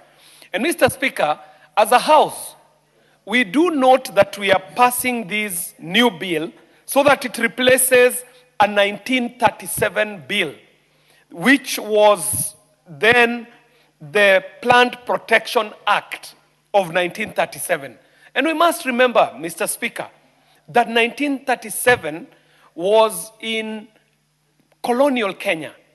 And a lot must have happened in this country in the sphere of agriculture in the time that has passed since this bill was passed. And I think the House is right to be attending to this matter at this very opportune moment when a lot is happening globally, especially with the scientific advancements and the progress that has been made in agriculture up to date, Mr. Speaker. And so, in a sense, one of the things that we're doing is bringing our agriculture and agricultural practice, agricultural trade to the times that we are in and into the future. Mr. Speaker, this bill is clear that it seeks to establish a comprehensive legal and regulatory and institutional framework to handle modern agricultural challenges. And this is the work of this House, Mr. Speaker. Mr. Speaker, we have found ourselves in a regime as a country where we have suffered the misfortune of dumping, Mr. Speaker, where crops, seeds, plants have been introduced to this country in a manner that would not be defined in a better way than dumping. Some of the crops that have been dumped here, Mr. Speaker, have been deteriorating the environment. We are talking about the Madenge plant. Mr. Speaker, you do come from the lakeside, and you know the damage that the hyacinth has occasioned on the lake, on the neighborhood on the lake, and the life that is the aqua life that is in the lake, Mr. Speaker. And so this bill could not have been more timely, Mr. Speaker. Mr. Speaker, from the presentation in this bill, I support, because we are seeking to prevent the importation of dangerous plants and pests by virtue of passing this bill. And more importantly, Mr. Speaker, as I said, we are trying to align Kenya to the international standards and conventions, some of which we have even passed in this parliament, Mr. Speaker. And so when we say that we are modernizing agriculture, then we must also be aligned to some of the international commitments that we have made as our House. And this bill does, in part, speak to some of these international conventions that we have okayed in this House and giving them effect through this bill. Mr. Speaker, 1937 is a long time back. We brought up the new constitution in 2010. And until 2010, the functions of agriculture were the functions of the national government. Today, we do know that these roles are divided between the national government and the county government. And so, Mr. Speaker, we are able to establish a legal regime that presides over agriculture in the new times that the new constitution allows us to be able to share the functions that shall remain in national government and those that shall go to the county government, Mr. Speaker. And in every sense of the word, we are speaking to the constitution of this country. When we were passing the constitution, Mr. Speaker, you remember, you were a great agitator for this new constitution. And when we were on the road shows, when we were in the rallies, when we were out there campaigning for this constitution, we would say to people that there shall be places where Parliament shall. And we would repeat that Parliament shall. And Honorable Speaker, you remember a great person in this house in the name of Honorable Kalembe Ndile would even question, what is that shall? And he would say, Munazema shall, Mundazema shall, Mundazema shall. This is the shall, Mr. Speaker, that we are shalling now by making sure that that which we have put in our constitution is supported by legislative framework. And Mr. Speaker, we are able then to align the functions of county government and make sure that we also leave the place for the functions of the national government, Mr. Speaker. Mr. Speaker, agriculture is not just a trade. We must remind ourselves that we find ourselves in a situation where there is an outbreak of cancer in this country and many other ills. And these ills, some of them must be emanating from the food that we eat, Mr. Speaker. There are some substances, including pesticides, that are used on our crops that are contributing to cancer, Mr. Speaker. And so, Mr. Speaker, when we put up a legal regime that is going to superintend over the chemicals, over the pesticides, over the farm inputs that shall be put on our crops, Mr. Speaker, we're in a very big way working towards reversing the trend of increased cancer and cancer patients in our country, Mr. Speaker. And in that sense, Mr. Speaker, this is a bill that comes to save lives, Mr. Speaker. Not only does it save lives, we know the cost of treating cancer in this country, Mr. Speaker. Resources that would have gone to otherwise more progressive developmental goals, Mr. Speaker. And so when we are able to man the gates, make sure that that which comes into our country is safe for our people, then, Mr. Speaker, we are doing that which our people send us to do in this house, Mr. Speaker. Mr. Speaker, we are following the global trends in agriculture. We are seeing how modern agriculture is done. Modern agriculture cannot be presided by laws that were instituted in 1937, Mr. Speaker.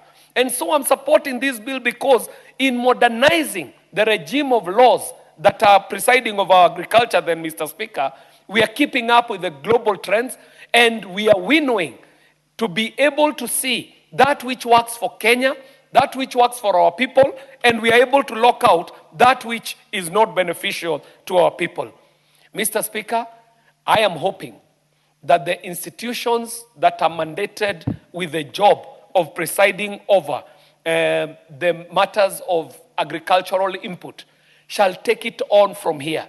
And I do pray that we shall see subsidiary laws up to and including regulations that shall speak to this bill when we pass it, Mr. Speaker, so that the detail of how we intend to make sure that we rein in on the ills that I have mentioned can be attended to through the subsidiary regulation, just as this House has taken up the Constitution as the mother law and being able to extract bills and acts out of it. We pray that the legislation that follows to this is true to the spirit of what has been put up here, Mr. Speaker. And Mr. Speaker, it is important to also note that where we are heading, this bill does not just speak to agriculture. We are in a country where we are running out of land, Mr. Speaker. I come from a constituency called Dagoretti. Dagoretti was traditionally agricultural land. Dagoretti, the farms of Modangari, the farms of Kiawariua, the farms that are called today Karen, these were agricultural lands, Mr. Speaker.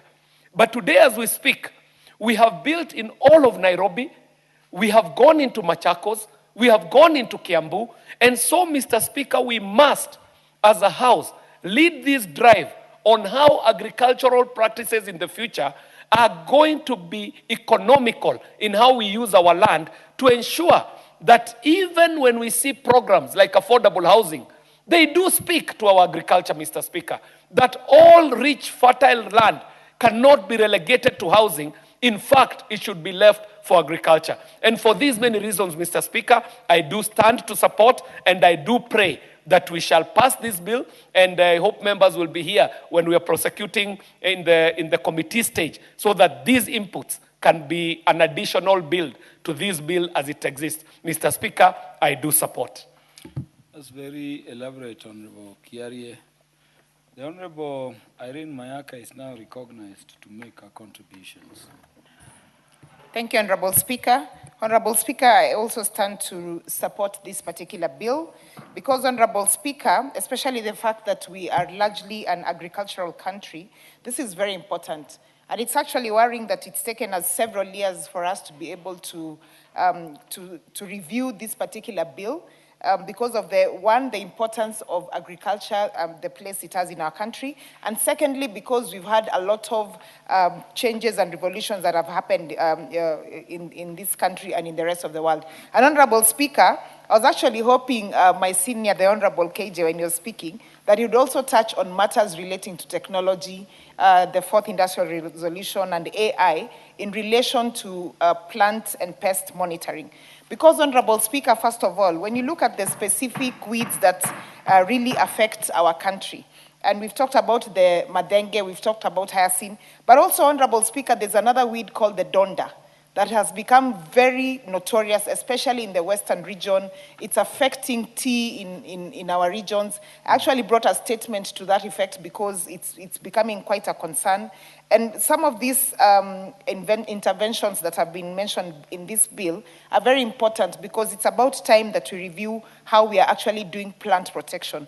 Honorable Speaker, I just want to lay a bit of emphasis on Part 5 of the bill, which speaks about border surveillance, control, and monitoring. And Honorable Speaker, the reason why I want to emphasize on this, and I'm hoping that we'll be able to bring amendments to this, is because it speaks about the use of machinery and equipment. But also, Honorable Speaker, if you would have a look at our Kenya Civil Aviation Authority, it's a bit limiting because right now in a lot of jurisdictions, we are having the use of drones by farmers so that they are able to do monitoring, especially in large farms, for them to be able to do proper monitoring at lower costs and to spray and to actually do it at a lower cost. But when you look at our Civil Aviation Authority laws, it's actually limiting because it states that you can only use an aircraft-operated certificate and it must be by a pilot. Whereas, Honorable Speaker, if you look at, for example, what the EU has done in terms of their Safety Aviation Authority and the US, they've actually done something called the VLOS, which is the Visual Line of Sight, that allows smaller drones to be used, 25 kgs, that go up to 400 feet. Honorable Speaker, these are some of the interventions and amendments that we need to do in this House so that it also allows our farmers to be able to use such similar interventions. Because, Honorable Speaker, in this day and age, when we are having the president of this country being invited to the G7 to make remarks about Africa, and one of the things that he really emphasized on is that he said that Africa is not a mistake. Africa can also be a continent that offers solutions.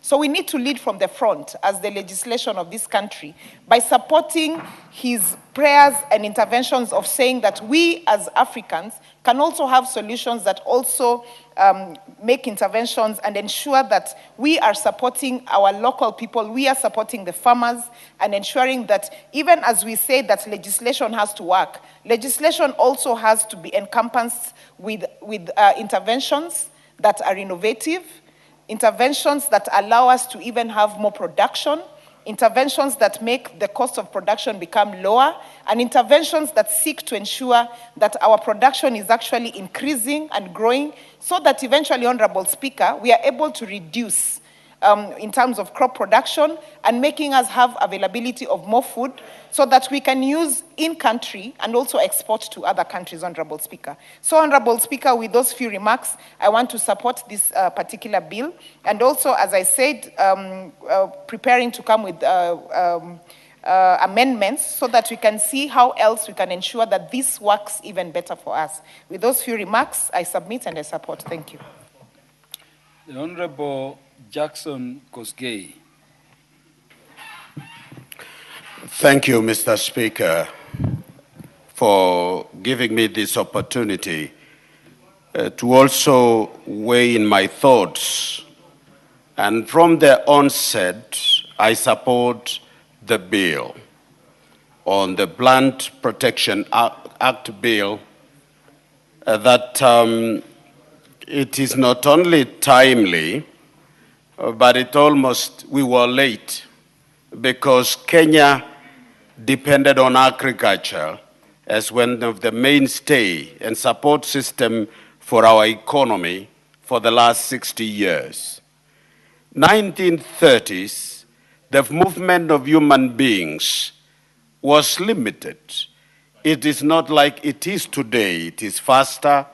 We have more entries into the country, and the possibility of polluting our plants in agricultural sector is very high. So, Mr. Speaker, the management and prevention of plant pests and diseases is a timely and it is a very important undertaking by this country as we debate in this August House. We know if we do so, we will safeguard the agricultural production, that we are producing the right plants and the right agricultural products that is good for human consumption, and also the protection of our natural ecosystem. We also have to safeguard our trade, as my colleagues have prosecuted before, that our plants and our agricultural products cannot be banned in the international markets. ECOA, is it what you call ECOA or OCOA, Mr. Speaker? The market we get in North America from Africa, and Kenya had it, I think it is renewed now. What kind of products do we take to them? We limit our possibility of doing trade with the international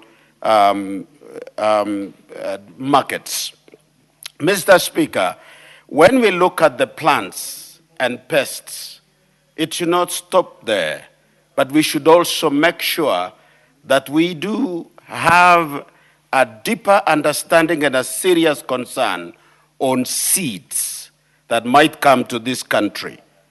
And in also, I think later on when we will be interacting with this bill from article to another and recommending amendments, we must make sure that our seeds in Kenya, which is more native seeds that were there, that helped us be what we are, and as opposed to exotic seeds, must also be protected and it should not be diluted. So, Mr. Speaker, we should not only protect the plant itself against these notorious plants that are alien to our environment, but we should also think about the pesticides that were used many years in those countries, and it has been burned in the global north. Majority of them is known, but scientifically they are hiding behind names, and it looks like it is a good thing when we are using it, and yet it is quite dangerous. Mr. Speaker, many of these chemicals continue to be exported to our world, our part of the world. And therefore, it is very important that we have an agency, as we are having it to be created by this act, in order to provide a scientific protection of our people through research and ban any product that has been banned elsewhere, then Africa and Kenya in particular should not become a dumping site. Mr. Speaker, as we look into this, I come from Baringo County, where Madenge notorious plant is actually affecting our people, a pastoralist. In fact, I want to say we must safeguard not only as food and as also opportunity for trade, but food is a security matter. That if anyone succeeds in destroying your food and that you have nothing to feed your people, he will control you. You will be subject to others. And your negotiation in any platform, in any region, you argue and negotiate from a very weaker point. So it is a priority and appeal our colleagues that when we come to interrogating and contributing to this particular bill, we passed it as soon as possible to help our people. With that, Mr. Speaker, I support this bill.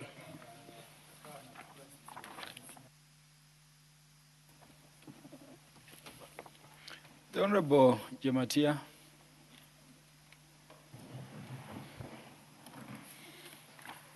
Thank you so much, Mr. Speaker. I also take this opportunity to contribute and add my voice into this very important bill, which is very timely too,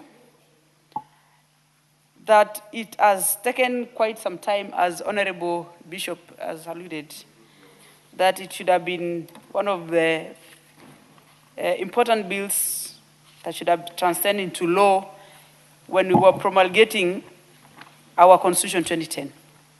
Mr. Speaker, I have taken quite some time, though quite short, to read through this bill. And I remember when the leader of majority was reading to us and debating, I heard him say that this is one of the bills that should be taken seriously and would urge Kenyans to understand and support wholeheartedly. Because this bill, Mr. Speaker, reflects what is going to be Kenya in the future. This bill is going to give us a breath of life and livelihood, because it is connecting very well and so closely to our day-to-day livelihood and our lives, specifically what we ingest, the plants we have in our environments, the effects of our environments in terms of flora and fauna. And I want to say to the committee that they should take precaution and more time to, specifically in the committee stage, where we will be looking keenly on most of the clauses so that we get it right, Mr. Speaker. Mr. Speaker,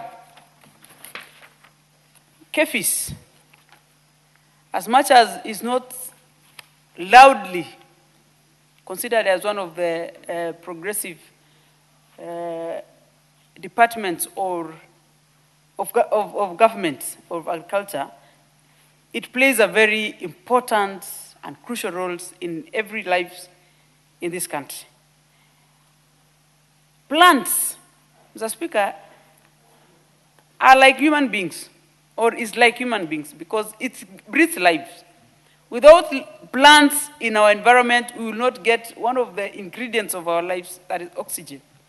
And when we have poor or bad plants, obnoxious plants, for instance, poisonous plants around us, it is going to give us the worst livelihood and the bad, and it's going to contribute to many things, specifically diseases. And I want to speak highly on this, the matter concerning pesticides. We used to have Kenya Pyrethrum Board, which was converted into a company today that is producing most of those insecticides that we use in our homes to kill cockroaches and mosquitoes. I don't know what is the brand that we have today. We used to, it's largely Doom. But it was very good for us because we were producing it, and we used to have the control measures in this country, Mr. Speaker. I want to believe that it is this, through this bill, that is going to give us guidance on what we are going to import, specifically the phytosanitary measures that is going to be taken through this legislative bill, and also in a professional capacity of the people who are going to handle most of these plants. Mr. Speaker, in Baringo today, someone in 1984 decided that he was going to cure desertification. And they brought this weed that is called matenge. Matenge is Phlosophis juliflora, which actually helped to combat and curb the desertification in that area, specifically the lowland parts of Baringo, that is Marigat, which was highly desert. That, Mr. Speaker, you would be advised by your mother that we need to have dinner very early because there would be the tornado wind anytime. And sometimes they could, rip off your roofs, like the grass and the, iron sheets in schools and, houses. But when we introduce madenge, as much as it minimizes these tornadoes we used to see when we used to be small girls and boys, we would go run into it and, we were whirling into it and we were thinking that there was some animal, or many times we used to think there were snakes into it. But because of the madenge weed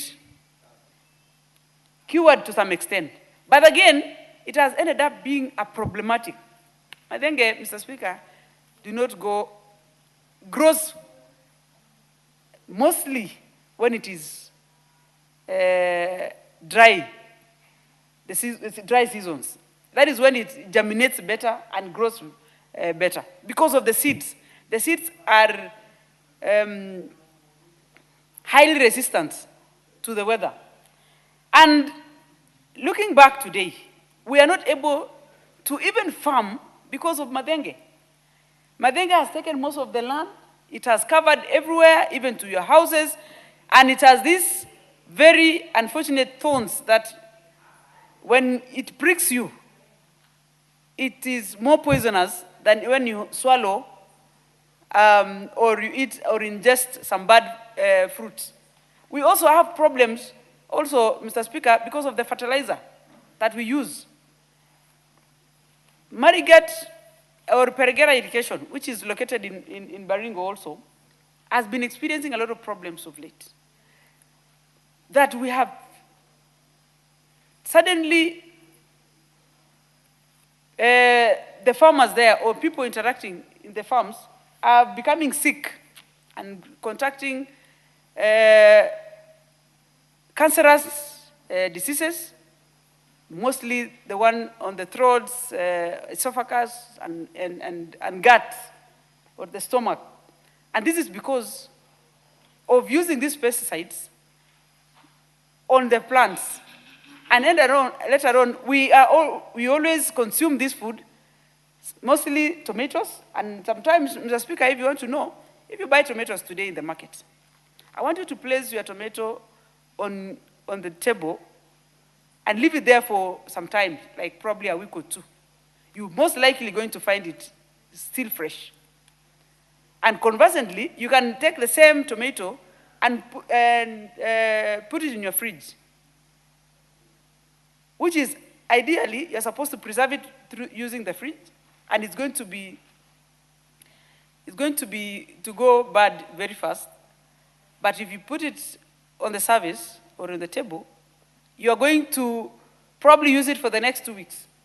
So that means the pesticides that we use can also affect most of this. Also, Mr. Speaker, the bread we have today, someone said you can, because of the yeast, and I think those are things that also, I don't know whether it is part of this, that because yeast used to be grown through millet and barleys and all those, but today we are having a lot of problems because we are ingesting food that we don't know what it is being preserved with. Mr. Speaker, I don't want to belabor so much, but I am looking forward to the stage of committee stage where we are able to discuss this matter and have proper amendments. Most of the side effect that we have today, or most of these plants that encroaches our environment, is that it can even kill. It has affected the population of bees and butterflies because most of them are obnoxious and quite poisonous. And therefore, as I support this bill, I want to say it is going to be one of the best way to progress and help this country going forward in terms of agriculture. Thank you, Mr. Speaker. There being no more interest, the mover will now be called upon to reply.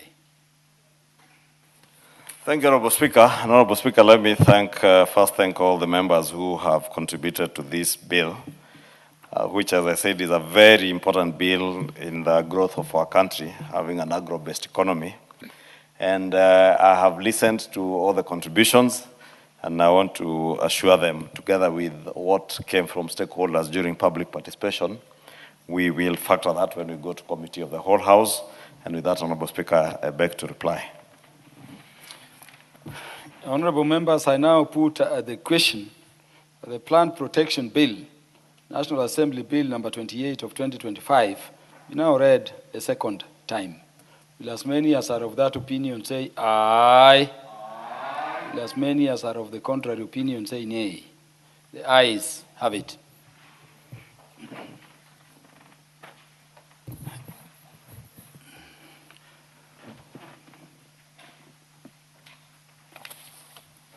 Next order.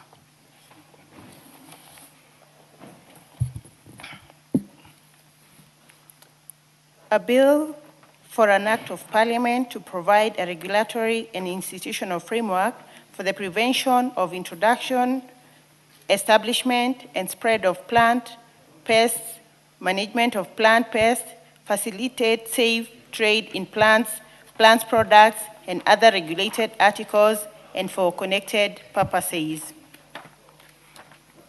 Order number 16, the Central Bank of Kenya Amendment Bill, National Assembly Bill number 27 of 2026, second reading. Majority Leader to move.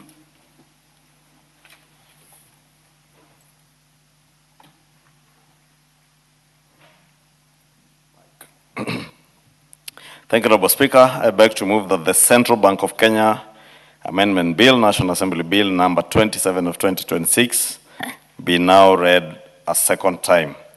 Honorable Speaker, this also is a very short bill, and allow me to begin by thanking members of the Finance and National Planning Committee who considered this bill and also took it through public participation.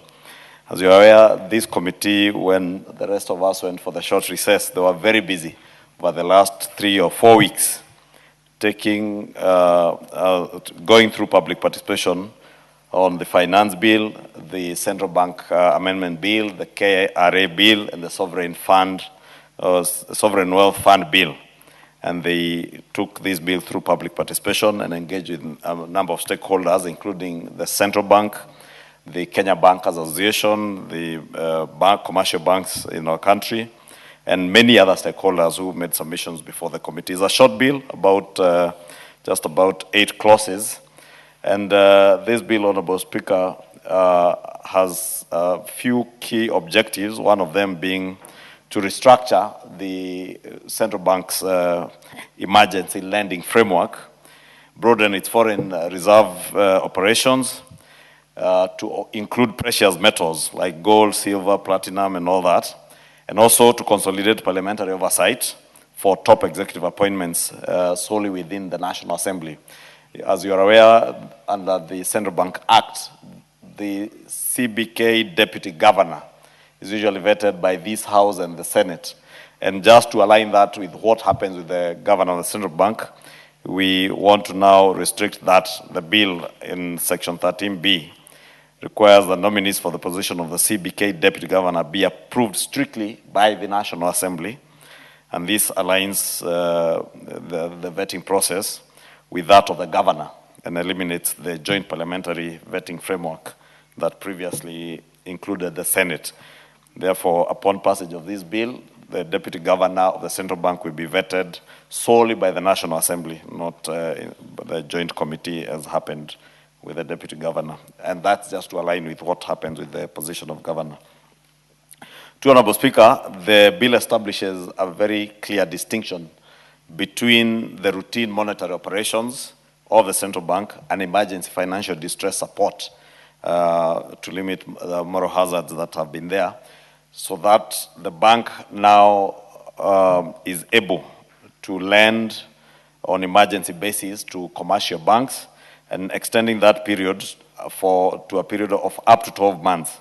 So we are allowing the central bank to issue loans and advances to commercial banks and microfinance institutions for a period that goes up to 12 months. Of course, bearing in mind the risks that could be associated with that, and having evaluated who they are lending to in line with the Banking Act. There's also the discretionary emergency liquidity assistance, or what is popularly referred to as ELA, and the central bank, is empowered to provide such temporary emergency liquidity assistance to institutions that are solvent and viable. They are not allowed to lend to banks or financial institutions that are insolvent, or those that don't look commercially viable because the money they are lending is public money, or even an institution that is undergoing liquidation.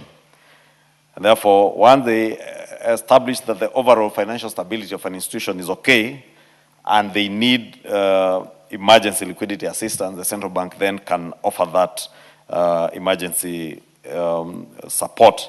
But of course, as I said, having analyzed the risks and ensuring that there is strict collateral safeguards, that all emergency credit must be fully backed by acceptable collateral and undergo very strict risk management evaluation. The CBK will also be permitted to extend credit lines to the Kenya Deposit Insurance Corporation, KDIC, what was in the past referred to as a Deposit Protection Fund, now called the Kenya Deposit Insurance Corporation, for fixed terms of up to 3 years, again collateralized by government securities, just in case KDIC needs this money to be able to rescue some of the institutions that are under KDIC. Honorable Speaker.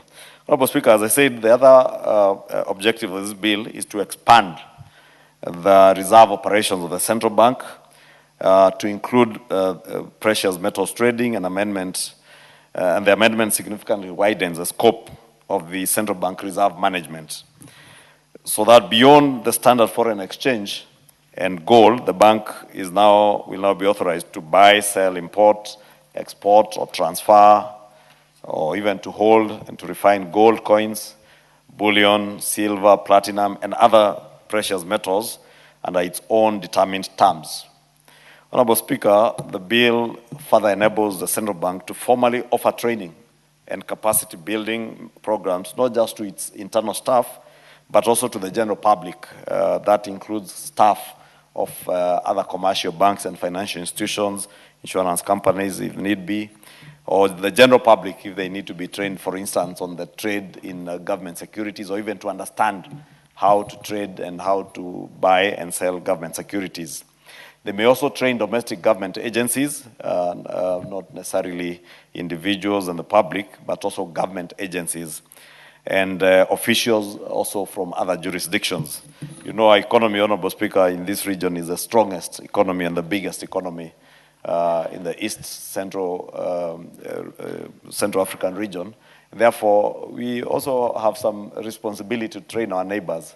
And therefore, people from those other jurisdictions, if they want their staff from their central banks, or from their commercial banks to come and train in Kenya under the School of Monetary Studies, under the central bank, we expand that training mandate to allow central bank to be able to do that. Therefore, Honorable Speaker, as I said, there's a very short bill, those 8 clauses. And Honorable Speaker, you see, I am now belaboring when I'm moving bills to insist on the number of clauses and what each clause is providing for, largely, to avoid the issues you saw with the finance bill. People claiming there is a clause 169, Others claiming that land is being moved from freehold to leasehold. And you can imagine, including people like the former Vice President Kalonzo Musyoka was misled to believe. But you know, if the former president, Vice President, depended on some of these people you saw here to read the finance bill for him, you would understand why the former Vice President was misled. Because I want to believe he was misled. But unfortunately, the people misleading him are people who ought to know better. That's why I'm belaboring in every bill that I'm moving now to insist the number of clauses so that they don't go and say now the Central Bank Amendment Bill has clause 27 that is purporting to do this and this and this and this, or shift this bank from here to here. Propaganda, Honorable Speaker. But it is the world we live in, the world of fake news, a world of propaganda, a world of leaders who tell outright lies, all in pursuit of political expediency and matters, cheap politics and cheap political scores, and not educating the public, Honorable Speaker. And that's why I'm often belaboring the point that as leaders in this country, we must use the floor of this House. You know, we are only 349 Kenyans who have been favored or who are privileged to come and sit in this House, while the rest of millions of Kenyans listen to us, watch us, and want to hear what we are giving back to them. Therefore, when as leaders we use the opportunity that we have been given by or granted by God and the people of Kenya to tell outright untruths, misinform, disinform, propagate propaganda on the floor of Parliament, I usually don't mind when people do it out there in rallies or in funerals. Like I saw them saying about rental income tax in a funeral somewhere. You know, when I saw a former member of Parliament from Madeira speak about rental income tax in a funeral, I forgave him because I said, it's okay, you can say whatever you want to say. Probably you are speaking to the dead in the funeral, not the living, because the living also can read and see. Or when Kalonzo Musyoka talks about things that don't exist in the bill, in a political rally, I forgive him because he might have been misinformed by the leaders you saw here from his party who are speaking about issues that don't exist in the bill. But from the floor of this House, Honorable Speaker, we must remain honest and truthful. We can only, that is why our standing orders speak to the issue of statement of fact, understanding order, I think, 91, and also relevance. And that is why, Honorable Speaker, maybe during the finance bill, we had to keep interjecting people to remain relevant and be truthful and express themselves only on statements of fact. Because people wanted to use this floor to propagate lies and propaganda for the audience out there. So that when they go to their rallies and to funerals, they now feel like they're heroes because they propagated lies. But this bill, Honorable Speaker, we are lucky, is only 8 clauses. So even those who could not read, this one now at least they can read. You can even read it when you are seated here. It is not 57 clauses like the finance bill or the 75 clauses the plant protection bill. With that, Honorable Speaker, I beg to move, and I want to request the very serious legislator in the name of Irene Nyakerario Mayaka to second. Because Irene Nyakerario Mayaka takes time to read. And you know, Honorable Speaker, allow me to just pay a bit of accolades to Honorable Irene Mayaka because she's a first-time member of Parliament and now a chair of a committee. Because her party, ODM, recognized that she was a serious legislator who deserves even to chair a committee, and she's doing exemplary well as a chair of a committee. I think the next order of business after this one, the next order but one, is for her committee. Therefore, I want to invite her to second this motion. Honorable Irene Mayaka to second. Thank you very much, Honorable Speaker, and thank you, Honorable Majority Leader, for the opportunity to second this motion and for the accolades as well. We learn every day from the likes of you. Honorable Speaker, as has been said by the Honorable Majority Leader, the Central Bank of Kenya Amendment Bill 2026 is a very short piece of legislation, but also extremely important. Important, Honorable Speaker, in the sense that it gives clarity in terms of distinguishing routine monetary policy operations from emergency liquidity assistance and providing for periods of financial distress. And also, Honorable Speaker, there's a clear provision in this particular amendment on the issue relating to approval of the Deputy Governor, which is now in line with the process of approval for Governor of the Central Bank, that now specifically only allows the National Assembly to be the one that does this particular process, so that it is in line with the existing approval framework that is provided for.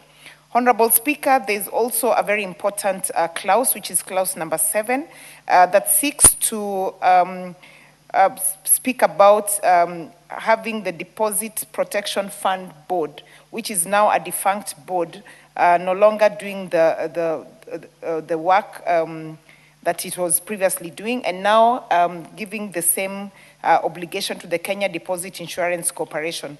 Honorable Speaker, the other very important clause is clause 8 on training, on prescribed capacity building and training through regulations for purposes of implementing the Act. And Honorable Speaker, also this particular clause, if you also look at clause number 3, that also speaks about providing training and capacity building for its staff, the public, government institutions, and persons from other jurisdictions. Very important aspect there, Honorable Speaker, is for the public, because it's very important for the public to understand the distinction and the different roles that the central bank plays from the commercial banks. Because in most cases, you'll find that people do not understand the roles that this particular different financial institutions play. One of which, Honorable Speaker, is the fact that central bank no longer provides accounts for individuals to be able to have treasury bills and bonds through central bank, that you can now actually have them through commercial banks. So very important for the public to understand that you do not need to go to the central bank for this, but you can go to the commercial banks. So Honorable Speaker, with those few remarks and highlighting the specifics that are very important for us to understand why this amendment was necessary, I support and I second. Thank you. Honorable members, I now propose the question. The Central Bank of Kenya Amendment Bill, National Assembly Bill number 27 of 2026, be now read a second time. The Honorable Dr. Makali Mulu. Yeah, thank you, Honorable Speaker, for this opportunity. Let me also say a few things about relating to this bill, Honorable Speaker. Honorable Speaker, this bill is amending the Central Bank's existing Act of Parliament, and as the Leader of Majority has said, it has only 8 clauses, and these amendments are quite important for the country, Honorable Speaker. Honorable Speaker, we all know very well that Kenya has become a financial hub in this region. And if we were to rate countries on the basis of the advancement in financial issues, Kenya would quite be high there. And that's why these amendments are actually aligned to make sure that we are also up to speed in terms of where we are. The work of the central bank, Honorable Speaker, is normally supervisory, regulatory, and then it's always the last lender. And I think it's on the basis of the fact that it's the last lender that the issue of lending to commercial banks on the basis of as an emergency comes up. Because it is the duty of the central bank to ensure that we have a stable and predictable financial system. So in a situation where banks have an opportunity to, in case they get into emergencies, to borrow from the central bank, Honorable Speaker, and up to a period of 12 months, these are very progressive amendment. Because then we've seen banks going under, Honorable Speaker. But with this arrangement, it will be very difficult because now banks can fall back to the central bank, and the central bank will be able to build them out in terms of lending. And that will ensure that then we have no problem with our financial institutions. On the issue of approval for the DG, Honorable Speaker, where we are saying we want to restrict this strictly to the National Assembly, I think it makes a lot of sense because there's nothing devolved to the central bank. Central bank is the bank for the country, and really there's no devolution in it. So on those bases, I think really the idea of pushing that to the Senate, if you look at the Constitution, it says the Senate was actually created for purposes of taking care of the interests of the counties. So this is also aligned, and I think it will make it easier for the DG to be approved in good time when that time comes, and then they can serve the country. The issue of the Kenya Depository Insurance Corporation, where we're also saying the central bank will also be able to lend. Actually, part of our financial ecosystem, Honorable Speaker, is the insurance sector is part of that financial ecosystem. And it's just like an extension of the commercial banks. So we are saying, because our insurance companies also take care of our interests, and more so when it comes to securing our future in terms of right policies and all that, then the bank should also be there to build them out when there is need. Another progressive amendment, which I think we should support, Honorable Speaker. And as I conclude, Honorable Speaker, Clause 8, which discusses the issue of training. This is a very interesting clause, Honorable Speaker. As I indicated earlier, in a situation where the country has become a financial hub, then it means it's important that people are educated on financial issues. They are trained. In the past, the central bank was a bit restricted to train only matters, their own staff, and possibly some staff from the Treasury.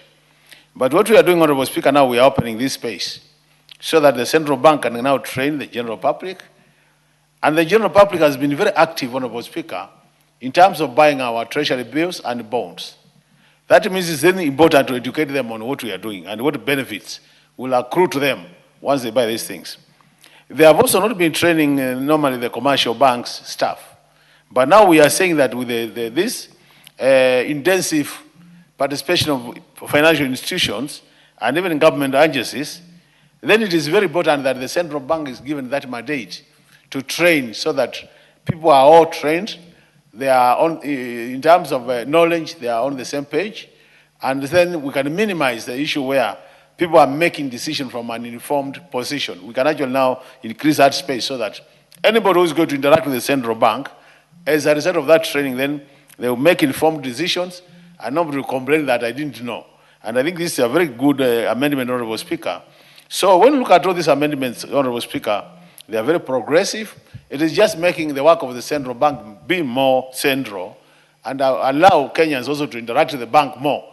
Actually, if you ask Kenyans, very few Kenyans have been into the space of the central bank, either visiting the bank, very few. But now I see an opportunity where the bank is now coming out to interact with the public, to interact with the financial institutions, and that participation will make them also feel like this is our bank as a country. With those many remarks, Honorable Speaker, I support this bill.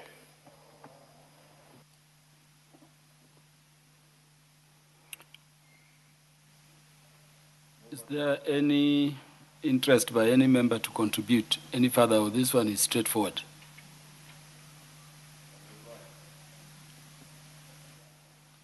I'm not able to see that member. Please?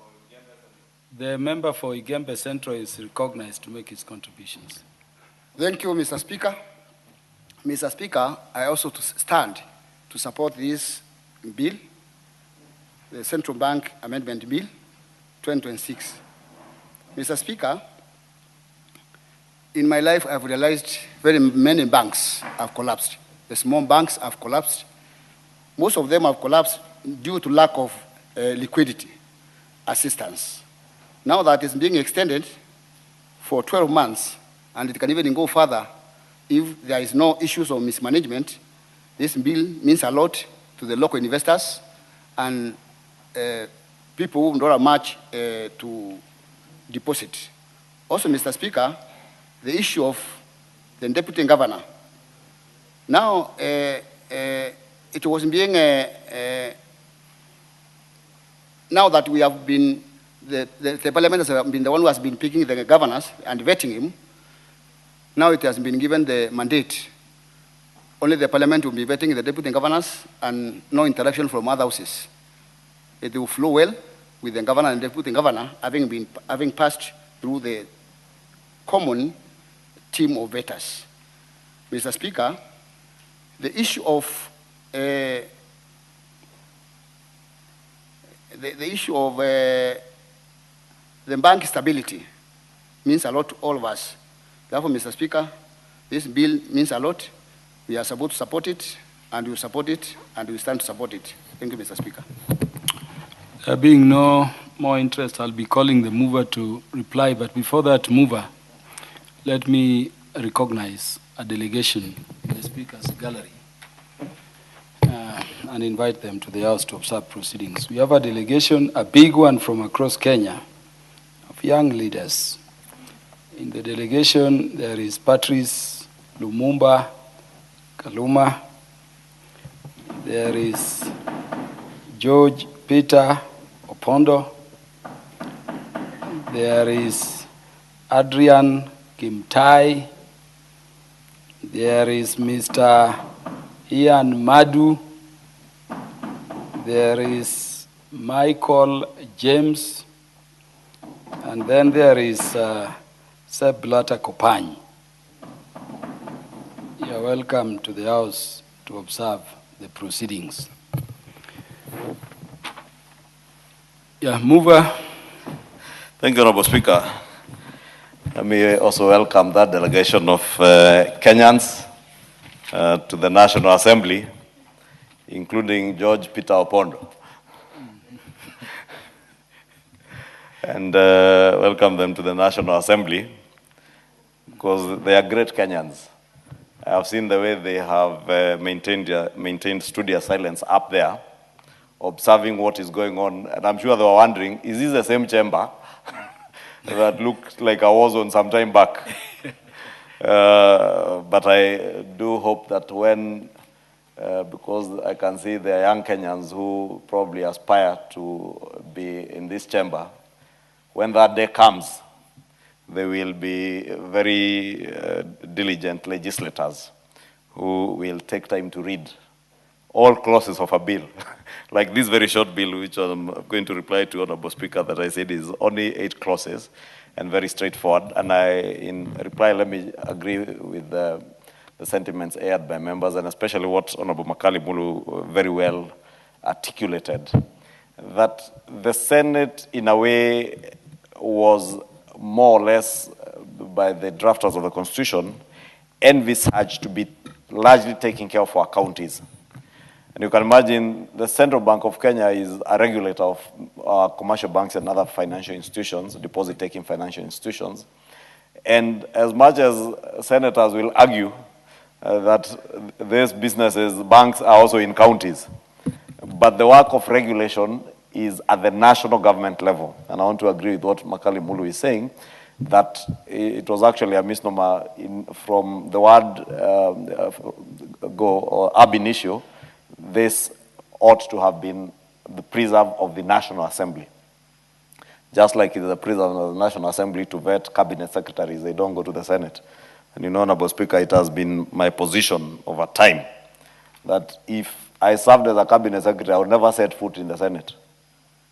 I would never set foot there because they have no business calling cabinet secretaries to the Senate unless it is the cabinet secretary for the National Treasury on matters touching on the division of revenue. But I see cabinet secretaries for roads being called to the Senate.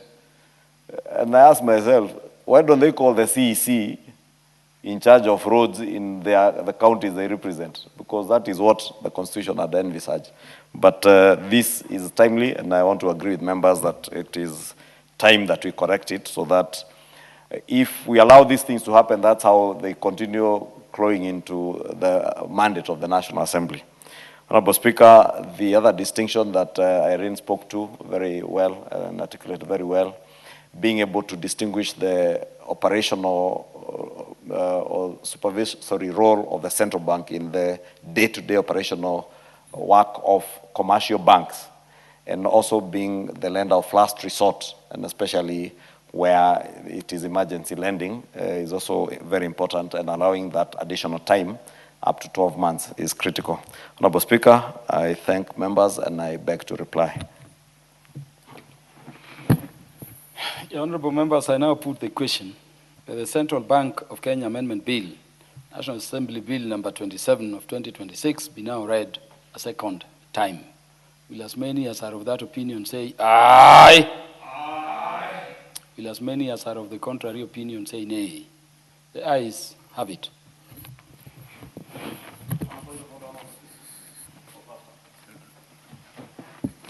A bill for an act of Parliament to amend the Central Bank of Kenya Act and for connected purposes. The Majority Leader. Honorable Speaker, I rise to seek your indulgence regarding the order listed as order number 17, requesting, because we are still waiting the report of the Committee of Finance on this Sovereign Wealth Fund bill, that we do step it down probably to the time after they table the report. Hopefully either tomorrow or the next day of business after tomorrow, which would be Tuesday. Yeah, I will direct that that order be called first. Call the next order. Order number 17, the Sovereign Wealth Fund Bill, National Assembly Bill number 7 of 2026, second reading.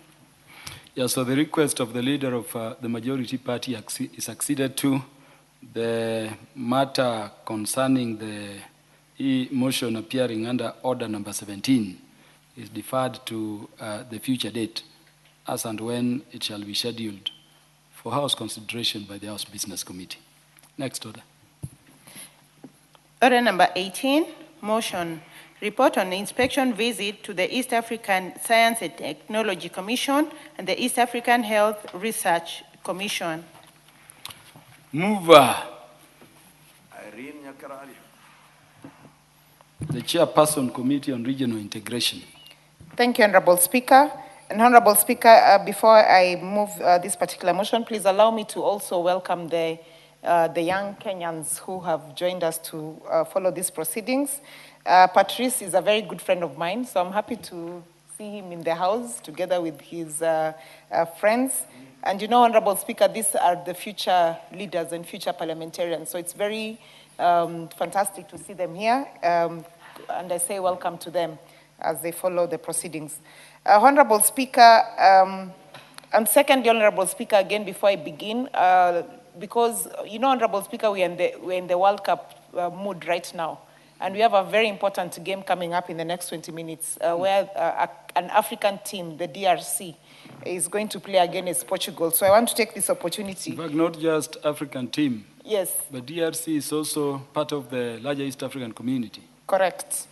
Exactly. And as the chair of regional integration, I take this opportunity to wish them the very best against Portugal, because I believe with what we have been seeing the African teams doing, they can actually win this particular game and proceed.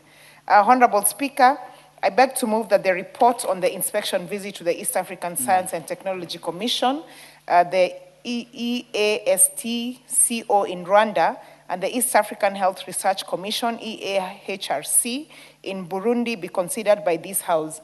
The Committee of Regional Integration undertook an inspection and familiarization visit to these ESC institutions between the 27th July and the 3rd of August 2025.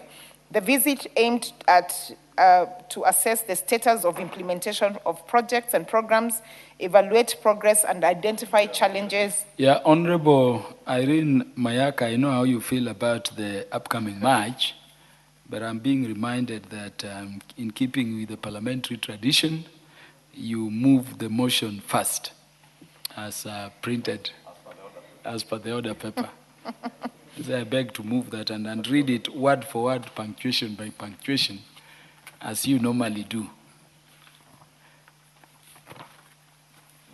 Thank you, Honorable Speaker. I think it's the excitement of the upcoming game. Majority leader anasema ni mbio ya kwenda kuangalia Yes. mpira ya. Majority leader knows I'm a soccer fan.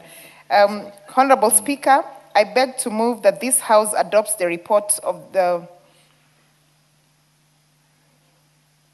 This is the wrong one. This is the wrong one.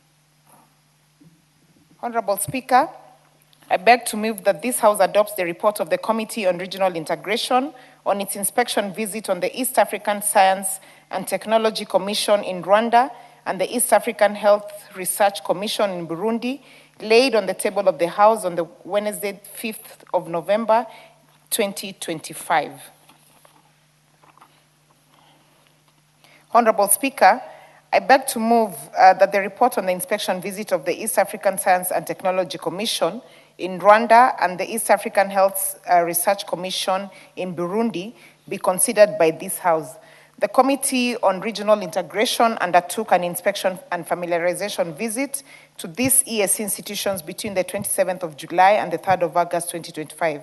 The visit aimed to assess the status of implementation of projects and programs, evaluate progress and identify challenges and interventions, measures to promote the ESC integration agenda. The Honorable Speaker, the committee process and delegation, the committee comprising of 4 members of parliament and was supported by the committee secretariat. The team engaged with officials from the 2 institutions as well as the Kenya High Commission in Kigali and the Kenyan Mission in Bujumbura. The committee reviewed presentations, toured facilities, and held discussions on the institutional mandate, achievements, and challenges. Honorable Speaker, the objectives of this inspection visit was to formulate regional science and technology innovations policies and frameworks which promote regional research centers of excellence in all partner states, mobilization of resources for STI development in the community, and fostering science and technology innovation in the partner states. Secondly, to establish an institutional governance, management, and operational framework. And thirdly, to promote the One Health approach and integrated research involving animal health, human health, and the environment. The key findings by the committee members was that ESTCO has developed regional policies on STI, intellectual property, bioeconomy, and indigenous knowledge system. It has launched research grants, organized regional conferences, and supported entrepreneurship and technology transfer. EAHRC, which is based in Burundi, has initiated regional research and capacity development programs, improved health research ecosystem, and promoted the One Health approach integrating human, animal, and environmental health. Both institutions face significant challenges, including inadequate financing, staff shortage, and inconsistent data and infrastructure across partner states. Financial shortages caused by delayed partner state contribution and dwindling development partner support continue to adversely affect the performance of all the ESC institutions. The Digital Reach Initiative, a 10-year strategy plan, aims to transform health systems through digital technology, but requires sustained investment and policy support. Kenya's active participation and parliamentary support are essential for success of the regional STI and health research programs. Honorable Speaker, observations by the committee are as follows. The committee observed that the lack of a legal framework for the elimination of non-tariff barriers and the staff deficits in ES institutions hampers the effective execution of their mandates. Secondly, the 2 institutions play a pivotal role in harmonizing policies, fostering innovation, and strengthening regional integration. Number 3, there is need to review the current ESC treaty and explore alternative financing mechanisms, such as levies on imports and exports, contributions based on ability to pay. Fourth, Kenya should align its STI and health policies with regional frameworks and support the scaling up of regional innovation and joint research initiatives. Honorable Speaker, the recommendations from the committee are as follows.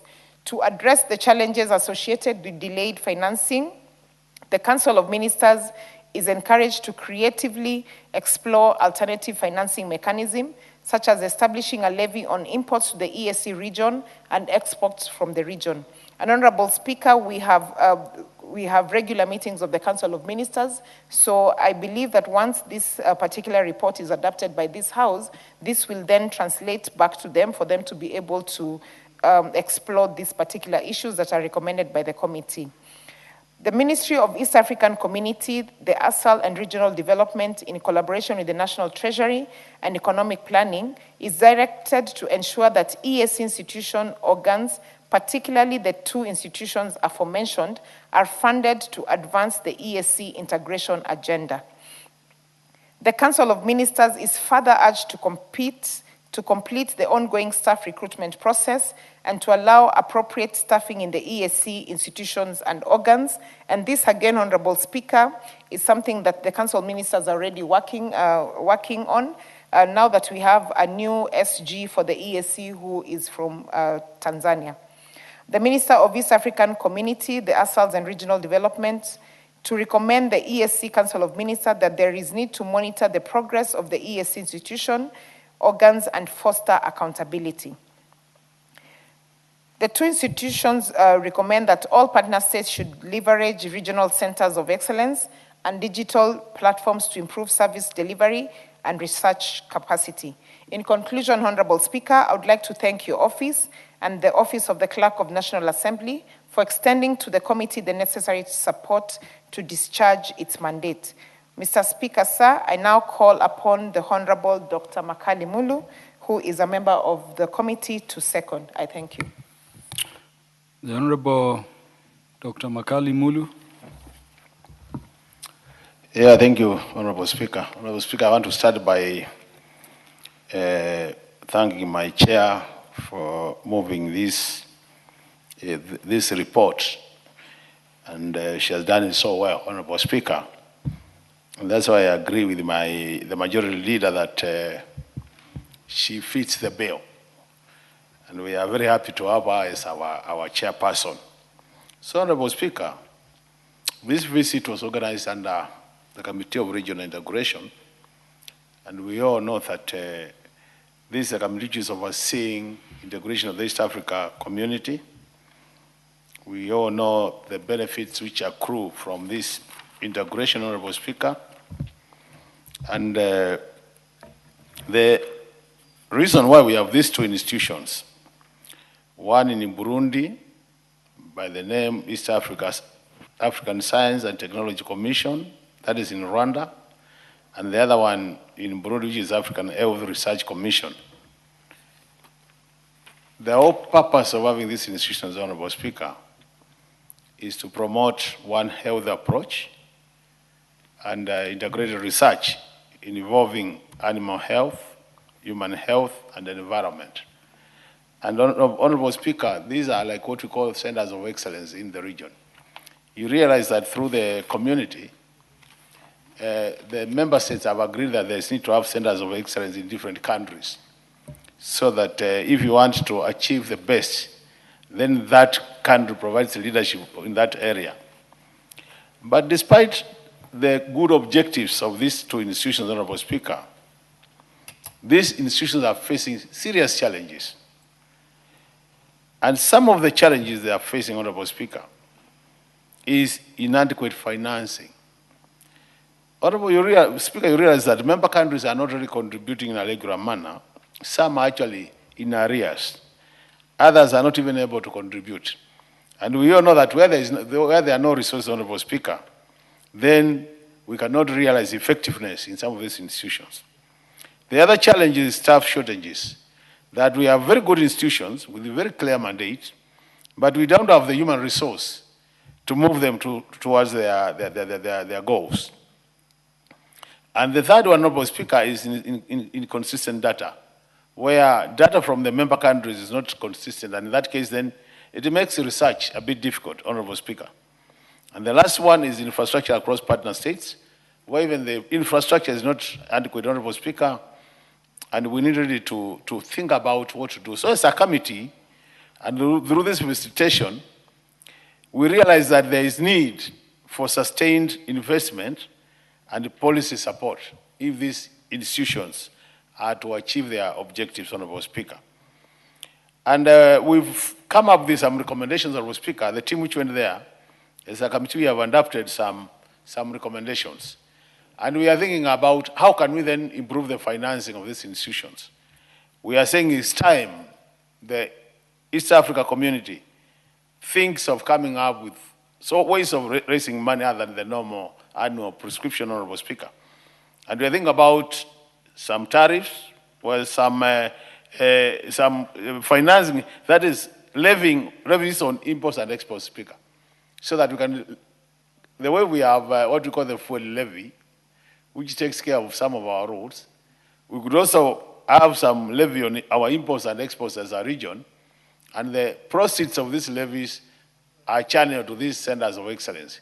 In that case, then we'll be able to help them, Honorable Speaker, in terms of financing.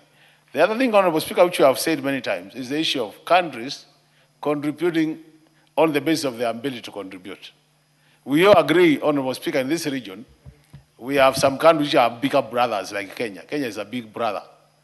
When you compare Kenya and Burundi, Honorable Speaker, Burundi and Kenya is a bigger brother. So we are saying, if Kenya is in a position to pay for Burundi, bearing in mind also the benefits accruing to Kenya as a bigger brother from the region, then Kenya could support such initiatives. And then these centers of excellence, Honorable Speaker, will be able to assist in research and providing data which can be used matters policy, Honorable Speaker.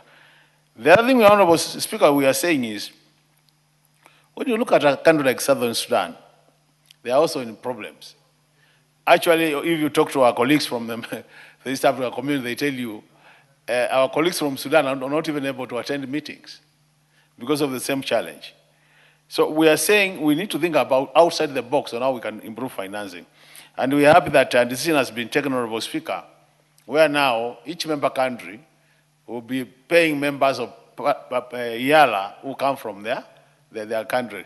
That to some extent might be advantageous, but also to another extent will be a problem because it means then the bigger brother will be able to pay their members, the smaller brothers will remain not able to pay. And at the end of the day, then we start questioning the effectiveness of the region. As I conclude, Honorable Speaker, I think we all agree, and more so members of this committee, we agree that East Africa community has a huge potential, which is untapped.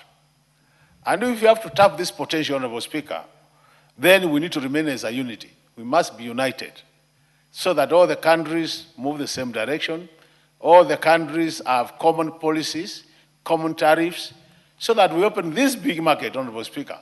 And from where I stand as a Kenyan, I believe Kenya is one of the countries which is likely to benefit more than any other country from this integration. So we need to provide leadership. And that's why this committee becomes very important. When you look at this report, Honorable Speaker, we passed this report around August last year. Today is June. We have done about how many months? 10 months with this report ready for debate. So I wish, as we move to the future, Honorable Speaker, that this kind of reports, we create time through the House Business Committee so that within a short time we discuss them, adapt them, and then we pass them to the other authorities who can implement them. That will help the country. With those many remarks, Honorable Speaker, I second this report. Thank you, Honorable Dr. Makali Mulu. Honorable members, I now propose the question. This House adopts the report of the public investments. No, it can't be that. Sorry. I will propose the question again. This House adopts the report of the Committee on Regional Integration, its inspection visit to the East African Science and Technology Commission in Rwanda, and the East African Health Research Commission in Burundi, laid on the table of the House on Wednesday, 5th November 2025.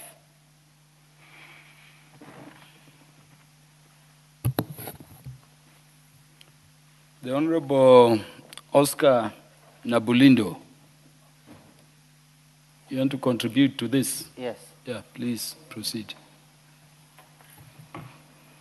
Thank you, Mr. Speaker. Thank you for giving me this chance to contribute to this motion. First, I'll take this opportunity to thank the mover, Mheshimiwa Irene Mayaka, for her eloquence and the elaborate report, well elaborated by her from the committee. I agree with the leader of majority that she's actually a good legislator.